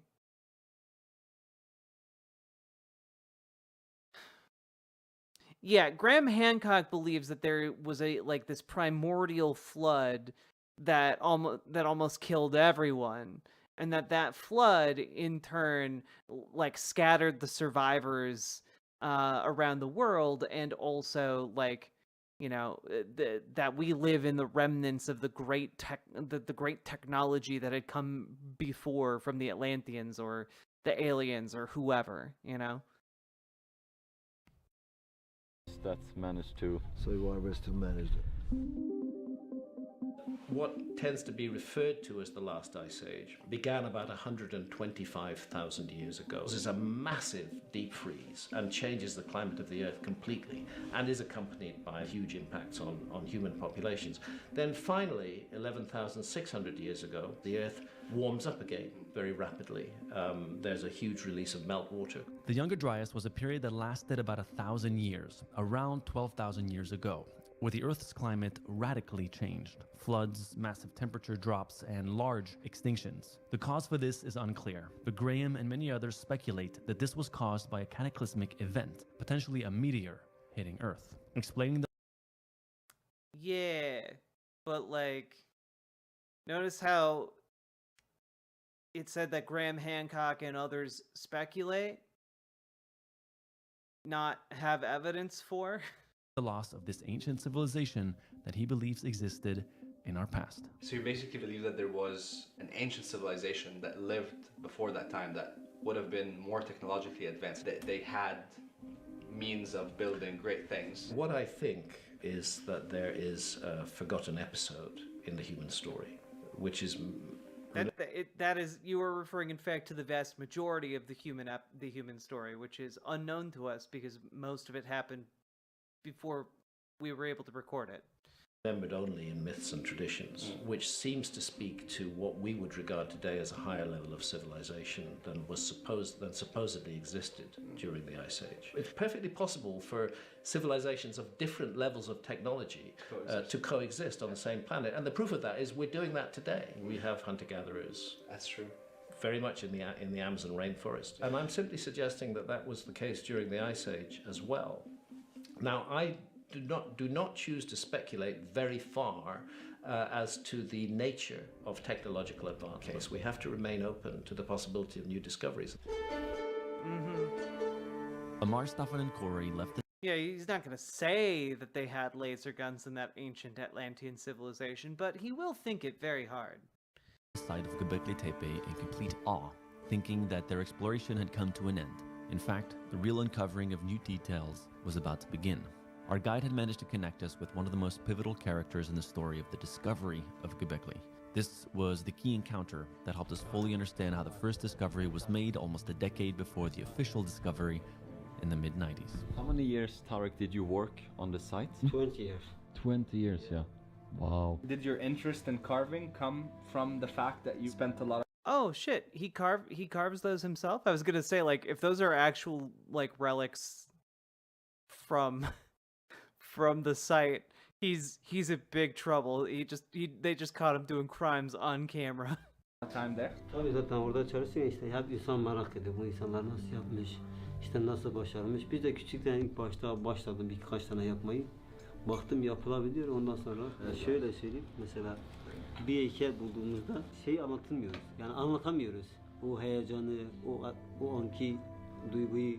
But it's wild that like people from 11,600 years ago inspired him to actually do what he's doing today. Sculpture, which That is actually the one really that you cool. showed me at the bottom? yeah, it's the beginning of the story, more or less. The beginning of the story? Yeah, more or less. Wow.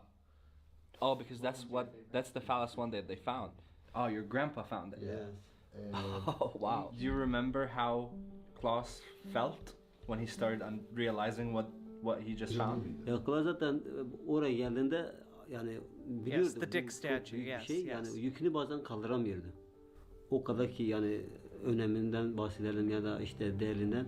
Yani bazen geliyordu böyle artık şeye çıkıyordu. Bu etrafa dağlara çıkıyordu.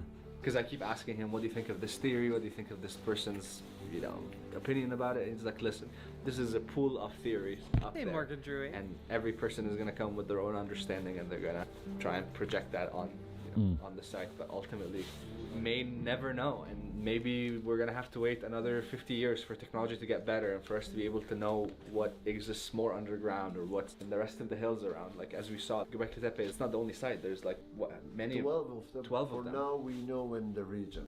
Yeah, like that is incredible. Like I cannot wait to learn about what they're gonna discover at all of these other sites in like the next decade. This is cool. Yeah. If the situation in Syria and Iraq becomes better, Yeah. this story will continue that side. Wow. Wow. Do you want to come to the museum with us to see what your grandpa found? Gelebilirim abi, sıkıntı yok. Like he said, yes. Amazing. Yes. We are now at the archaeological museum that is in basically the same town as Gobekli Tepe. This was not planned at all, but through Tarek, whose father and grandpa were very heavily involved with the excavation. In fact, his grandpa was the one that found the first sculpture, brought it to this museum, and they didn't really pay attention to it because it was indecent for the standards of that time. And then when Klaus came to this museum and saw the sculpture, he asked where they dug it out from. They told him about the village. He went there, he met with Tarek's grandpa and dad, and then that was the beginning of the actual excavation of the entirety of Gobekli Tepe, which is insane. Let's go. Thank you. Yes. Now would be a good moment to mention Mini Minuteman. Mini Minuteman has like an entire series going over Graham Hancock's horrible archaeological takes. I highly recommend it. Also, I highly recommend Mini Minuteman. Just an excellent, excellent channel run by a guy who seems like a really swell dude. And it seems like he's got a good head on his shoulders for like politics and archaeology. Yes, we all love Milo. He's a good bean. This is 11,500 years old. So more or less, this is the oldest human-sized statue in the world.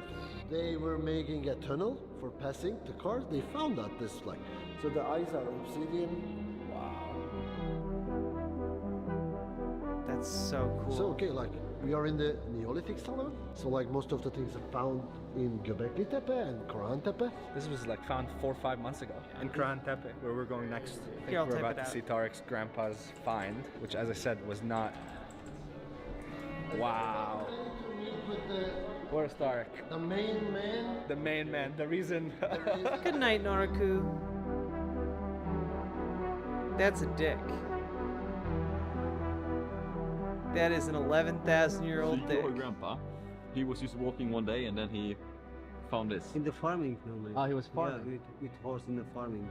And then Klaus came and saw it. Questioned my grandfather and my family. And 1994 coming, start digging. Wow. Oh, like literally, this is the reason Gobekli Tepe was discovered. They just because keep he just showing that connected the, he came, saw it, connected the dots. Ve büyük babam bütün bunlar hakkında sence ne hissediyordu? Ya işte o dönemde bilmiyorduk. Look, Michelangelo's David feels really. I bet Michelangelo's David feels really insecure right about now. İki tane depoda şeyler kaldı, samanın altında kaldı. Herkes dalga geçince. Girthmaster, is that you? And it wasn't shown up until a few months ago. Yeah, and now we get to record. 2 weeks ago. 2 weeks. 2 weeks ago.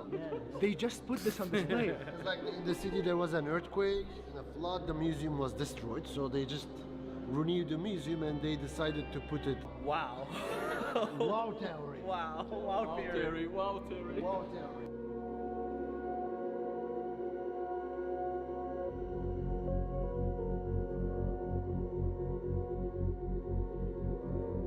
These are the emojis of the Neolithic age. Look at that face. It is very These are them like, hey, hi smiley, hey ugly, hi grumpy. The craft and the art to actually display emotion. That's so intricate. That's a very complex skill.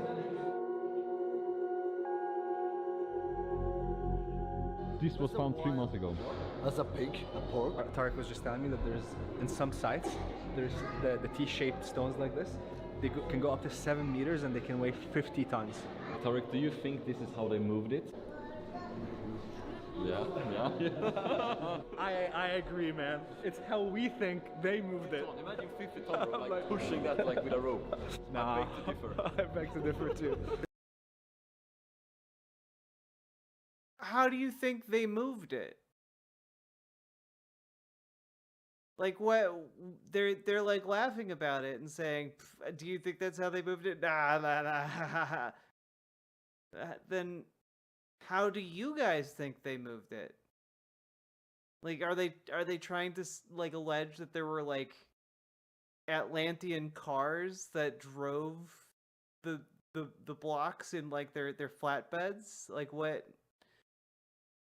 What are you alleging here? Alien forklift telepathy? Like, yeah, was it like a Yoda type situation using the Force? Like, what? Do they have 11,000-year-old backhoes? This is one of the best museums. I'm sure they had I'm sure they had hose back then that knew how to throw it back. Okay, look, I'm sure. I've ever been to. Yeah, I said the same. I said this is one of the best days of my life. I told Whoa. Is this real? Are you kidding? It like how they gonna carry all that things? It's not real. Are you kidding? How are they gonna carry all that? The scale is the same. Oh, so this is what it would have looked like if we... Gobekli. So when we were standing up there, I was like, there is nothing that we can do that will actually capture the scale. But I'm so glad that they did like replicas here, because now you stand next to it and you see. How did they erect it? To carry this, maybe you need 40, 50 people. Just push and pull it, push and pull it. There's no other technology. That we know of. Remember. Okay, show them fingers. The fingers. That we know of. Yeah. The implication being what? Did they have like Stone Age Teslas? Was it like a Flintstones type situation? Tell me what you think. And then the arm. Okay, that's why they're saying these just represent the bodies of... Just another thing, this is a belt, and this is the genital area. They cover it with the skin of an animal. Whoa. And this is the genital right here. The genital, all right? This is the genital.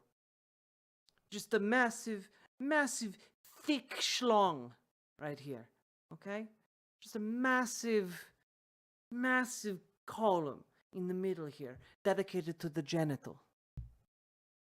So they are standing in front of you right now. Yeah. Yeah, the narrow part. So they have necklaces.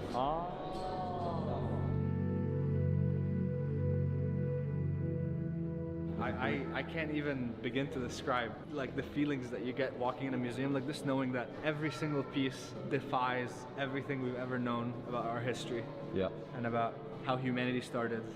And to just be here with Tariq, Yeah. who showed us his grandpa's discovery that basically changed human history, was the most serendipitous. None of this was planned. Seeing that statue being on display for the first time ever, just 2 weeks ago, and we get to probably be the first people to capture this, is just like unreal. It is unreal. So yeah, it's like this is just one of the most beautiful serendipities that we've ever had, and we're very grateful that you're with us here. The Prince of Gobekli Tepe. That's right. That's right. Skunkfruct. Now we are in Thank you for Tepe. subscribing. Like the second gifting us biggest up. Excavations with the same culture with the Göbekli. In the museum, we saw the vulture that they got out of here 4 months ago. Damn. See, you think I'm distracted, but I ask me anything. Quiz me right now. Anything you said. What is the aim of the vulture? The aim of the vulture is for the sky burial. That's true. Yes, there you go. Ask me anything. Ask me anything. Second question. Yes, sir. What is the aim of the phallus? The phallus. That's The a lot. penis. Yeah. For nomadic people, 2 things are very important: having kids and protecting their sheep, protecting their herd. There is no domesticated animal. What they gonna protect? No. Hunting. Half a mark. See, it's starting from here. It was an enclosure before. It is destroyed, so like Hey, place for trans sitting girl in Jade, there. where you It is been? circular. Can we sit? So you can sit. The ancestors just chilled out. Crazy feeling to just be like, wow, this is where chill vibes of humanity started. It really feels like a bonfire place situation on a hill, and then the wind just disappeared, right? Every hill has a different ritual aim. Because like in Göbekli, they found out animal sculptures. In here, they find out human sculptures. I see. It's just a theory. Could be the Gobekli Tepe is for feasting, for hunting. And here is like for being a man. See, so this is like a rite of passage ritual kind of thing. Ritual. I see. So 1, 2, 3 rooms, which they are connected. Yeah. Like metaphor of this 3 room is this. If you enter from a door and exit from another door, you are not the same person anymore. I see. You change. Yeah. This pool is full of penises. Yeah. All of them is penis, just one is an animal sculpture. And the man, the face of the head of a man watching it. So they just go in the main circle. But like Karahan Tepe needs And this room is full of the penises. tons of excavation. What has the discovery of this site tell us about The Göbekli? discovery, like after they found out that Göbekli was here, archaeology says this could be not alive. Before the excavation, they counted more than 250 T-shaped stones had just I think though that like what he's talking about now is speculation, right? Based on different conclusions one can come to from different pieces of evidence from the site, right? So I don't know that we necessarily know about the method of these rituals, right? Oh, you would go in one door and come out the other, a different person. It would be a rite of passage. These are all rites. But I don't know we actually know that, on the ground. Are these actual confirmed carved penis sculptures? I genuinely don't know. I don't know to what extent we should trust this guy, in his info. This also deliberately buried like the other ones? The same. Okay. The same. Citation needed, guy. On that one, you're gonna need to provide some actual evidence for these things being buried, because there's no evidence of that. It being underground does not indicate that people buried it intentionally. This is a wrap for day 1 of the Turkey adventure. We are now going to be driving 7 hours to Cappadocia so that we can explore the biggest underground city in the entire world. 15 to 20,000 people used it as a shelter at some point. Some people believe that it wasn't just an underground city, and it was more used for people to shelter from some sort of event. Oh, they're doing the Graham Hancock oh, the underground city of Turkey was used as a bomb shelter from some sort of nuclear attack in the far-flung past. Like that's the argument. That's the argument about like, oh, it was used as a shelter, huh? Like they literally are doing apologia for pseudoscience throughout this. That's very disappointing. That's very, very disappointing. Yeah, they think it's a bunker. Yeah, like these people are not serious. They're like on TikTok watching the pseudoscience channels. That Earth or that region went through. Sam over here got us Straw Hat a Monty, once no. of a kind permission for us to be sleeping in there. So we're actually gonna be. You're really gonna sleep in there? Yeah. With no bed? No bed, nothing. So, sorry, Corey. Sorry, stop. Here's the long drive ahead. See you next week. The first time I went to Derinkuyu was way back in 2013. It is the most extraordinary place. It goes down to a depth of 85 meters. There's about 18 stories of tunnels within it. It's a whole underground complex. So, you know, those are the statistics and that's the context, but the statistics cannot represent the powerful impact and the powerful feeling that Derinkuyu creates. God, dude. Okay, well that was interesting. Thanks for bringing that up, Zelrex. That was a fun little way to like break up this Steven Crowder video. Also, folks, we've been going for almost 5 hours now. If you've been enjoying the show, please hit the follow button on Twitch, hit the subscribe button on YouTube, like the YouTube stream, and consider dropping those sweet, sweet subs and donos because those are things I need to not die. This show brought to you by viewers like you. Thank you.